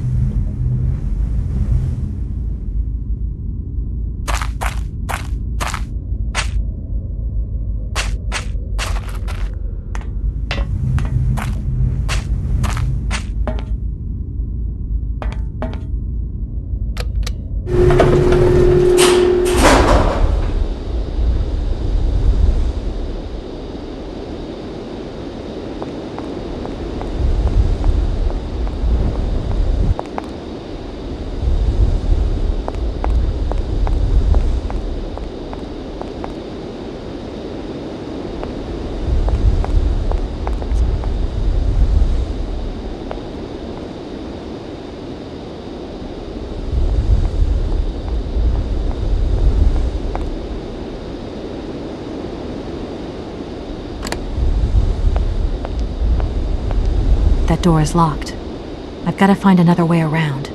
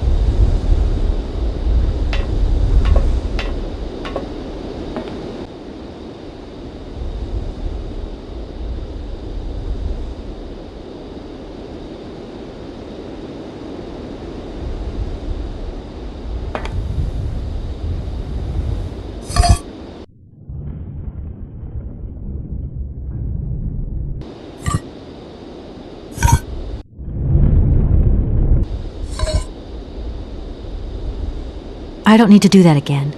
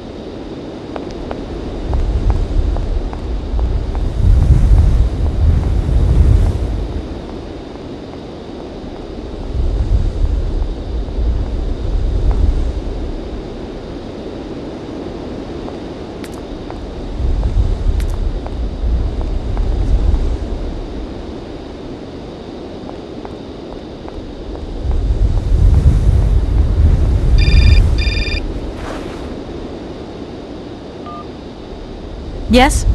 Kate, can you hear me this time? Yes, I can hear you just perfectly, Dan, but I can't talk to you now. I'm in a real hurry. I wanted to say sorry. I know I wasn't very understanding last time. I've been feeling a bit bad about it. Okay, you're a real sweetheart, but I've got to leave you now. I'm not angry with you, so don't worry. I've just got to catch up to someone, and quick. But Kate, this is really important. I'll call you back, Dan. I'm sorry.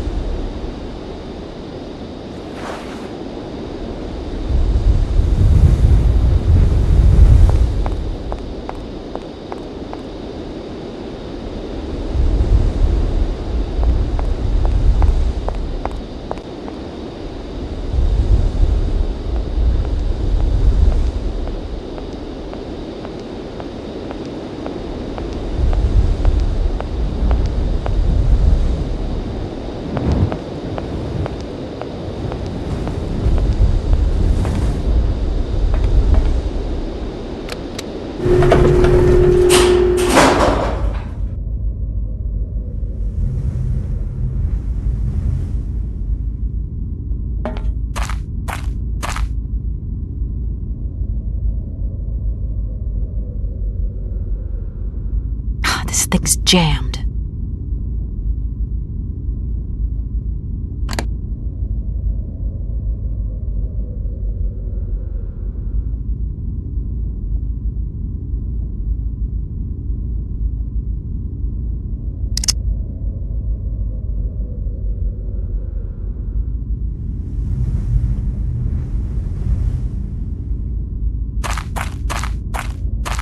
I don't need to do that.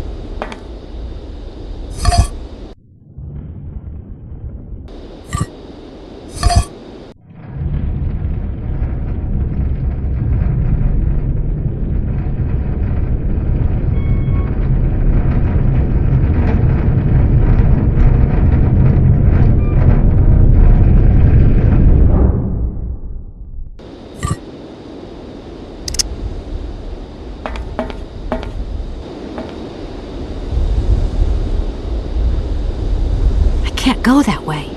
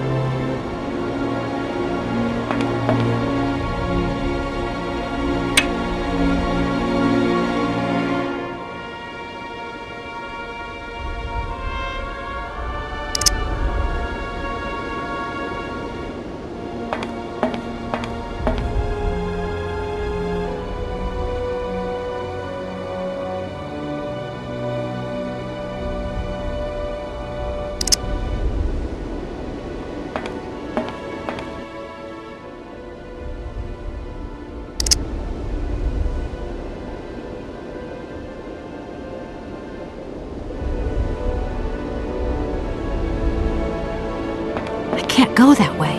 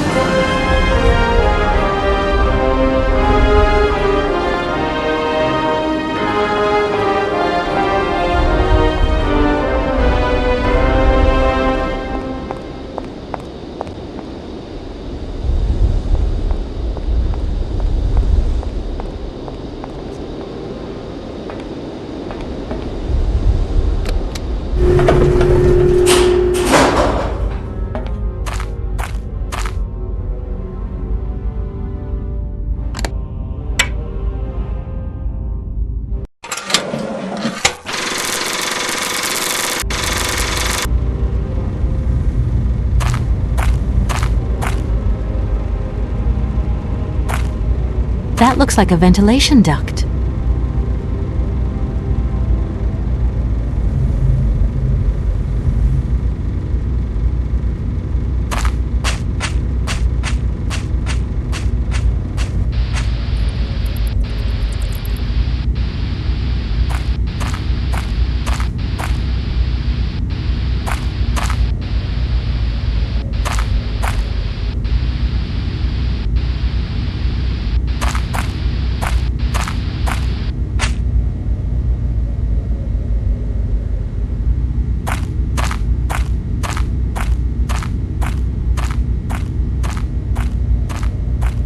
I don't need to do that.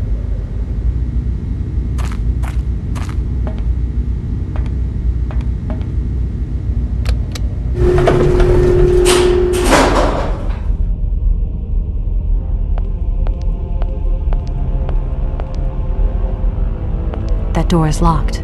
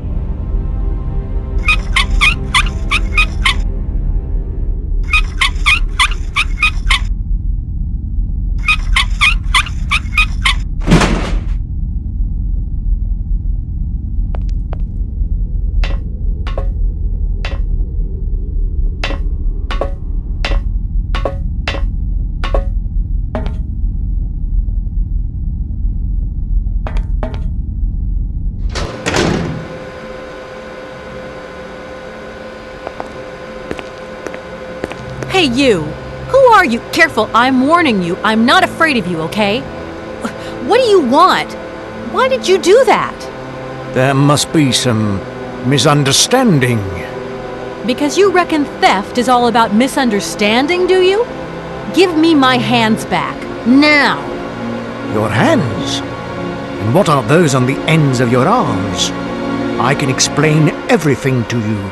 You see, I'm no thief. You broke into my train, assaulted my driver, mutilated him, and stole his hands. Apart from that, you are not a thief. I have not stolen them, miss. Only borrowed them for a while. You've got to be joking. I'm not joking with you, miss. I would never take such liberties. They belong to Oscar, my automaton engineer. Why did you steal them? They are extraordinary. Real mechanical wonders. I would never have been capable of designing such hands myself. Never. Such workmanship, such precision crafting. It is It is incredible. Absolutely incredible. And just because you like them, you decided to steal them? I have only borrowed them, little missy. Temporarily, you understand? Of course, I shall return them to you when I don't need them anymore. You can... Excuse me? You see, these hands are all I need to complete my plan. At last, I can finish off my automaton pianist and fulfill my dreams. Everything is now in place. You see, I have converted this old, useless, stupid factory into a magical theatre.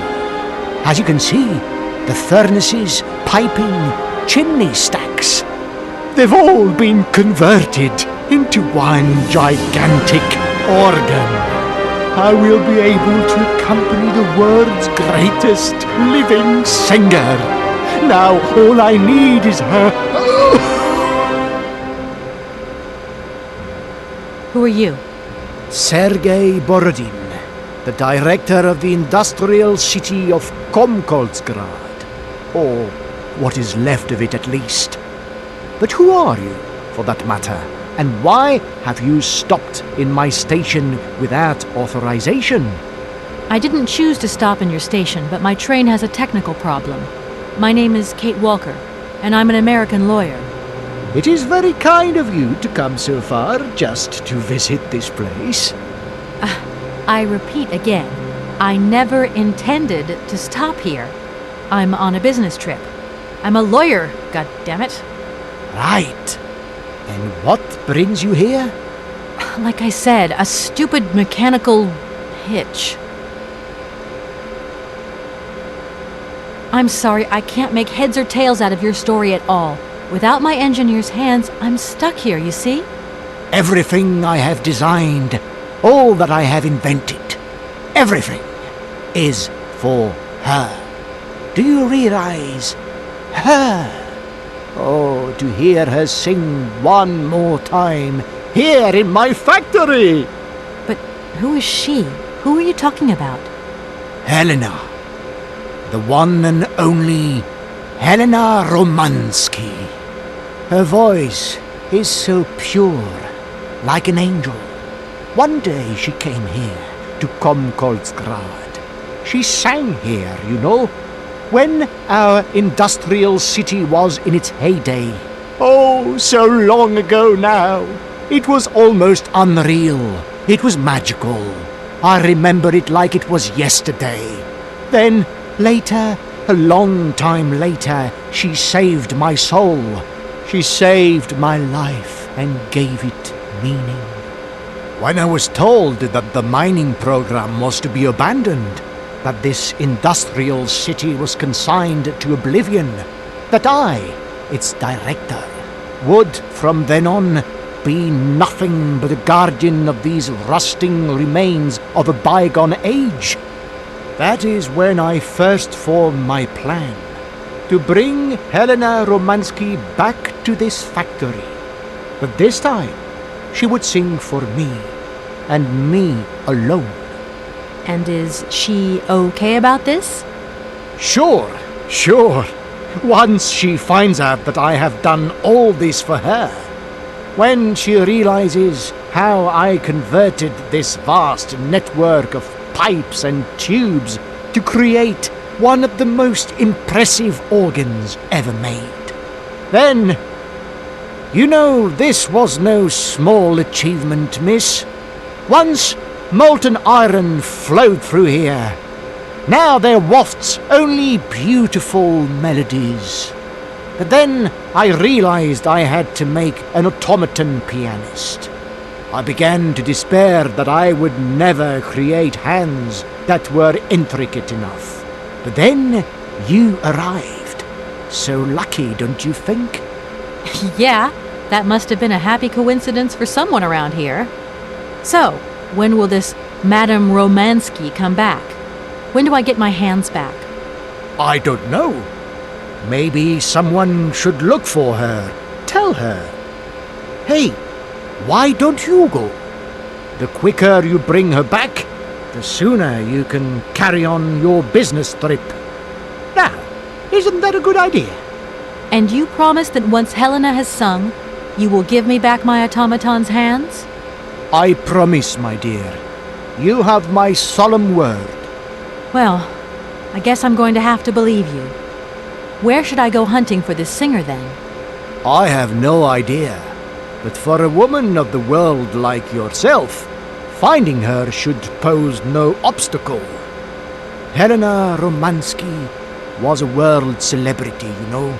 I have collected many objects, souvenirs of her that I keep in a room. A shrine to her glory. It's like her own personal museum in a way. You should take a look.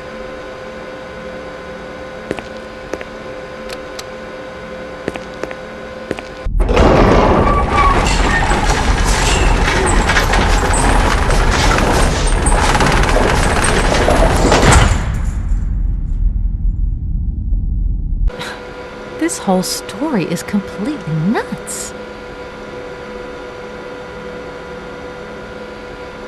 You mentioned an automaton pianist, didn't you? Where did you find it? I pieced it together myself, my dear. Except for the hands, that is. I admit that I underestimated the intricacy of this part of the design. A pianist's hands are very important, after all. But enough. Now he has a perfect set of hands. Your passion amazes me. Have you designed any other automatons here? No. Clockwork mechanisms do not interest me as such. I simply needed a robot capable of accompanying Helena Romansky on my huge organ. I adapted an existing model, a reject automaton secretary. I reconstructed it and adapted it to this new function. An existing model, you say? Did you ever know Hans Vorarlberg?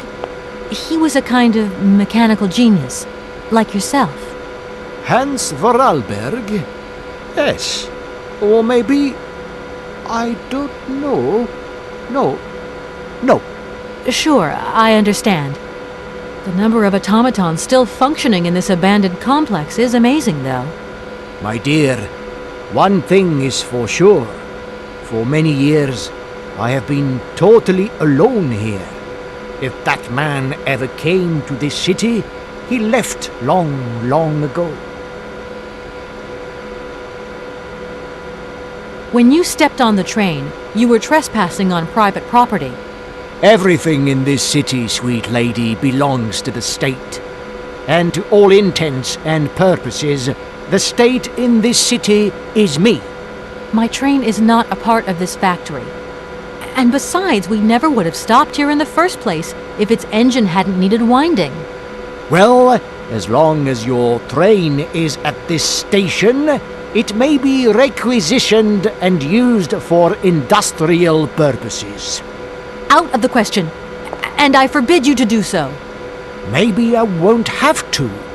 Perhaps we can maybe come to some kind of agreement, my sweet lady. I hope so. And fast. Please excuse me. I have to go now. So be it.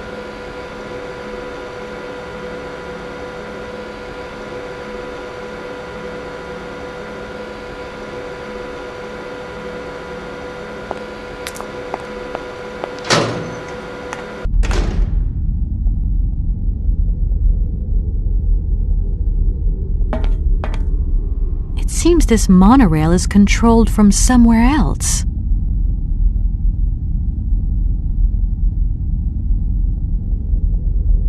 It seems this monorail is controlled from somewhere else.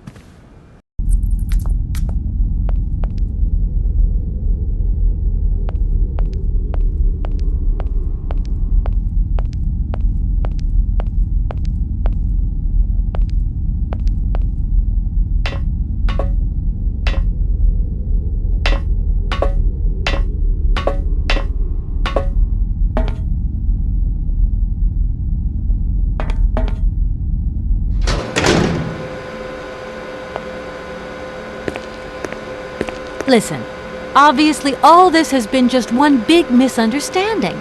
So you're going to give me Oscar's hands back, and we are going to get out of your city immediately.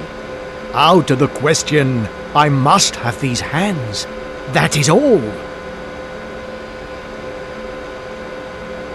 I'm sorry, I can't make heads or tails out of your story at all.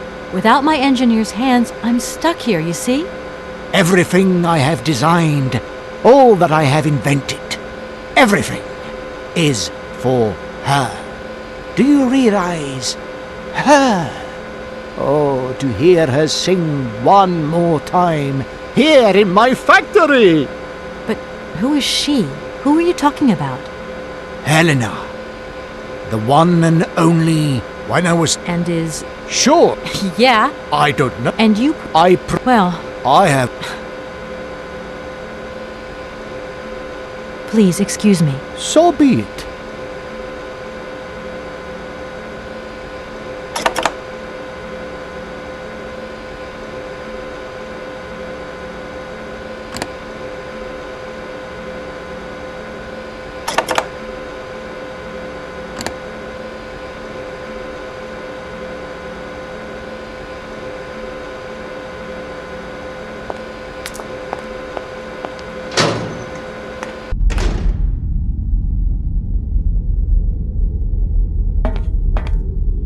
Seems this monorail is controlled from somewhere else.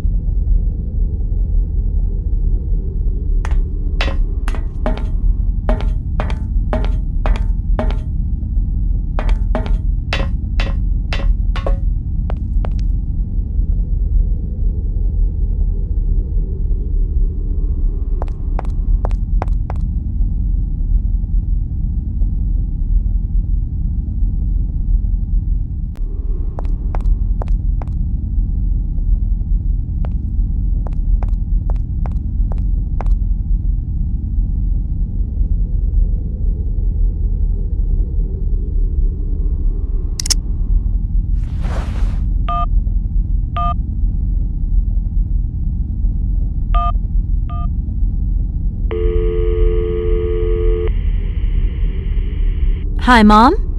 Kate! What? Have you seen the time? Why are you phoning me in the middle of the night? Sorry, Mom. I forgot about the time zones. Did I wake you? Well, of course you woke me up. I was sleeping deeply, too. I simply gotta get my beauty sleep. I've got an absolutely crazy day tomorrow. I'm sorry. It's just that it's real important and urgent. I haven't got a lot of time. Well, if it really can't wait till tomorrow, Munchkin, come on, tell your mommy what's up. No way I'm calling Dan for you, if that's what you want. Mom, listen, please. I seem to remember you're seeing a Marovich or something like that at the moment. No. Malkovich, Munchkin. Frank Malkovich. Yeah, right. So, but he's an opera singer, right? That's right. They say he had the finest voice of his time, my dear. Imagine that. That's just great. So then he must have known a famous singer called Helena Romansky. She's Russian too. Please, if you can ask him if... Listen, honey, if it's stars you're after, Frank knows them all. I'll just wake him up and let him tell you himself. You mean he's... this woman named... Oh, you do? Oh, Kate, listen, you're still there. Frank tells me he did hang out with a Romansky once, but it was platonic. You know those singers. She's a great soprano. Great! Does he know where she went? Does she still sing? Where does she live? 1 second, Munchkin. Do you know? Oh. Frank says she was very ill and she withdrew from circulation. Really? Oh, what is... Oh, okay. She went to rest in some spa somewhere. He thinks it was called Arlbad, but it was 15 years ago and he's not sure. And well, honey, when Frank wakes up, he always takes a little bit of time to get going, you know. Thanks a bundle, Mom. And Frank, too. You're both fantastic. Love you both. And thanks again. Catch you later.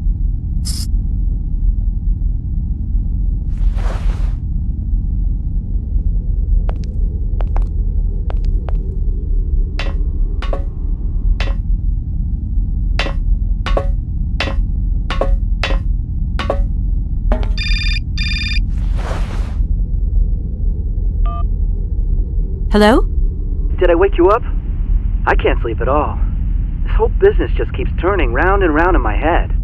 What business, Dan?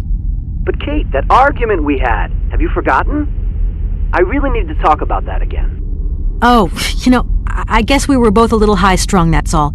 But don't sweat it, okay? Yeah, sure. Getting carried away never solves anything, does it? I must say I felt really dumb when I hung up. Really? Yeah, I left the door to my office open and I was convinced everybody around heard me. Oh. I'm so embarrassed, Dan. Please say I'm sorry to your colleagues from me. It doesn't matter, honey. Promise me that you will never put me in that state again. You're usually so delightful. I have the impression that this journey is putting more than distance between us. Well, it's true I'm living a whole load of new and amazing experiences. Okay, I see. And still no Hans Vorarlberg? No. Keep me posted. You know how important you are to me. Hurry home, huh? I'll try. Big hug, Dan.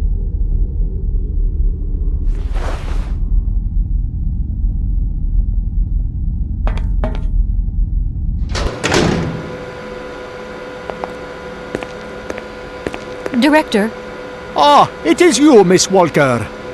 Director, I think I know where Helena Romansky is. My God, you have found Helena? That is fantastic. From my research, Helena Romansky is living in Arlbad. Arlbad? Helena Romansky is in Arlbad. You know the town, then? You know where it is? Of course. It was a famous spa resort. In its heyday, Arlbad welcomed all the big wigs of the regime. To be granted a stay there was a real honor. Today, the honor has gone, along with all the generals and colonels, all washed away with the sea. It sounds like a good place if you need to take it easy or convalesce.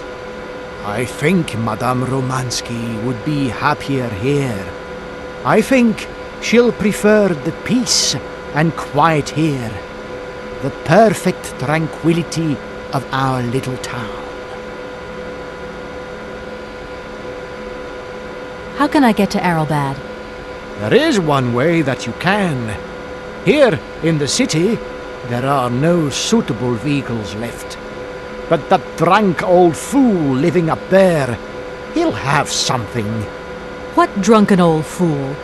You mean you're not alone? What's up there? You mean you haven't noticed the space compound on the plateau? There's still some pathetic old soldier guarding it. But he's more interested these days in reaching for another bottle than reaching for the stars. And you think this gentleman could have a vehicle for me? I haven't the slightest idea. If you catch him on a good day, then maybe. But good days for him are far and few between. I wish you luck. How do I get up to the space compound, then? There is a monorail that leads up to the Cosmodrome. When you are inside, I will activate the automatic pilot. Okay, I'm going. Wish me luck. I am counting on you, Miss Walker.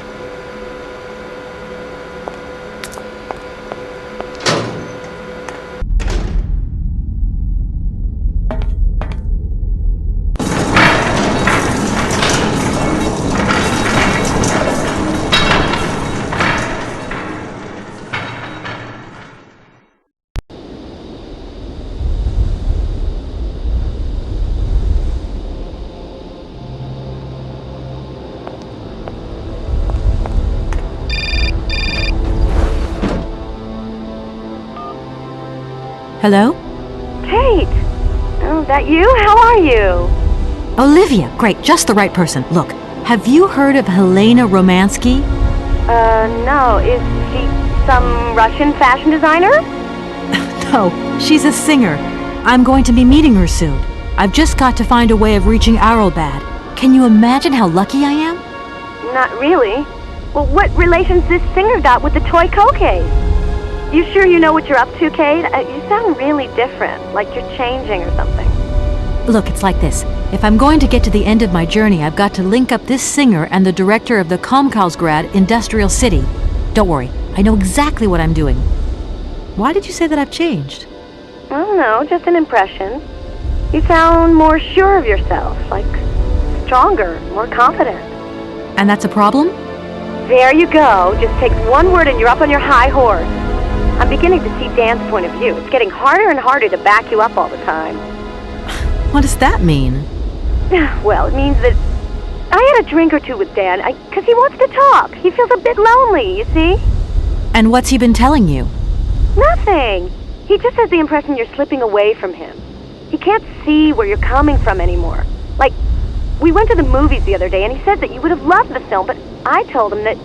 You mean you're dating my fiancé? No, not dating, Kate. Just propping him up while you're away. All in a good cause. I can keep an eye on him for you at the same time. What would I do without you? Oh, you're jealous. Well, that's a good sign. That means you want him. Now, that he'll be pleased to hear. You seeing each other again soon? Tomorrow night. He invited me to dinner at the Goldberg. You don't mind, do you, Kate? No worries. Look, I've got to go, Olivia. Take care.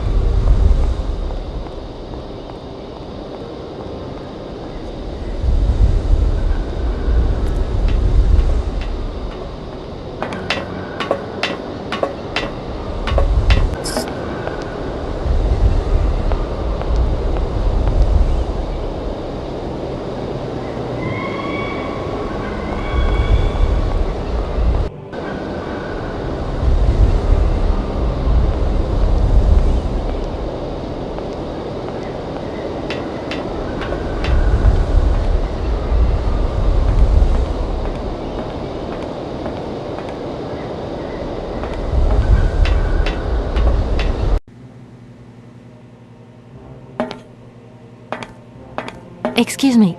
Sir, sorry to disturb you, but yoo-hoo! Can you hear me? 3, 2, 1, contact! And we have liftoff! Oh, holy mother. A dame. A pretty dame on the launch pad. Please, no need to worry, sir. Just do stay calm. I just want some information. Watch what you're doing, sweetheart. We ain't got no information, no strategies, no plans to tell anyone, anywhere, anytime. Military regulations, you dig it, man? My name's Kate Walker. I'm a lawyer from... I'm a bit lost. And I guess you know this place. Boris Charov, at your service, madam. Can I offer you something from the bar? No, thank you. Tell me, how long have you been here? For as long as it took for you to come along, sweet pea. Don't think I've been lonely. I got a bottle or two here. Keep me company? You're a soldier, aren't you? Ex-cosmonaut? Hey, honey, that's all in the past. Hell, let's talk about today. Let's have a drink. That's an order, soldier. Please, can you try and get a grip? I must absolutely find a way out of this industrial complex. Jeez, me too. I've really got to get out of this dump, but not before I've had a little drink. Here, get your pretty little lips around this. Vodka. Tell me what you think. Do you have a vehicle to lend me? I think I'd even test one of your rockets right now if I had to. Toast my rockets. Hey, pretty dame, I'll drink to that. Now, just a minute. We gotta need a special bottle for this special occasion. Something to blow you away. 3, 2, 1, contact, and we have liftoff. Okay, that's enough. What was that? Did you say something? Are our female comrades revolting or what? Oh, trouble on its way. Bottoms up. Power to the babushkas. I heard that maybe you could lend me a vehicle or something? A vehicle? All our vehicles were picked up and shipped out to the borders years ago. General's orders. I say, let us raise our glass to this finest soldier this country's ever known, little lady. I don't mean to offend you, but I'm not in the mood for a drink right now.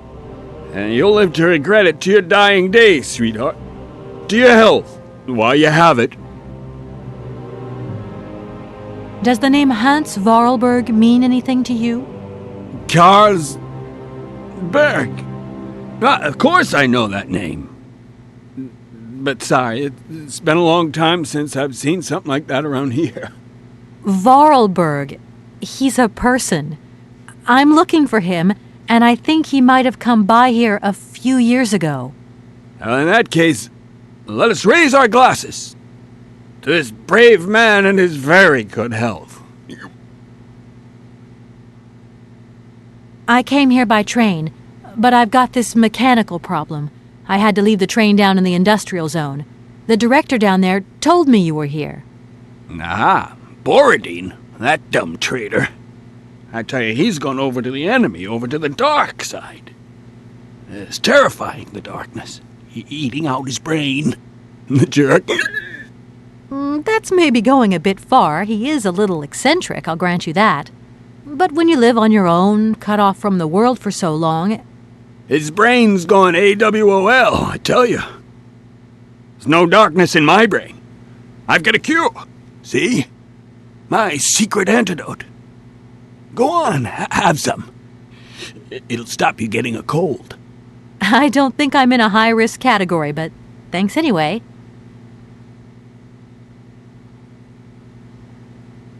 I came here by train, but I've got this mechanical... His brain... I don't... So many birds nesting around here.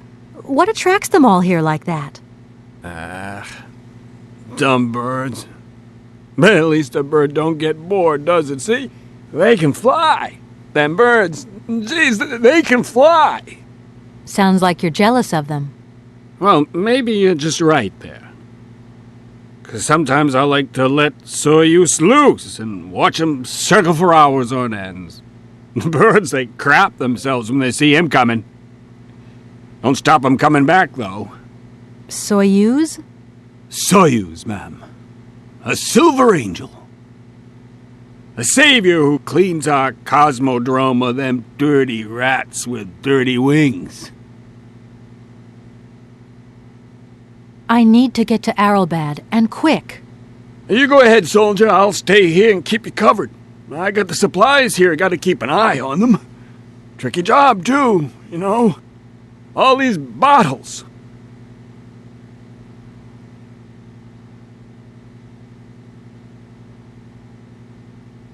I was going to... Forget it, it doesn't matter. He's too drunk to help anyone anyway. I am not drunk. I have drunk. A little.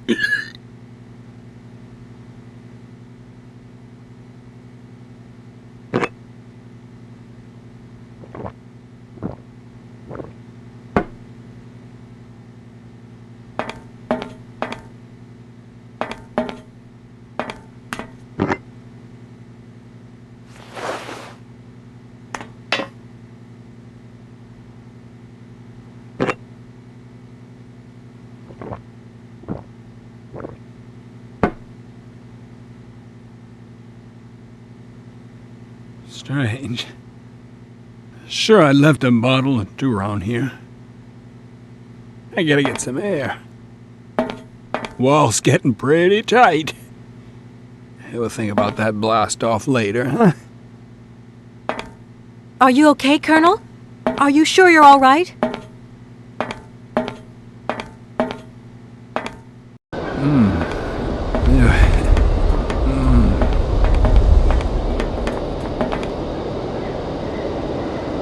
Be careful! Don't lean out too far or you'll...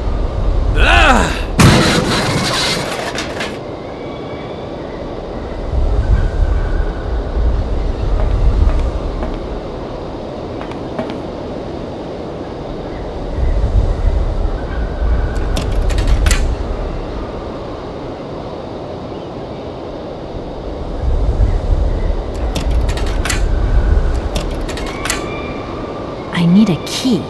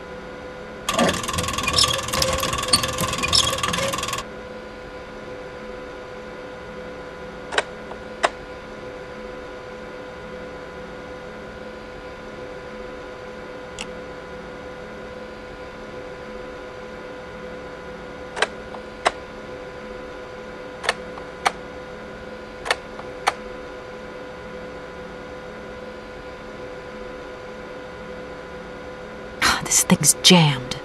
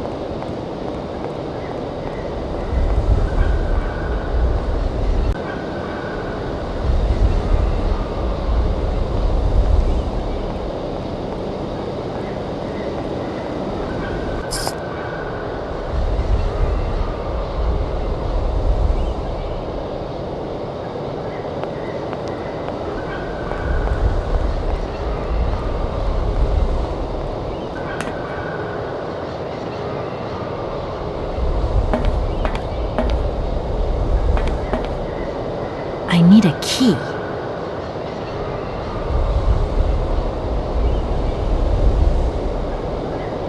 I need a key.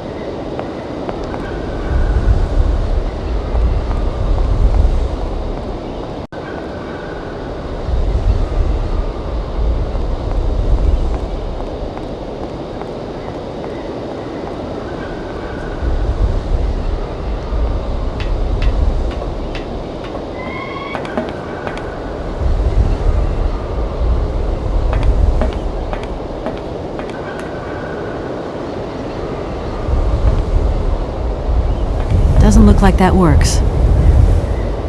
Doesn't look like that works.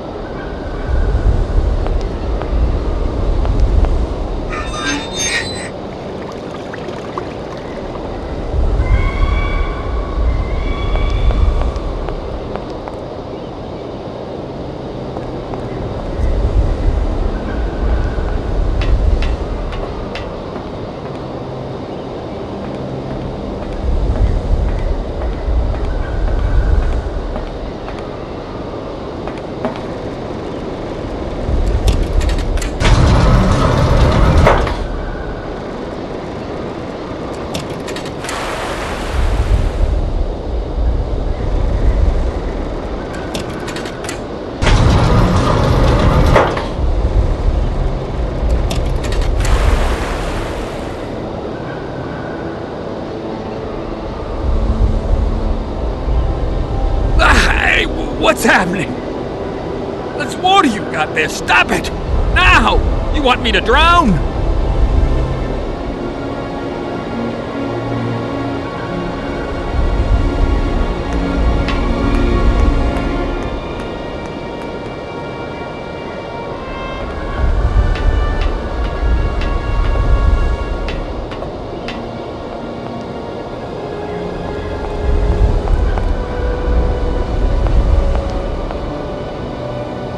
Calm down, it's all right. Just a little wake-up call, that's all. You must have had quite a bit to drink. Gee, you're right there. Not the first time, either. Probably won't be the last. Man, my head. Please, could you whisper? Please, do excuse me. But it was the only way I could think of to bring you back to your senses. A little extreme, maybe. But I get the impression you're a lady who likes to see results. Do you think the airship still works? No idea. It has been so long since it was used. And then I've got to learn how to use it, too. You won't have any worries there. It has an automatic pilot. Go visit if you want. Here's the key. Thanks.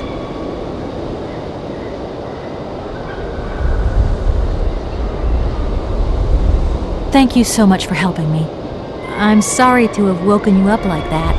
It's been great talking to you, ma'am. I think I'll take 40 winks right now.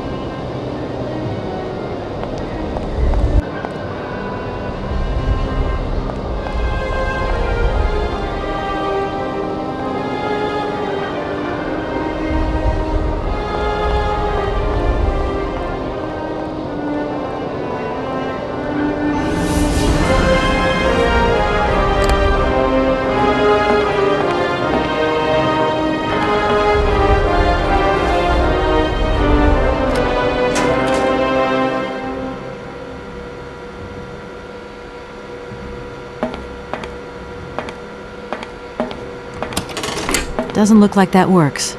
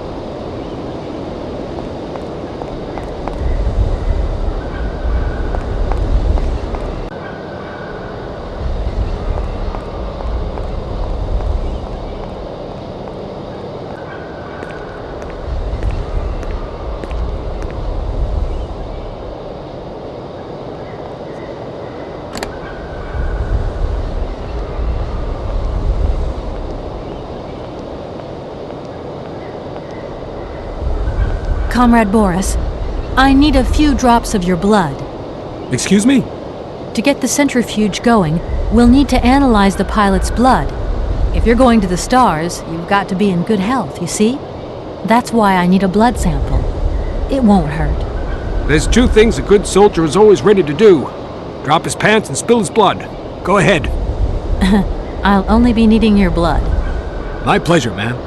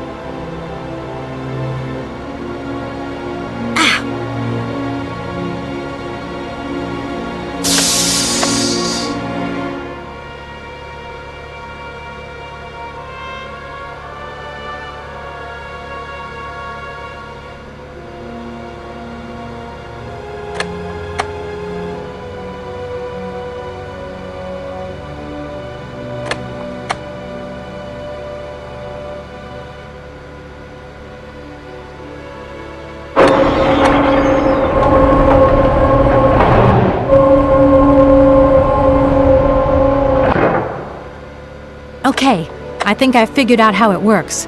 Get settled in and let's go.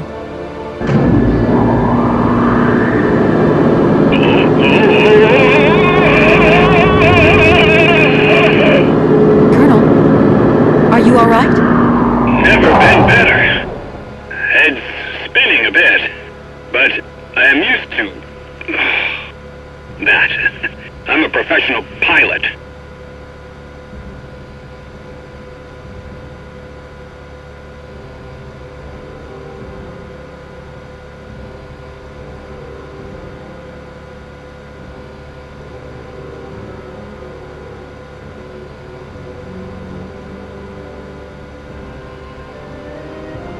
Miss Walker! Come in, Miss Walker! Are you receiving me? Clear as smog. Can you speak up? I'm ready. Press the launch button.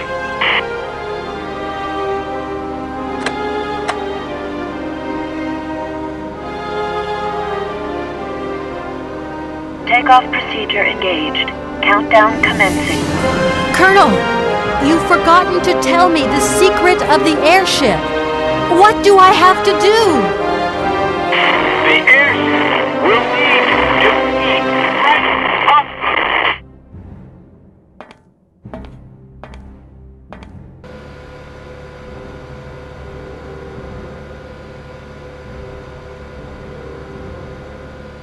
Ten, 9, 8, 7, 6, 5, 4, 3, 2, 1, 0. We have liftoff.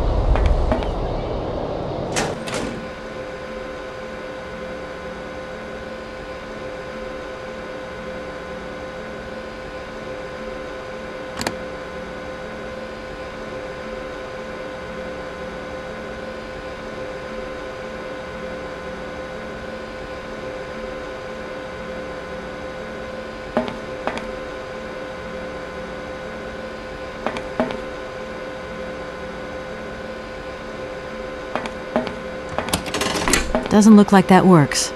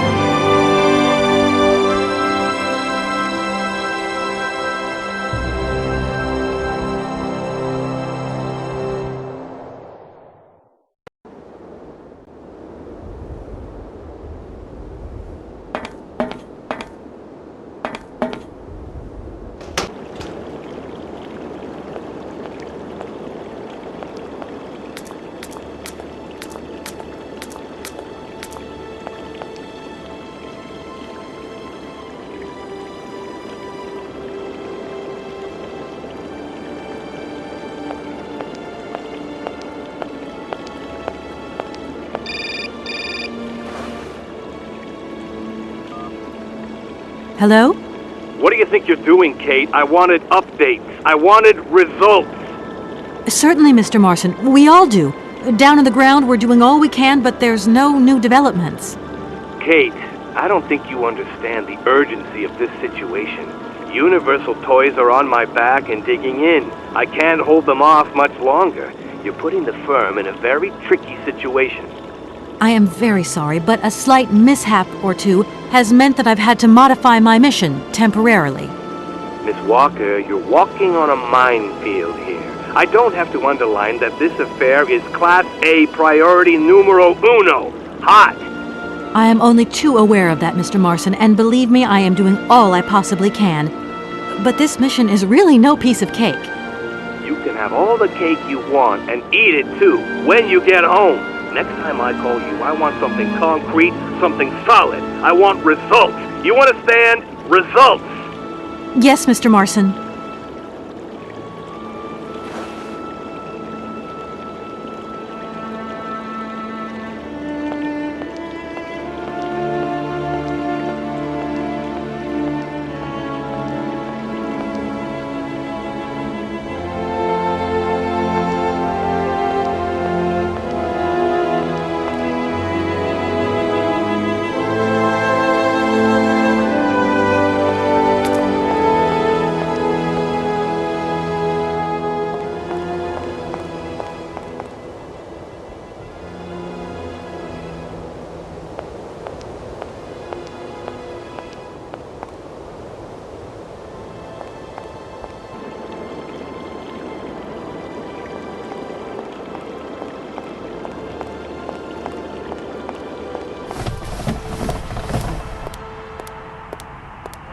Good morning, sir. Good day to you, ma'am, and welcome to the Hotel Kronsky. I don't expect you've made a reservation, have you? Well, no matter. We've got a few rooms left with a sea view. By far the best on offer. Well, actually I wasn't counting on staying in Arrowbad. I see. It's like that then. So, what can I do for you? Let me introduce myself. I'm Kate Walker. I'm a lawyer sent by a major American law firm to take care of a delicate inheritance case. Ah, very pleased to meet you, Miss Walker. Felix Smetana at your service. I'm the receptionist of this establishment. Between you and me and the brick wall, I often play the role of general manager here, too. These days the place ain't what it used to be. This hotel is truly incredible, though. It's kind of sumptuous in an old-fashioned way. You should see how sumptuous our suites are. For more than a whole century, they have accommodated some of the world's greats. Would you like to take one? No, it's okay, thank you. I'm not staying. I've got to get away. I'm expected. Right. Well, in that case, I don't see what I can do for you. I want to meet someone who lives here. That's very inconvenient. None of my customers said they were expecting someone. You can't just turn up like that. We've got a very strict policy. In this day and age, the hotel ain't too open to, impromptu visits from any Tom, Dick, or Harry. Please, I absolutely must speak with her. It's very important. If it was that important, all you had to do was ring the hotel. People come here to rest, you see, to get away from the world, which ain't turning so good these days. Don't let me keep you. Good day to you, ma'am. Honestly, if I could have called, I would have called, but I couldn't. So please, can you bend the rules just a little, sir? Ma'am, in this hotel, we don't bend nothing for no one. With respect. Sir, I really could use your help. I'm sorry, ma'am, but my helping hand only serves my hotel guests. Well, let me just say that by helping me out, you'd also be helping out one of your very own guests. Ma'am, I'm not to be wound around anyone's little finger. You hear? Could you tell me if a certain Hans Vorarlberg has ever been here? On a spa holiday? Yes, that's it. I'm sorry, but our hotel register is strictly confidential. Come on, please. It's not like it's a state secret you're telling me here. And if I just let you consult our register, What am I gonna get out of it? My eternal gratitude? That's just what I was expecting. Adieu, as the French say, madame. Usually I travel on this fantastic mechanical train. Haven't I seen some kind of a station here? Is it possible to arrive here by train then? Of course it is. What were you suggesting?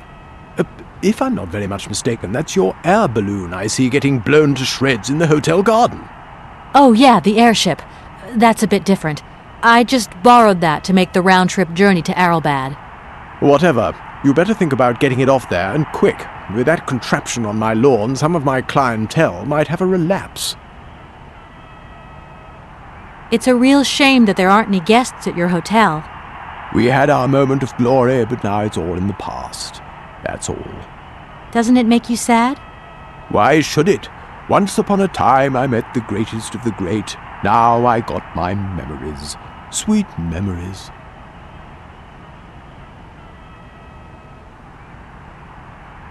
I want to meet someone who lives here.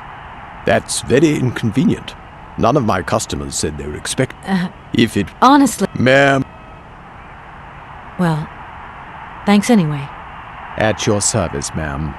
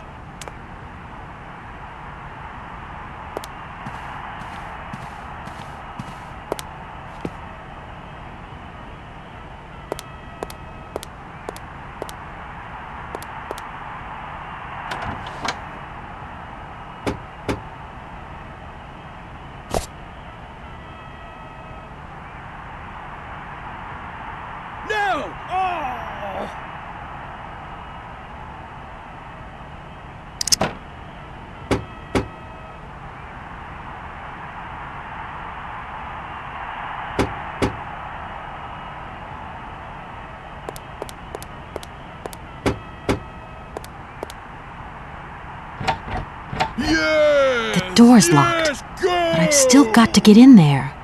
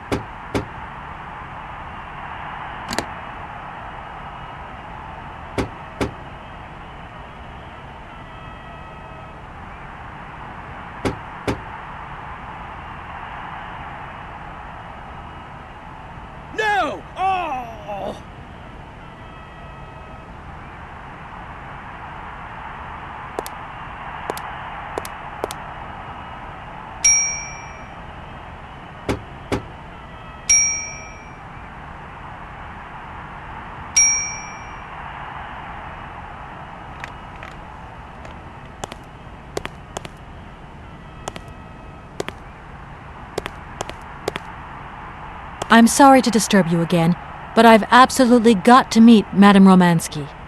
Don't even think about it. Any way into this hotel is bolted. Why are you telling me that? No reason. Like that, just in case you feel like walking in and rummaging about. The times are changing, ma'am, and we've had to introduce a security system. Keep out unwanted visitors as sure as we keep out the sand and the salt, if you get my drift. Yeah, of course. Well, thanks again for your warmth and hospitality. Well, thanks anyway. At your service, ma'am.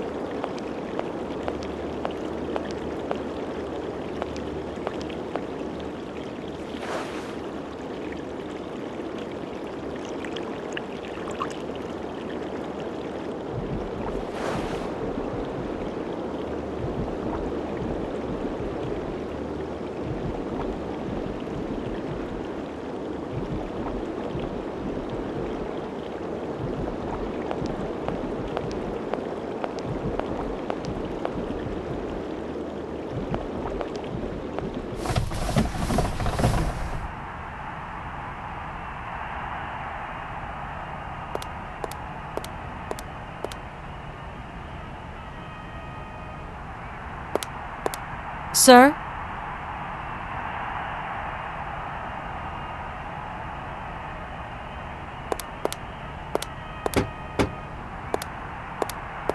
No! Oh!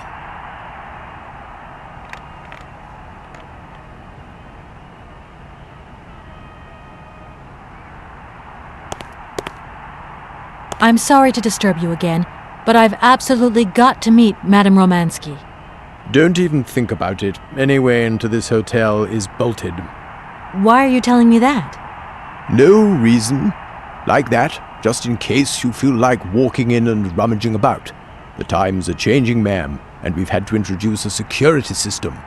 Keep out unwanted visitors as sure as we keep out the sand and the salt, if you get my drift. Yeah, of course. Well, thanks again for your warmth and hospitality.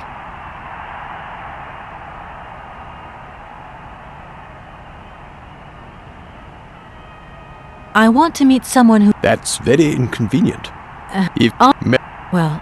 At your...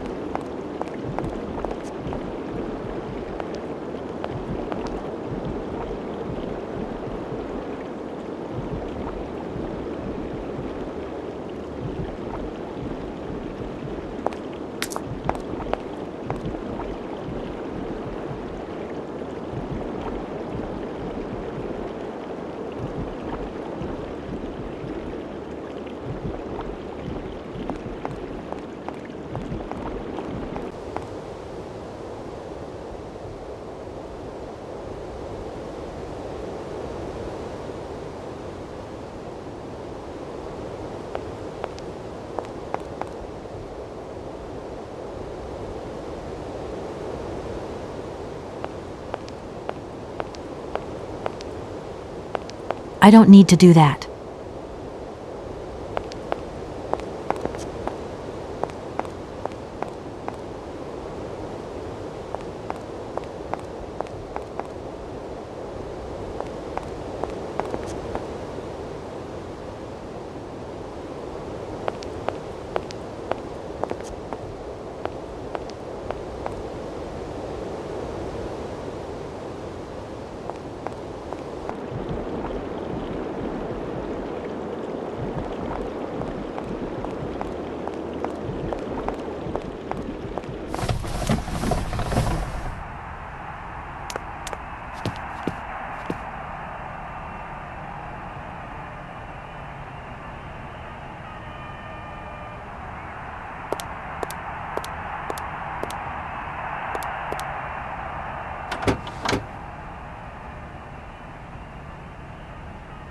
Attack! Attack! Attack!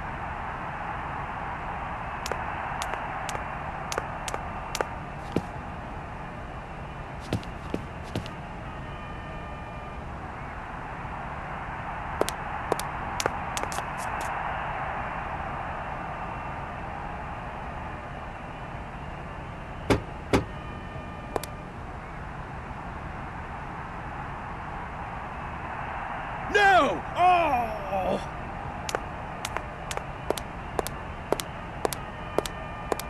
Sir?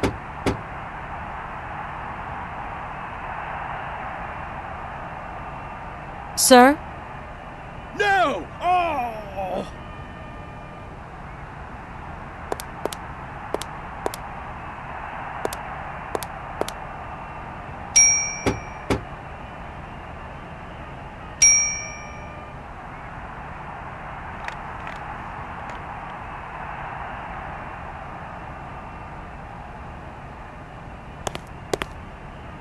I'm sorry to disturb you again, but I've absolutely got to meet Madame Romansky. Don't even think about it. Any way into this hotel is bolted. Why are you telling me that? No reason. Like that, just in case you feel like walking in and rummaging about. Yeah, of course. I want to meet someone who lives here. That's it. If it was that Honestly, if I... Ma'am, in this hotel... Sir, I really could use your help. I'm sorry, ma'am, but my helping hand only serves my hotel guests. Well, let me just say that by helping me out, you'd also be helping out one of your very own guests. Ma'am, I'm not to be wound around anyone's little finger. You hear?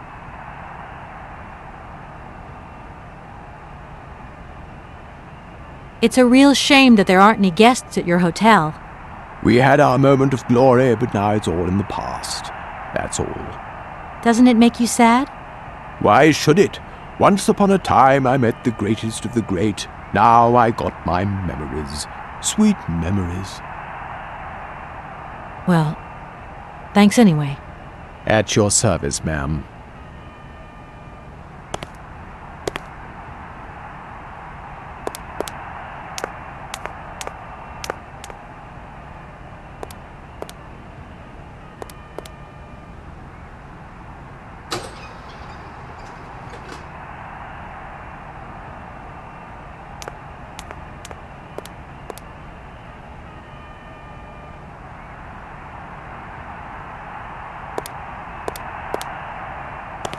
Sir?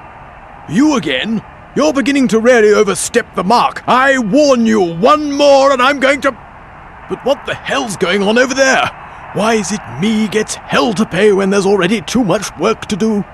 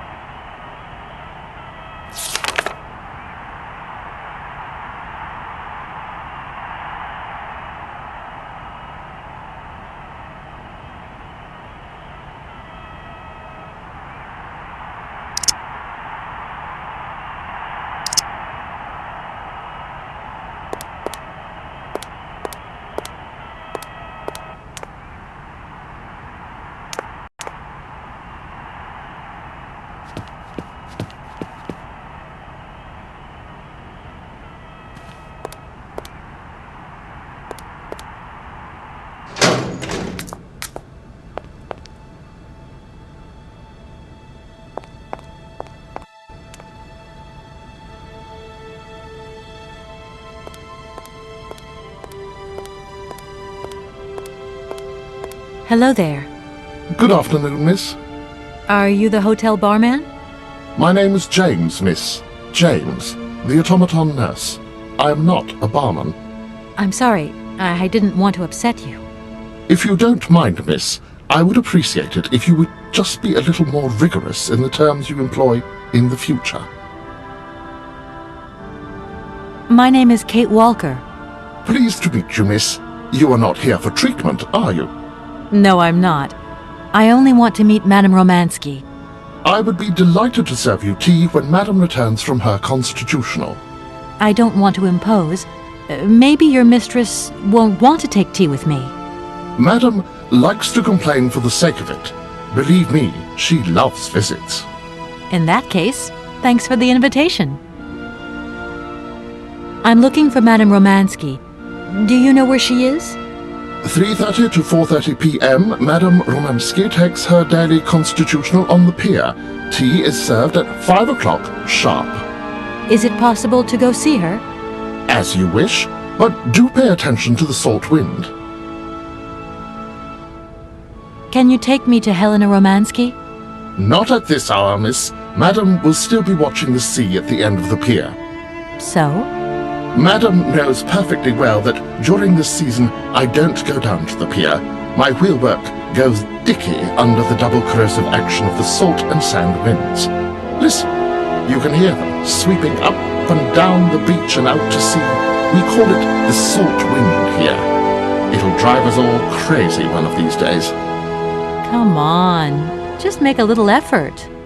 No, I'll stay here and make ready for Madame in case she needs me.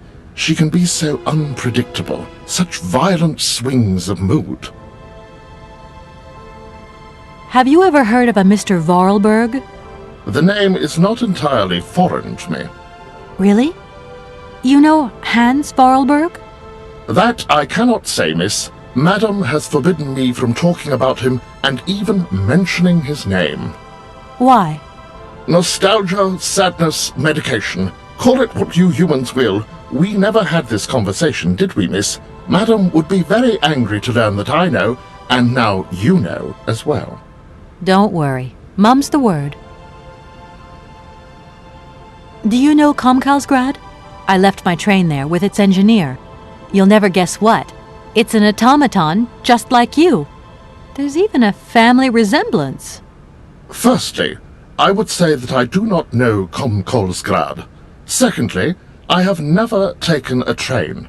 Thirdly, the existence of another automaton with such a degree of finesse as myself appears very unlikely. Madam has always assured me that I am a unique model, a gift from a former admirer. Yeah, but you two really do look alike. And you know, I miss him. Why is he not here with his train, then?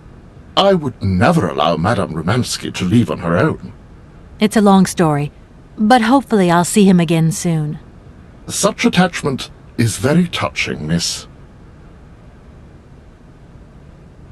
Well, I'm going, James. See you later, maybe. It would be a pleasure to see you again, miss.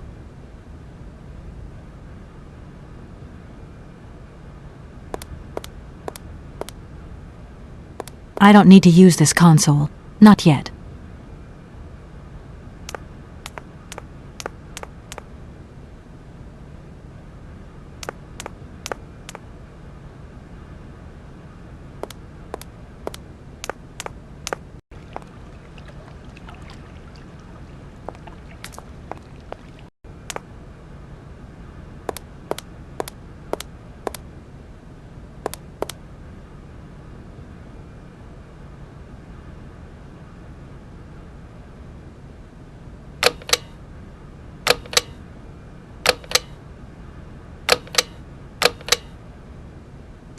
Doesn't look like that works.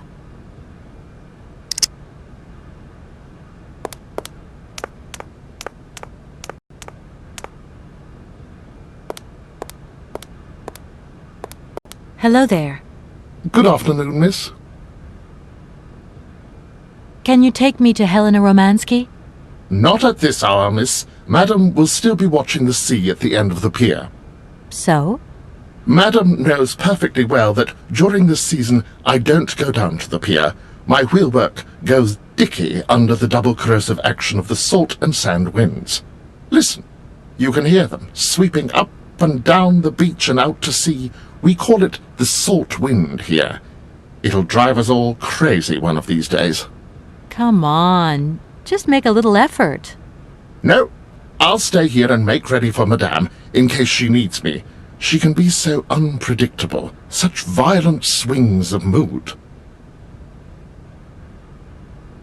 I'm looking for Madame Romansky. Do you know where she is? 3:30 to 4:30 p.m., Madame Romansky takes her daily constitutional on the pier. Tea is served at 5 o'clock sharp. Is it possible to go see her? As you wish, but do pay attention to the salt wind. Well, I'm going, James. See you later, maybe. It would be a pleasure to see you again, miss.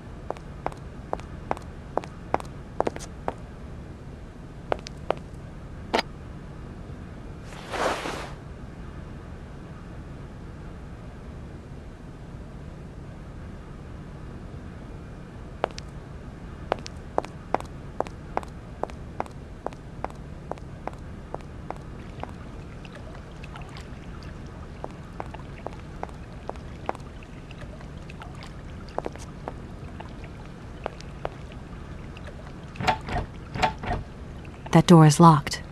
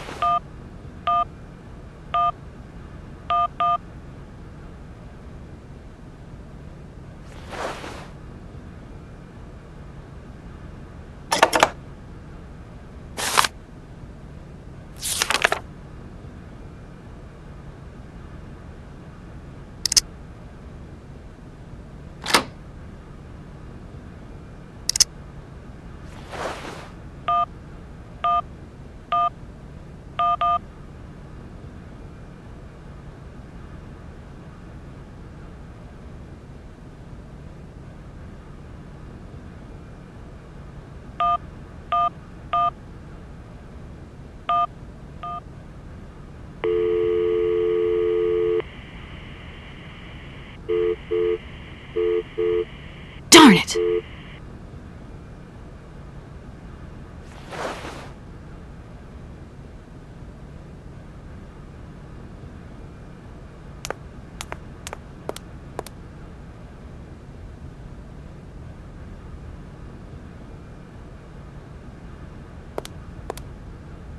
I don't need to use this console. Not yet.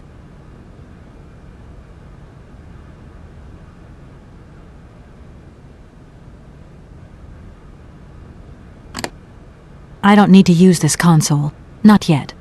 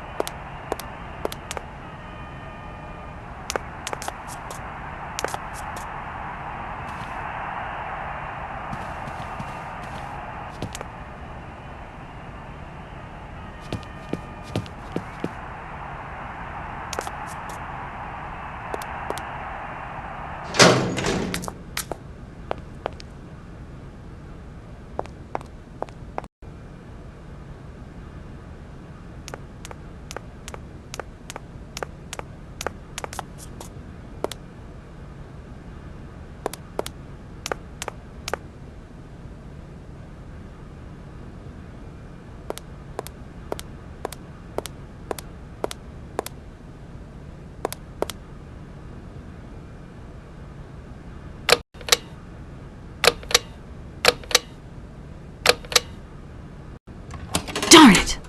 That doesn't work. Just as I thought.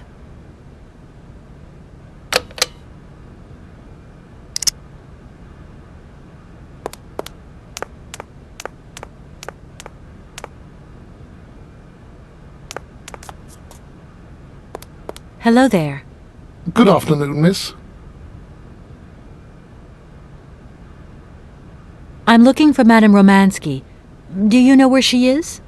3:30 to 4:30 p.m., Madame Romansky takes her daily constitutional on the pier. Tea is served at 5 o'clock sharp. Is it possible to go see her?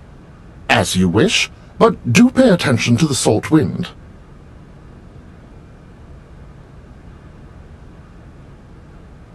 Can you take me to Helena Romansky? Not at this hour, miss. Madam will still be watching the sea at the end of the pier. So? Madam knows perfectly well that during this season I don't go down to the pier. My wheelwork goes sticky under the double corrosive action of the salt and sand winds. Listen, you can hear them sweeping up and down the beach and out to sea. We call it the salt wind here. It'll drive us all crazy one of these days. Come on, just make a little effort. No, I'll stay here and make ready for Madame in case she needs me. She can be so unpredictable, such violent swings of mood. Well, I'm going, James. See you later, maybe. It would be a pleasure to see you again, miss.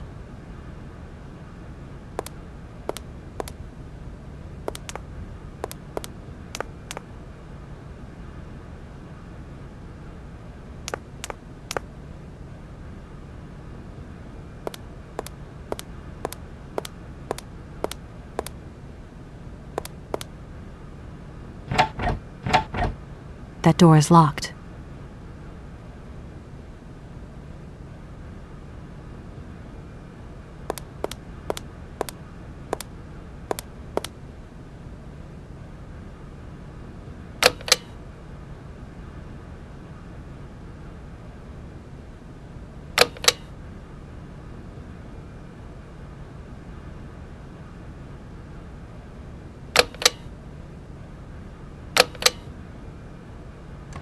Doesn't look like that works.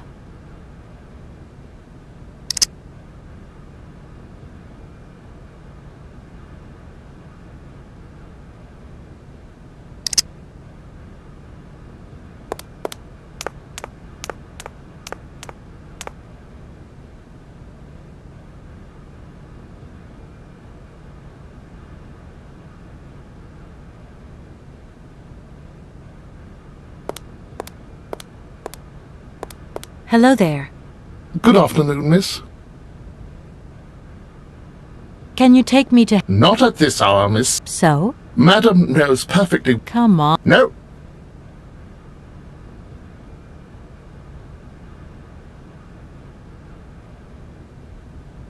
Well, I'm going, James. See you later. It would be a pleasure.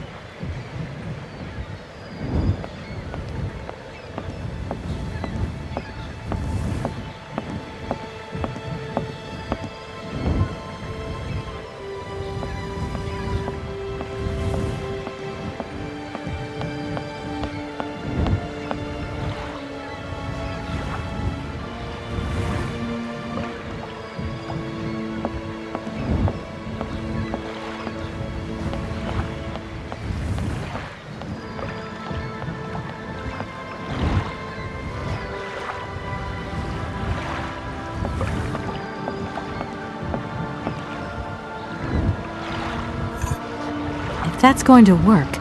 Looks like something's missing.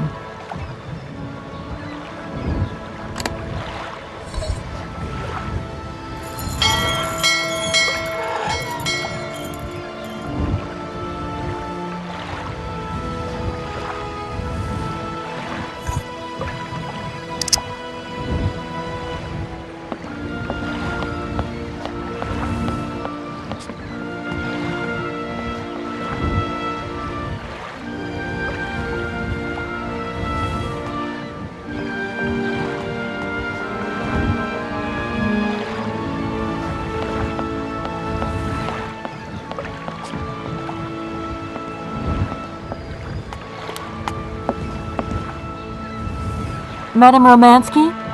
Madame Helena Romansky? Who are you? What do you want? I'm sorry to disturb you, ma'am. My name's Kate Walker. I've come on behalf of Frank Malkovich. Ah, Malkovich, the old son of a gun. Are you one of his relatives? Not exactly. He's a good friend of my mother's. He told me you might be here in Arrowbad. I'm American, a lawyer. To what do I owe your visit? You have come so far. It must be important. Indeed it is. I have very delicate and pressing business to attend to. I have just left... Later, my dear, later. I have a slight headache. This hotel mask, they pinch so. I have to go in. Please, could you be so kind as to call my valet? Your valet? Of course.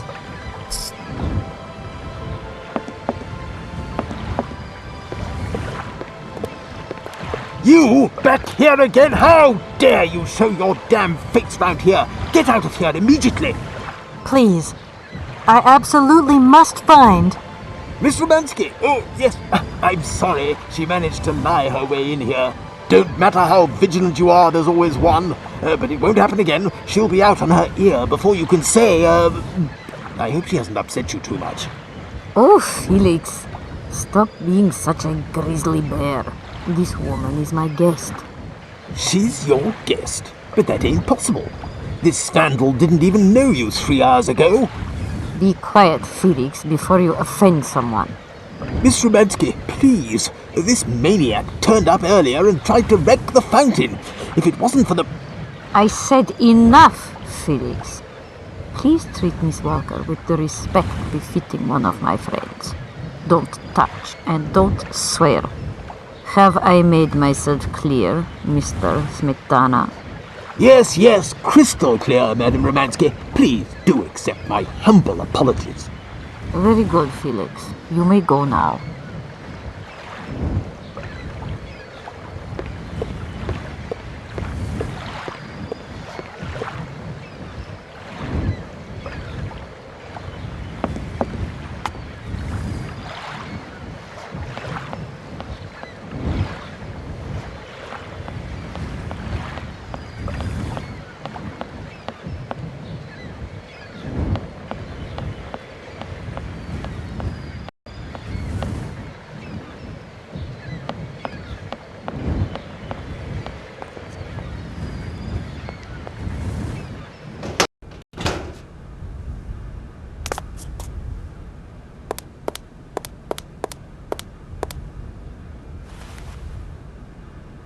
No point weighing myself down.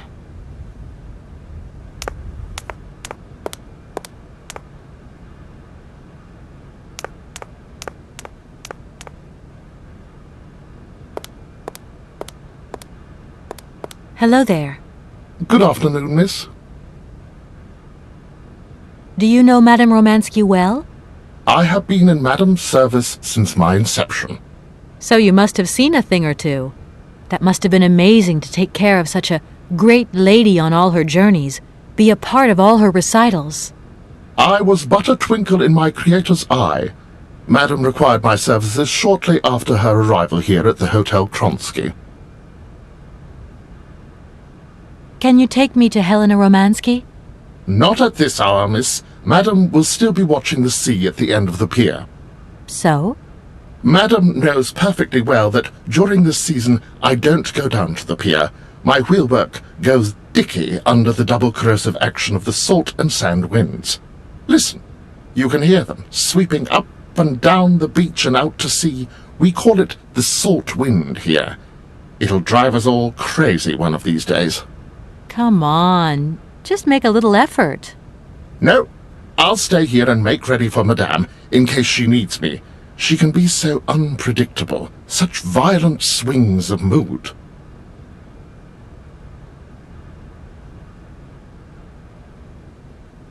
I'm looking for Madame 3:30 to 4. Is it possible? As you will. Well, I'm going. It would be a...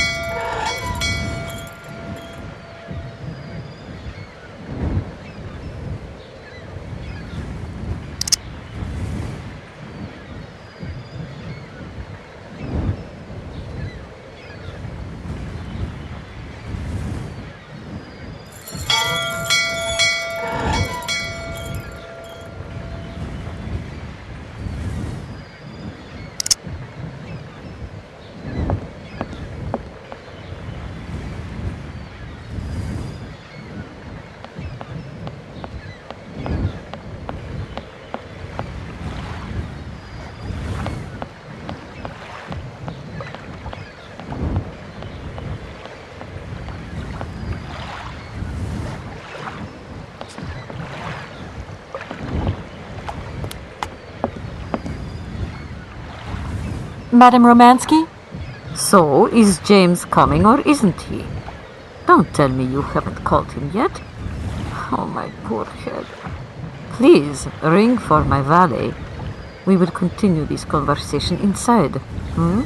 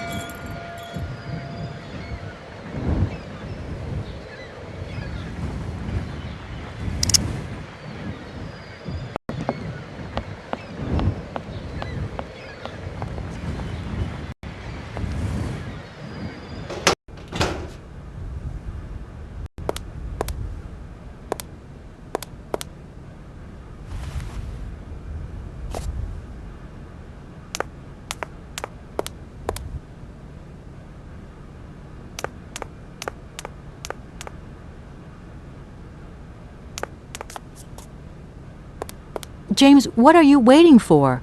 Don't tell me you didn't hear the bell this time. The bell did indeed ring, but it is very windy outside, isn't it? Yeah, it is a bit gusty. But what's that got to do with it? Madam doesn't understand. She says an automaton doesn't need protection, but my insides don't like the salty wind. I'm afraid to go out, you know. And if you wore my mask to protect you against the salt, would that help? Oh, most certainly.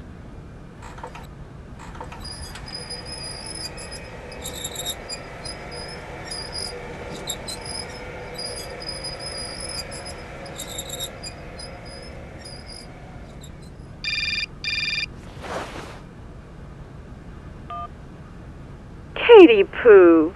So, have you met her yet? This Helena person? What's she like?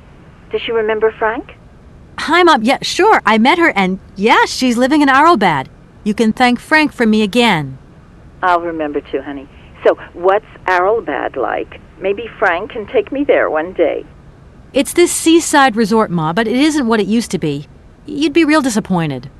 Maybe you're right. So, when are you coming home? Is that mission all over then?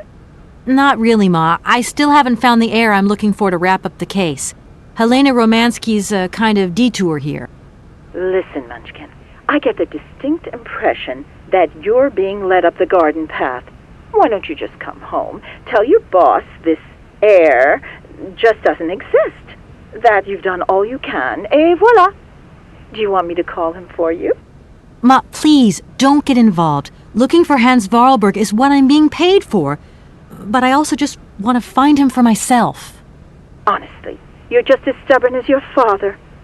Don't complain that your mother didn't warn you. Don't worry, I won't.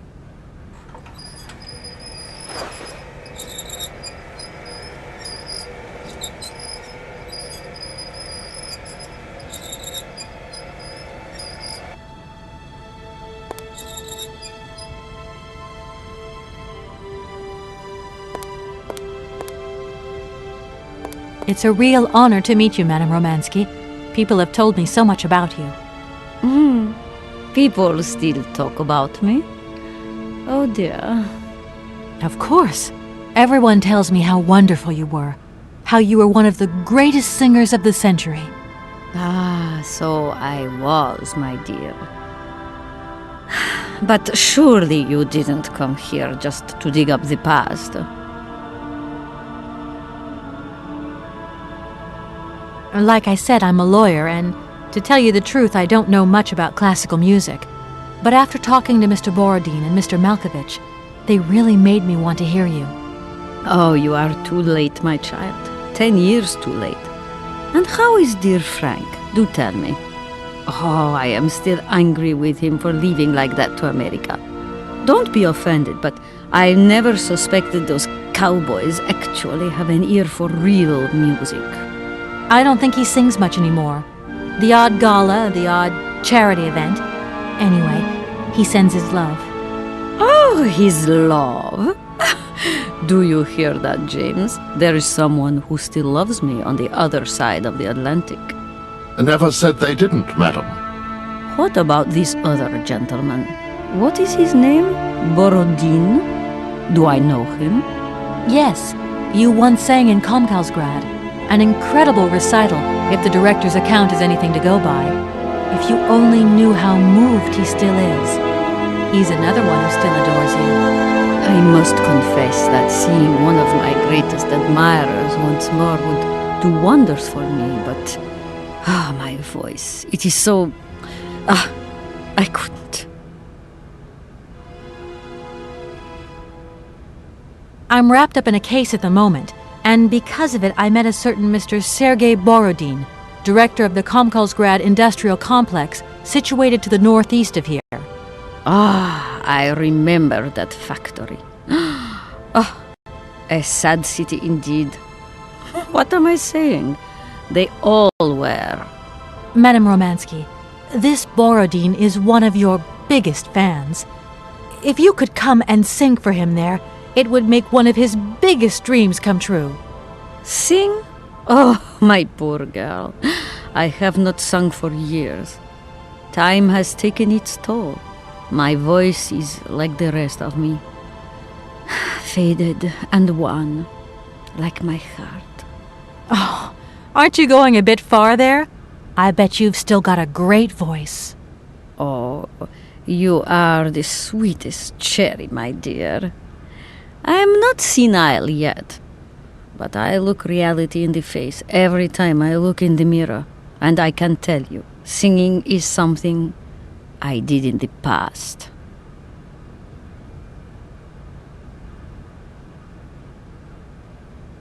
Madame Romansky, please understand I would never have come so far to disturb you if I didn't really need your help. I understand, my dear, but my health is failing me, as does my voice. Believe me, no one is sadder than I. Strange. I get the impression that Hans Vorarlberg turned up here, too. You know Hans Vorarlberg? Not exactly. I'm looking for him to sort out this inheritance case. But I've had to snoop around in his past a bit to get on his trail, and I guess he's kind of a close friend now. You knew him, didn't you? Oh, yes. I knew Hans Vorarlberg. Do you hear, James? Ah, if you had the chance to meet Hans. My Hans. Oh, my God. What has become of him? Where is he? As questions go, madam, that one is not without certain complications. I'm sorry, but I have no idea. That's the goal of my mission, to find Hans Vorarlberg. That's why I have to get back to my train as quickly as possible and to get out of Komkalsgrad. And you cannot find him without the train? The train is one of his last inventions. So is Oscar, the automaton engineer. I get the feeling that the two of them are going to lead me to him. Did you hear that, James? I might see Hans again. I have dreamed so long of meeting my dearest sweetheart again. Oh, if only I could sing. If only I were in Paris, I would ask George for that miracle cocktail. The one that only he knew how to make. Wouldn't I, James? Yes, madam. As you have frequently said, without that famous cocktail, your French tour would have probably been cancelled. I don't understand. An extraordinary tale, my dear. It was December, and it was terribly cold and damp. I had to play the role of Tatiana that evening at the opera. But since the morning, I had lost my voice. It drove me completely mad with worry. I don't know how George, the barman at the Moritz Hotel, heard about my affliction, but he brought me up a cocktail that he had invented. A strange concoction. But it turned out to be a miracle cure. My voice returned to me in an instant. That's amazing. That's just what we need. We're going to mix you up a cocktail. Ah, my dear child. It is impossible. George never told me the recipe of the drink. He loved to keep his trade secrets. He said it made him absolutely irreplaceable. Well, I'm going to get George to tell me. He hasn't yet met with my powers of persuasion.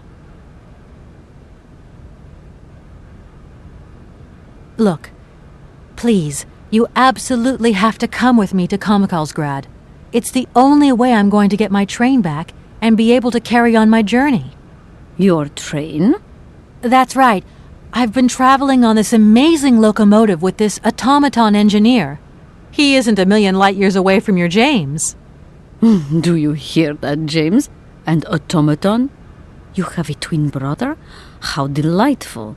And I thought I was the only person alive able to put up with such a peculiar butler. Permit me to express my surprise, madam. Surely the fact that I remain in your service guarantees my uniqueness. Oscar isn't my butler, though. He has a great independence of thought. Sometimes he does whatever suits him. Just like you, James. Isn't that funny? Madam will not be surprised to hear that she is strongly advised not to undertake a journey that, unless I am very much mistaken, will tire her needlessly. James, only one of us will make that decision, and that person is me. I'm very curious to meet your automaton, my dear. Where is it? He had to stay with the train in Komkalsgrad. The director used his hands for the final touches on his pianist. It's the same pianist that will accompany you when you sing. How quaint! Another automaton. And this one can even play along with me? Play for me? Ah, why does my voice abandon me so now? You must have had a fantastic life. So exhilarating. Ah, much more than you could ever imagine. I used to sing the finest melodies of the moment in the most fantastic theaters around the world. I have been hailed by kings and courted by princes. Grown men would sink to their knees when they heard the first notes of my recital. My voice could break crystal glass and hearts, many hearts. I'm not surprised. Then one day sickness steals away the gift life has given you. My voice started to betray me. I started to get migraines. My health failed. They sent me here to let this spa town weave its healing spell.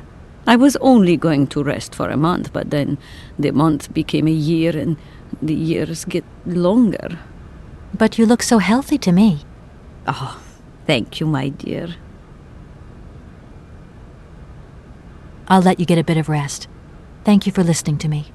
It was a real pleasure, my child. You are a charming young lady, and simply talking to you has warmed my soul.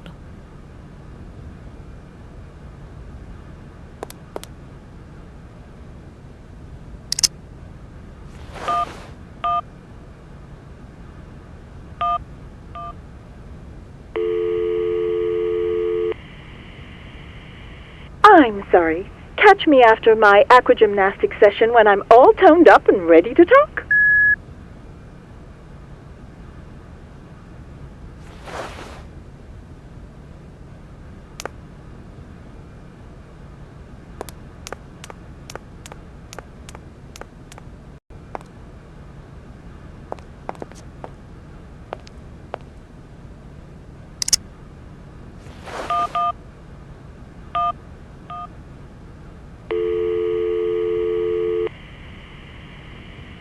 Sorry, I'm resting, and I ain't home to no one right now. Love you, whoever you may be.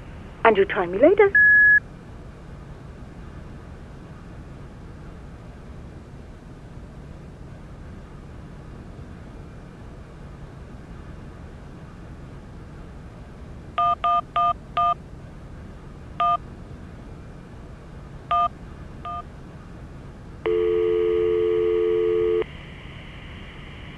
You have reached Olivia Parker. I'm sorry I cannot take your call.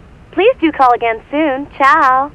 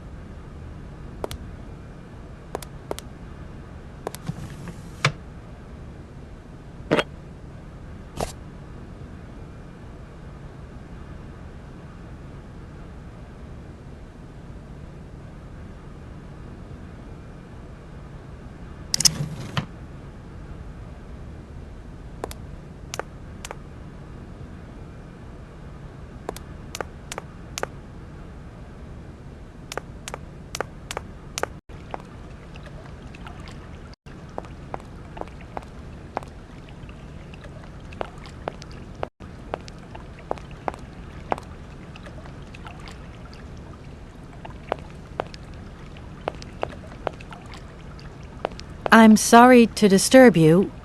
Yeah, I think I can thrust with my queen through there. Unless...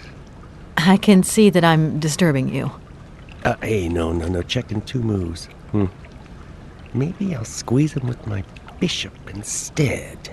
Nothing like a good squeeze from a bishop. Okay, I wouldn't like to disturb you any longer.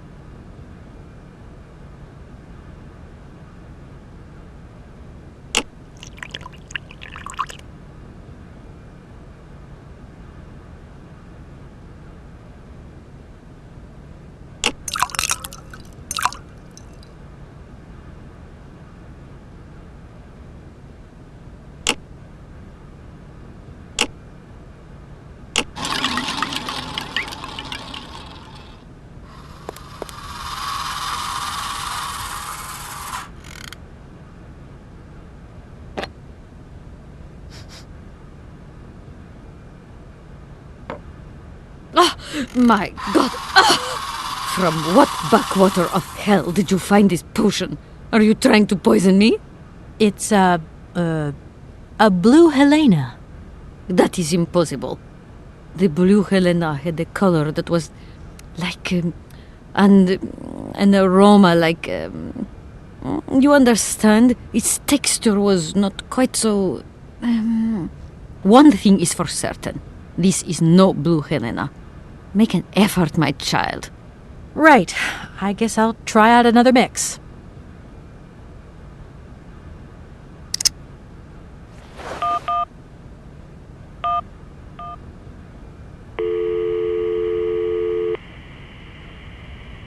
Sorry, I'm resting, and I ain't home to no one right now. Love you, whoever you may be. And you try me later.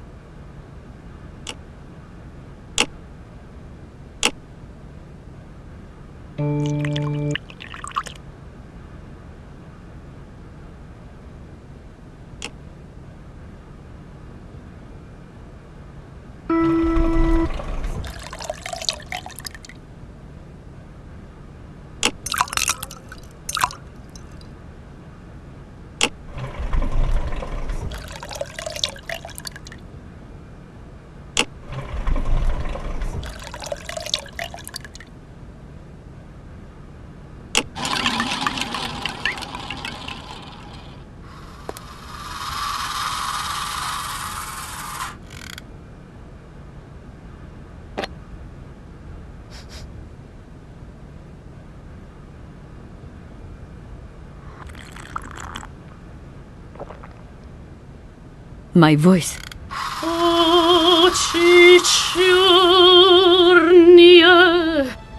My God, that is atrocious. Horrific. It was too good to be true. George's blue Helena is powerless. Ineffective on the voice of an old woman. But your voice is perfect.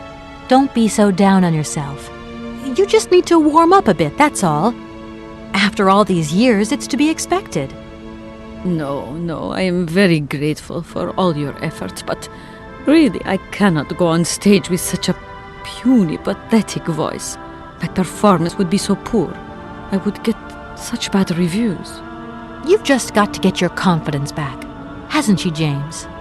I must concur, madam. It sounds to me like your voice is fully restored. James, be quiet. You are a sniveling little creep.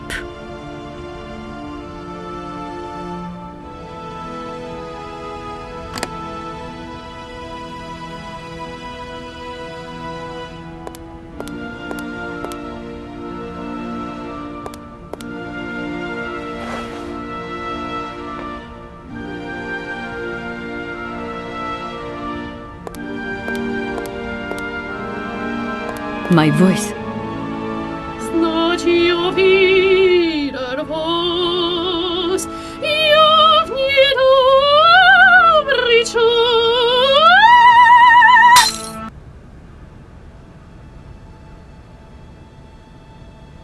My God, what have I done? My voice has returned. Did you hear that, James? My voice has returned. Your voice is still as magnificent as ever, madam. But please don't forget, you're no spring chicken these days. Time has taken its toll. And you're not the toy boy you once were either, James. I hope you have fun on your own. Madam, leaving you is quite out of the question. Don't be stupid, James. What would you do there? Your place is here. You must prepare my return. Madam, I won't insist. Adventure is not an integral part of my action functionalities. Maybe you're right, madam. As ever.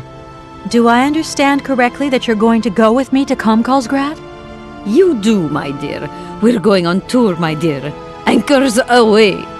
I'll go back to the airship to prepare my departure. You can join me there when you're ready. James! Take me to my room. I must prepare. Quick! Quick! What are you waiting for? My fans are waiting for me. Are you sure you're sure about this, madam? Shut up, James, and put your foot on it.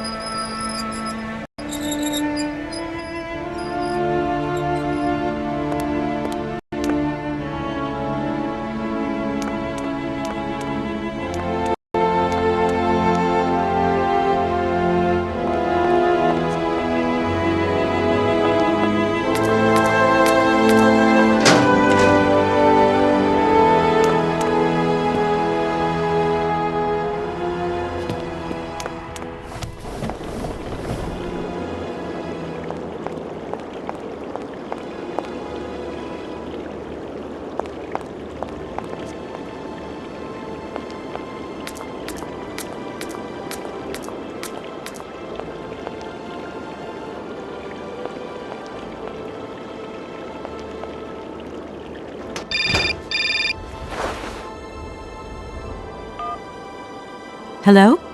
Hi, it's me, Olivia. Hey, sweetie, what's new? How was it at the Goldbergs then? Like, alcoholic. Is that all? What's up? Cat got your tongue? Well, tell me what you're up to. How's the case going? How's that Romansky chick? You don't think it's dragging out too long? I haven't had the time to get bored, I can tell you that, but... Hey, Olivia, what's the matter? You didn't even answer my question. That's so unlike you. Did I tell you I bought this really cool blue silk top? Olivia, what are you hiding? Come on out with it. You've got me worried. Oh, Kate, I'm sorry.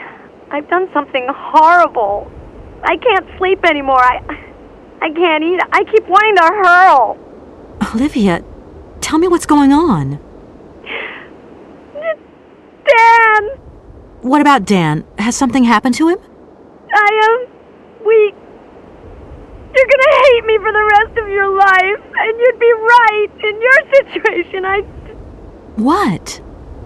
After the Goldbergs, Dan took me home. We were a bit, we shouldn't have drunk so much. He came up to mine to have a nightcap, and then... Okay, you're gonna hate me. Please hate me. I got it. It's all my fault. I could never tell you that I've had the hots for Dan for ages, because you're my friend and you were engaged and all, but then we got so close lately, and I just lost sight of what's right and what's wrong. Kate, the guilt is killing me. I want to die. Look, don't bust a gut over it. You and Dan, it's like not real right now. I gotta go, Olivia. I need to process this new bit of data. Are you like some automaton or something? Kate, please. I'm hanging up now. I want to be on my own.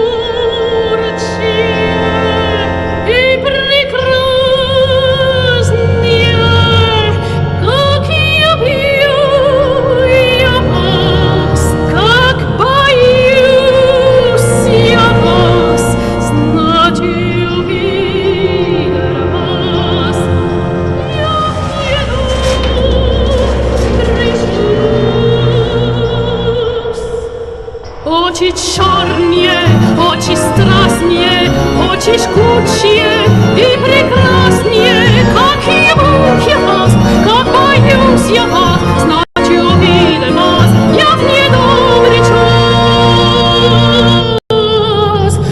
Очи черные, очи страстные, очи жгучие и прекрасные,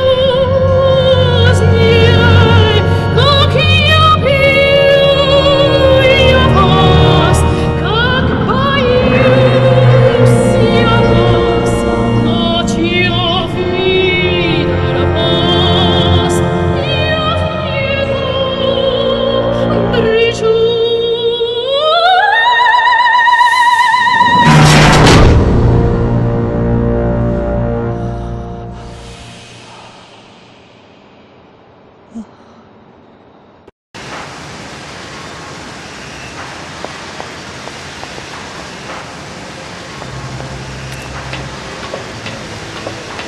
Kate, help me.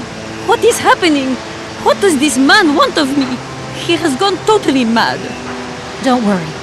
There must be some way of getting you out of there, and I'm going to find it. But do hurry up, my child.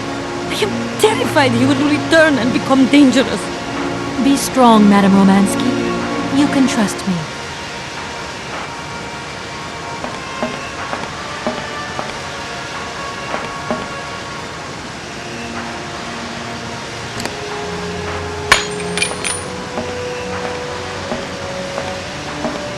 At last, young lady.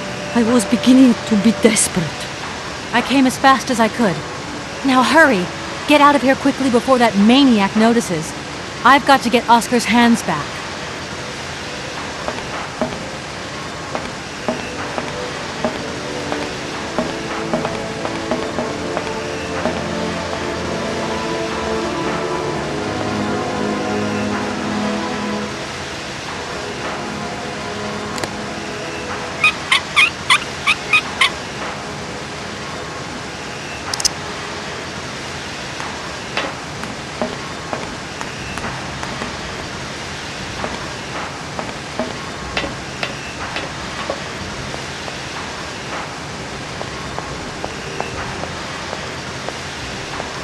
Are you all right, madam? My heart has been put to the test here, but it just might hold up. Let's go. Let's not hang around here.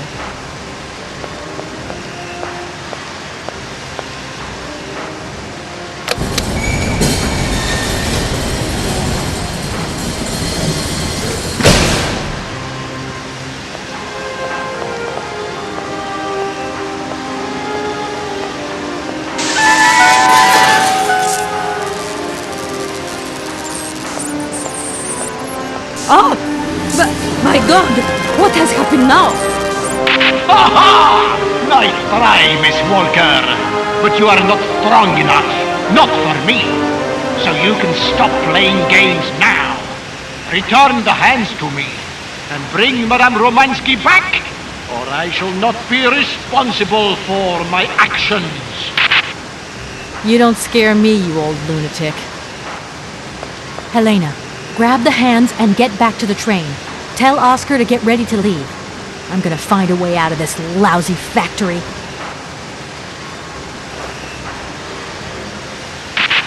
No chance. You will never succeed. Ha! We'll just see about that. I warned you, Kate Walker. I warned you. Be careful, my child. You too. And don't worry.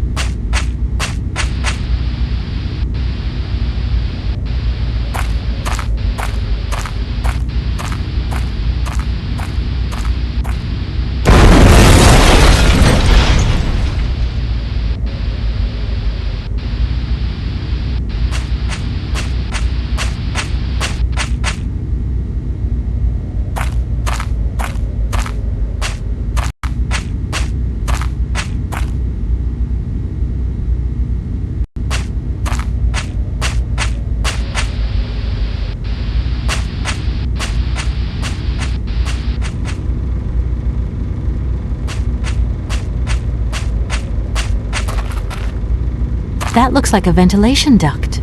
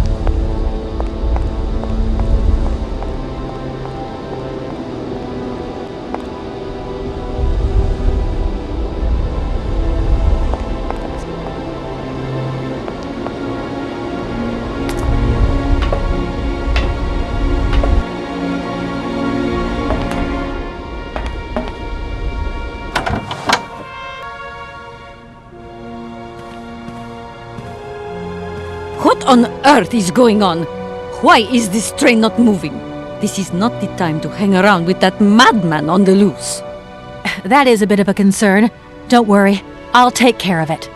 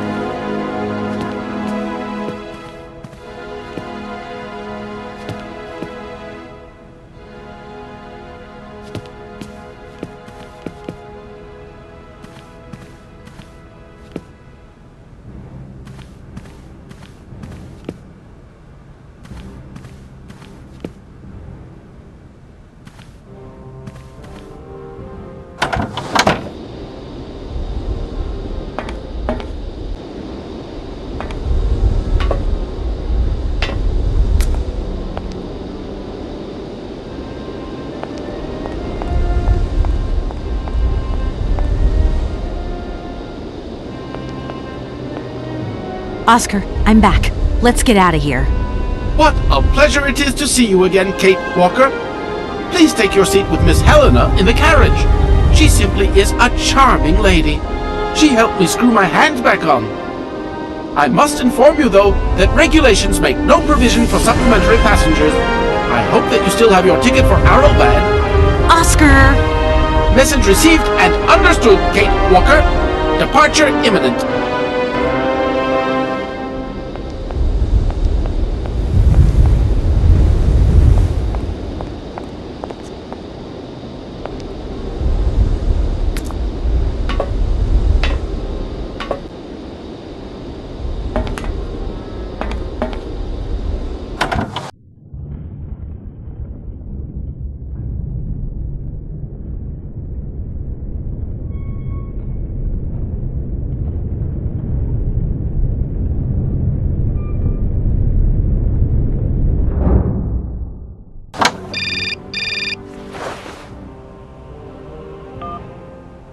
Hello? Kate, hi. It's me, Dan. Are you alright? I'm okay now, yeah, thanks. But if I said that not long ago I was grappling with a mad music lover who wanted to kidnap an old forgotten opera star, but I foiled his plan and escaped through an abandoned mine, then I guess it's completely mad. You'd be proud of me, Dan. Real proud. Kate, I don't understand a thing you're saying. I barely recognize you. No, it doesn't matter. How was your day? Yeah, of course. I went to dinner with the Goldbergs. I finally beat Bob at squash. The cleaning woman broke the vase in the entrance hall. Well, other than that, nothing new. I see. Everything's cool, though? Yeah, everything's, cool. You're not missing me at all? Oh, yeah, sure I am. I had Olivia on the phone. She was a little upset. Nothing to say? I'm so sorry. I don't know what came over me. It happened so quickly. I just totally lost control. I was so weak, so dumb. I just can't imagine how... I can't imagine how you could ever forgive me. What a bastard I've been. I don't know, Dan. Maybe I'm to blame somewhere in all this. Maybe I pushed you into Olivia's arms. I'm well aware that this trip has taken me far from New York and far from the Kate you once knew. And you know what surprises me the most? I don't miss it. What's happening to us, Kate? Maybe we've just realized we don't really love each other, Dan. We can talk about it when you get back if you want. I don't know, Dan. We'll see.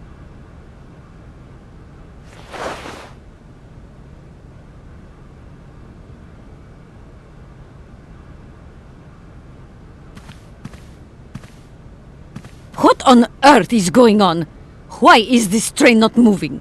This is not the time to hang around with that madman on the loose. That is a bit of a concern. Don't worry, I'll take care of it.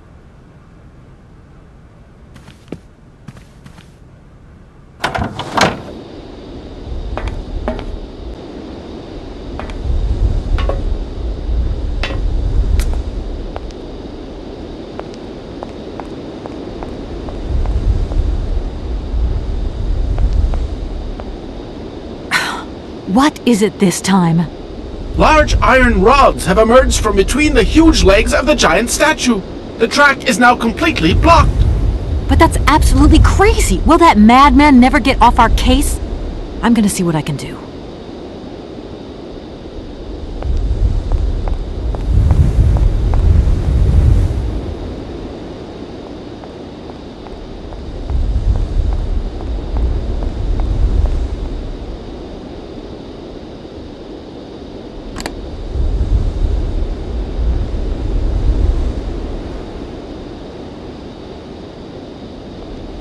Oscar, let's get the hell out of here.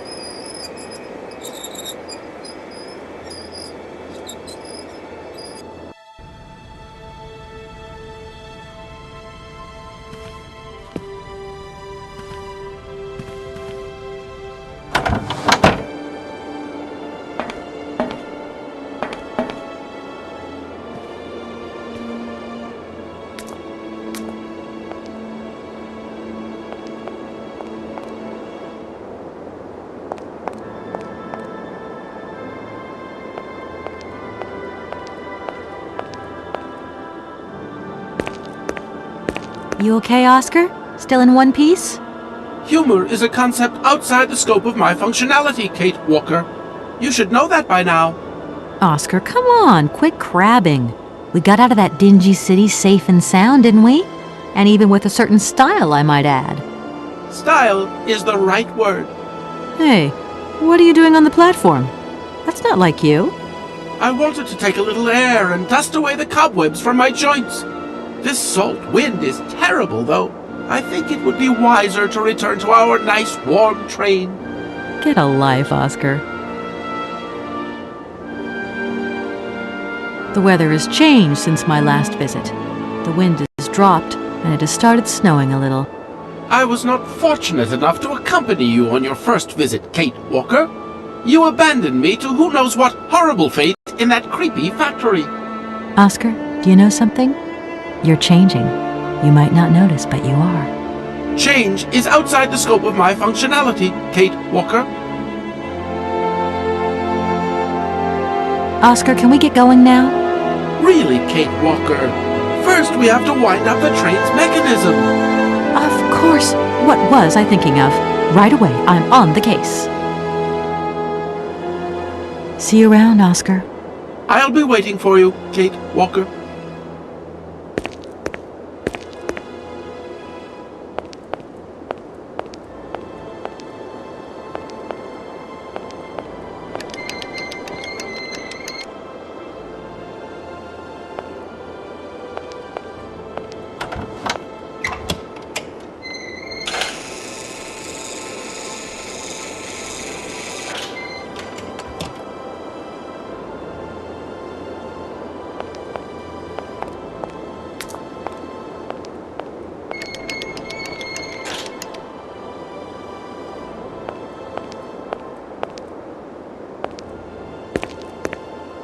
Hello, Oscar. Hello, Kate Walker. Oscar, I think everything's ready. We can go now. Are you sitting comfortably? Then we can start the engine and get going. I'll be circulating shortly to punch your ticket. Give me a break, Oscar. Miss Walker! Miss Walker! Wait! Don't go yet! Mr. Felix, what's the matter now? Has something happened to Madame Romansky? No, not at all. Our favorite diva's fine and dandy, but there's a package for you at the reception. I said to myself, Felix, maybe she's got to have it before she goes. A package for me? But that's impossible. But it's got Miss Walker written on it, clear as day. Why didn't you tell me about it earlier? It's only just arrived, like. Oh, and, well, who delivered it? I don't know. I just took my eye off reception for a moment. The game was on, you see, and there it was, on the counter in reception. Come and get it. Okay.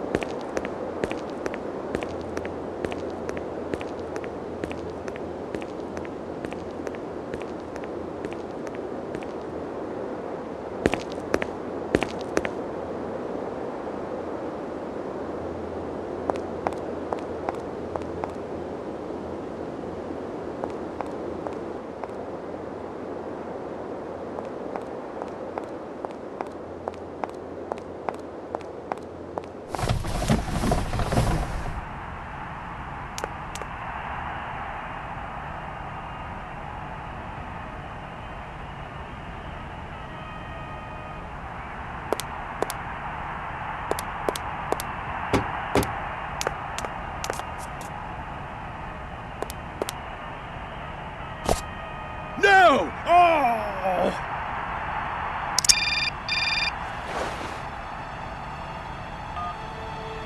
Hello? What the hell are you up to, Kate? Mr. Marson, please, do try to understand. Understand? What I understand is this. 1. Our main client is ready to drop the whole caboodle if the deal isn't tied up in the next 24 hours. 2. This is going to cost the firm multi-dineros. And 3. I made a serious error of judgment trusting you with this case. That's what I understand. I know it doesn't look like it, but... No buts, Walker. You're looking for a senile old freak and you're making heavy weather of it.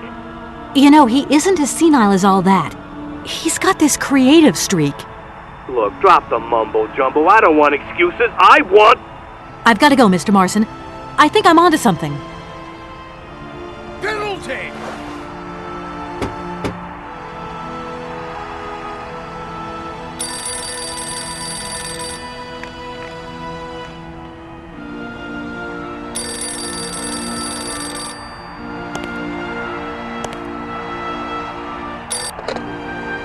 Hello, reception here. Felix Massano at your service.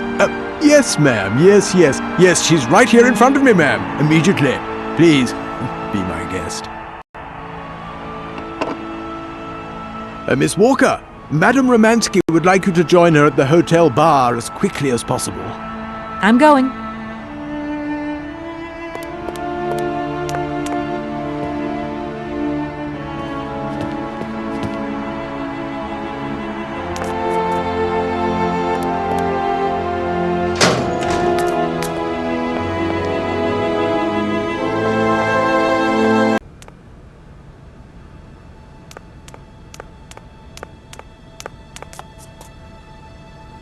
Madame Romansky, you wanted to see me? There you are, my dear. I wanted to talk to you before you leave. I didn't want you to get the wrong idea.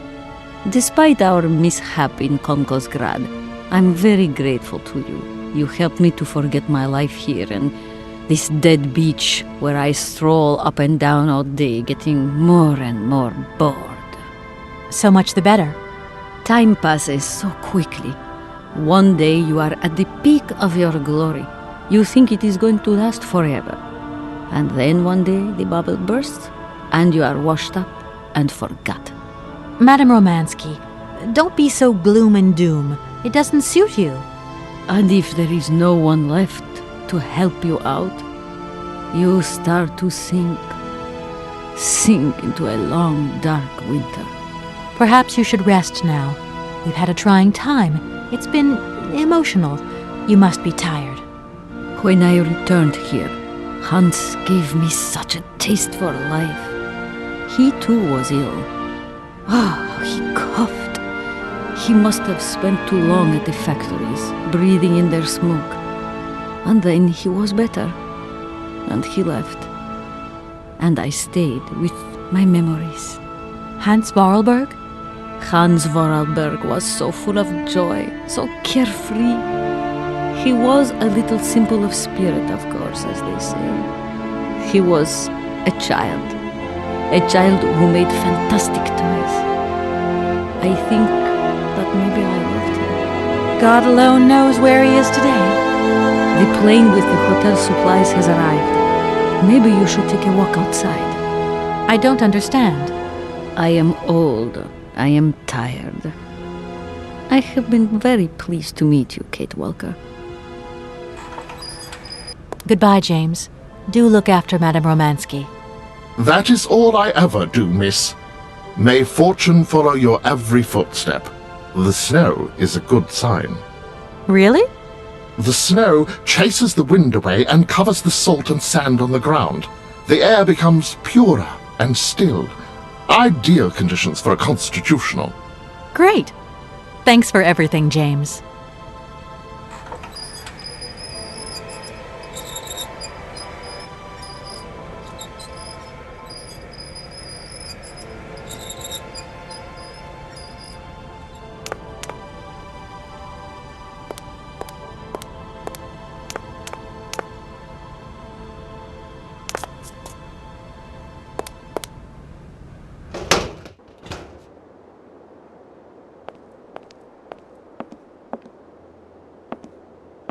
Good morning, sir. Mr. Vorarlberg? Hans Vorarlberg? You've brought the train, then. That's good. Mr. Vorarlberg, you have no idea how pleased I am to meet you at last. I'm Kate... Where is Anna? Your sister has passed away, Mr. Vorarlberg. I am sorry. Truly sorry. Ah, okay. Otherwise, it's Anna who would have come, right? Not you.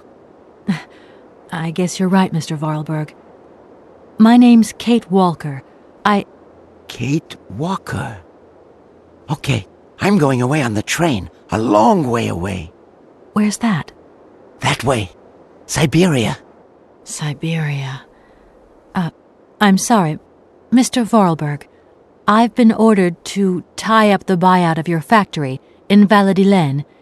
It's, my job, you understand. Anna told me. The automatons. That's over now, isn't it? Mr. Vorarlberg, the factory belongs to you now, and I need your signature to tie up the deal. Okay. Then I'm going away on the train. Here's the sales contract. I'll give you some time to look it over. Your sister already agreed to the terms. All we need now is your signature.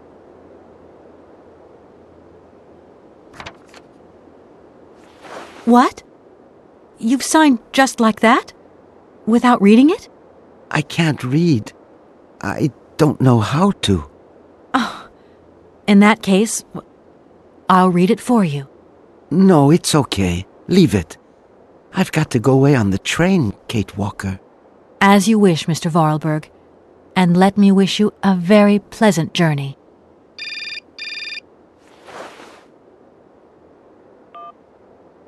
Yes? Listen, Walker, I've decided to send over some backup. No need, Mr. Marson. What do you mean? Hans Vorarlberg has just signed. Everything's hunky-dory. Are you saying that... Yep. That Vorarlberg Manufacturing is now the exclusive property of the Universal Toy Company. But... that's great news. Good work. Excellent work, Walker. A real masterstroke. I knew I could count on you, Kate. I congratulate you. Thank you, sir. Right, now get back here as quick as you can. I want those papers on my desk tomorrow. My secretary will organize a meeting with Universal Toys immediately. You'll no doubt want to hand over the contract yourself. And now that I think of it, I've got no one on the Schwann Airport case. Big trial coming up. A real opportunity. The job is yours. My little way of saying thank you, Kate Walker. You're too kind. You have a great career as a lawyer ahead of you, Kate. See you tomorrow. Well done again, and don't lose those papers, huh? Now that would be the dumbest thing. Sure. Real dumb. Kate Walker? Yes, Mr. Vorarlberg? Are you coming on the train too, Kate Walker? No. That really wasn't in the plan. But thanks for offering. This adventure's all over for me now, Mr. Vorarlberg. Too bad. Silly, really. You don't like adventure, do you? I don't really... I mean, maybe there's... It's not easy to say. Yes? I have to go back to New York. They're waiting for me there, you understand? I understand. The plane. It's going to New York too, maybe. Maybe. I suppose I better go find out. Yes. It's more sensible. Maybe. See you later, Kate Walker. Yes. See you later, Mr. Vorarlberg.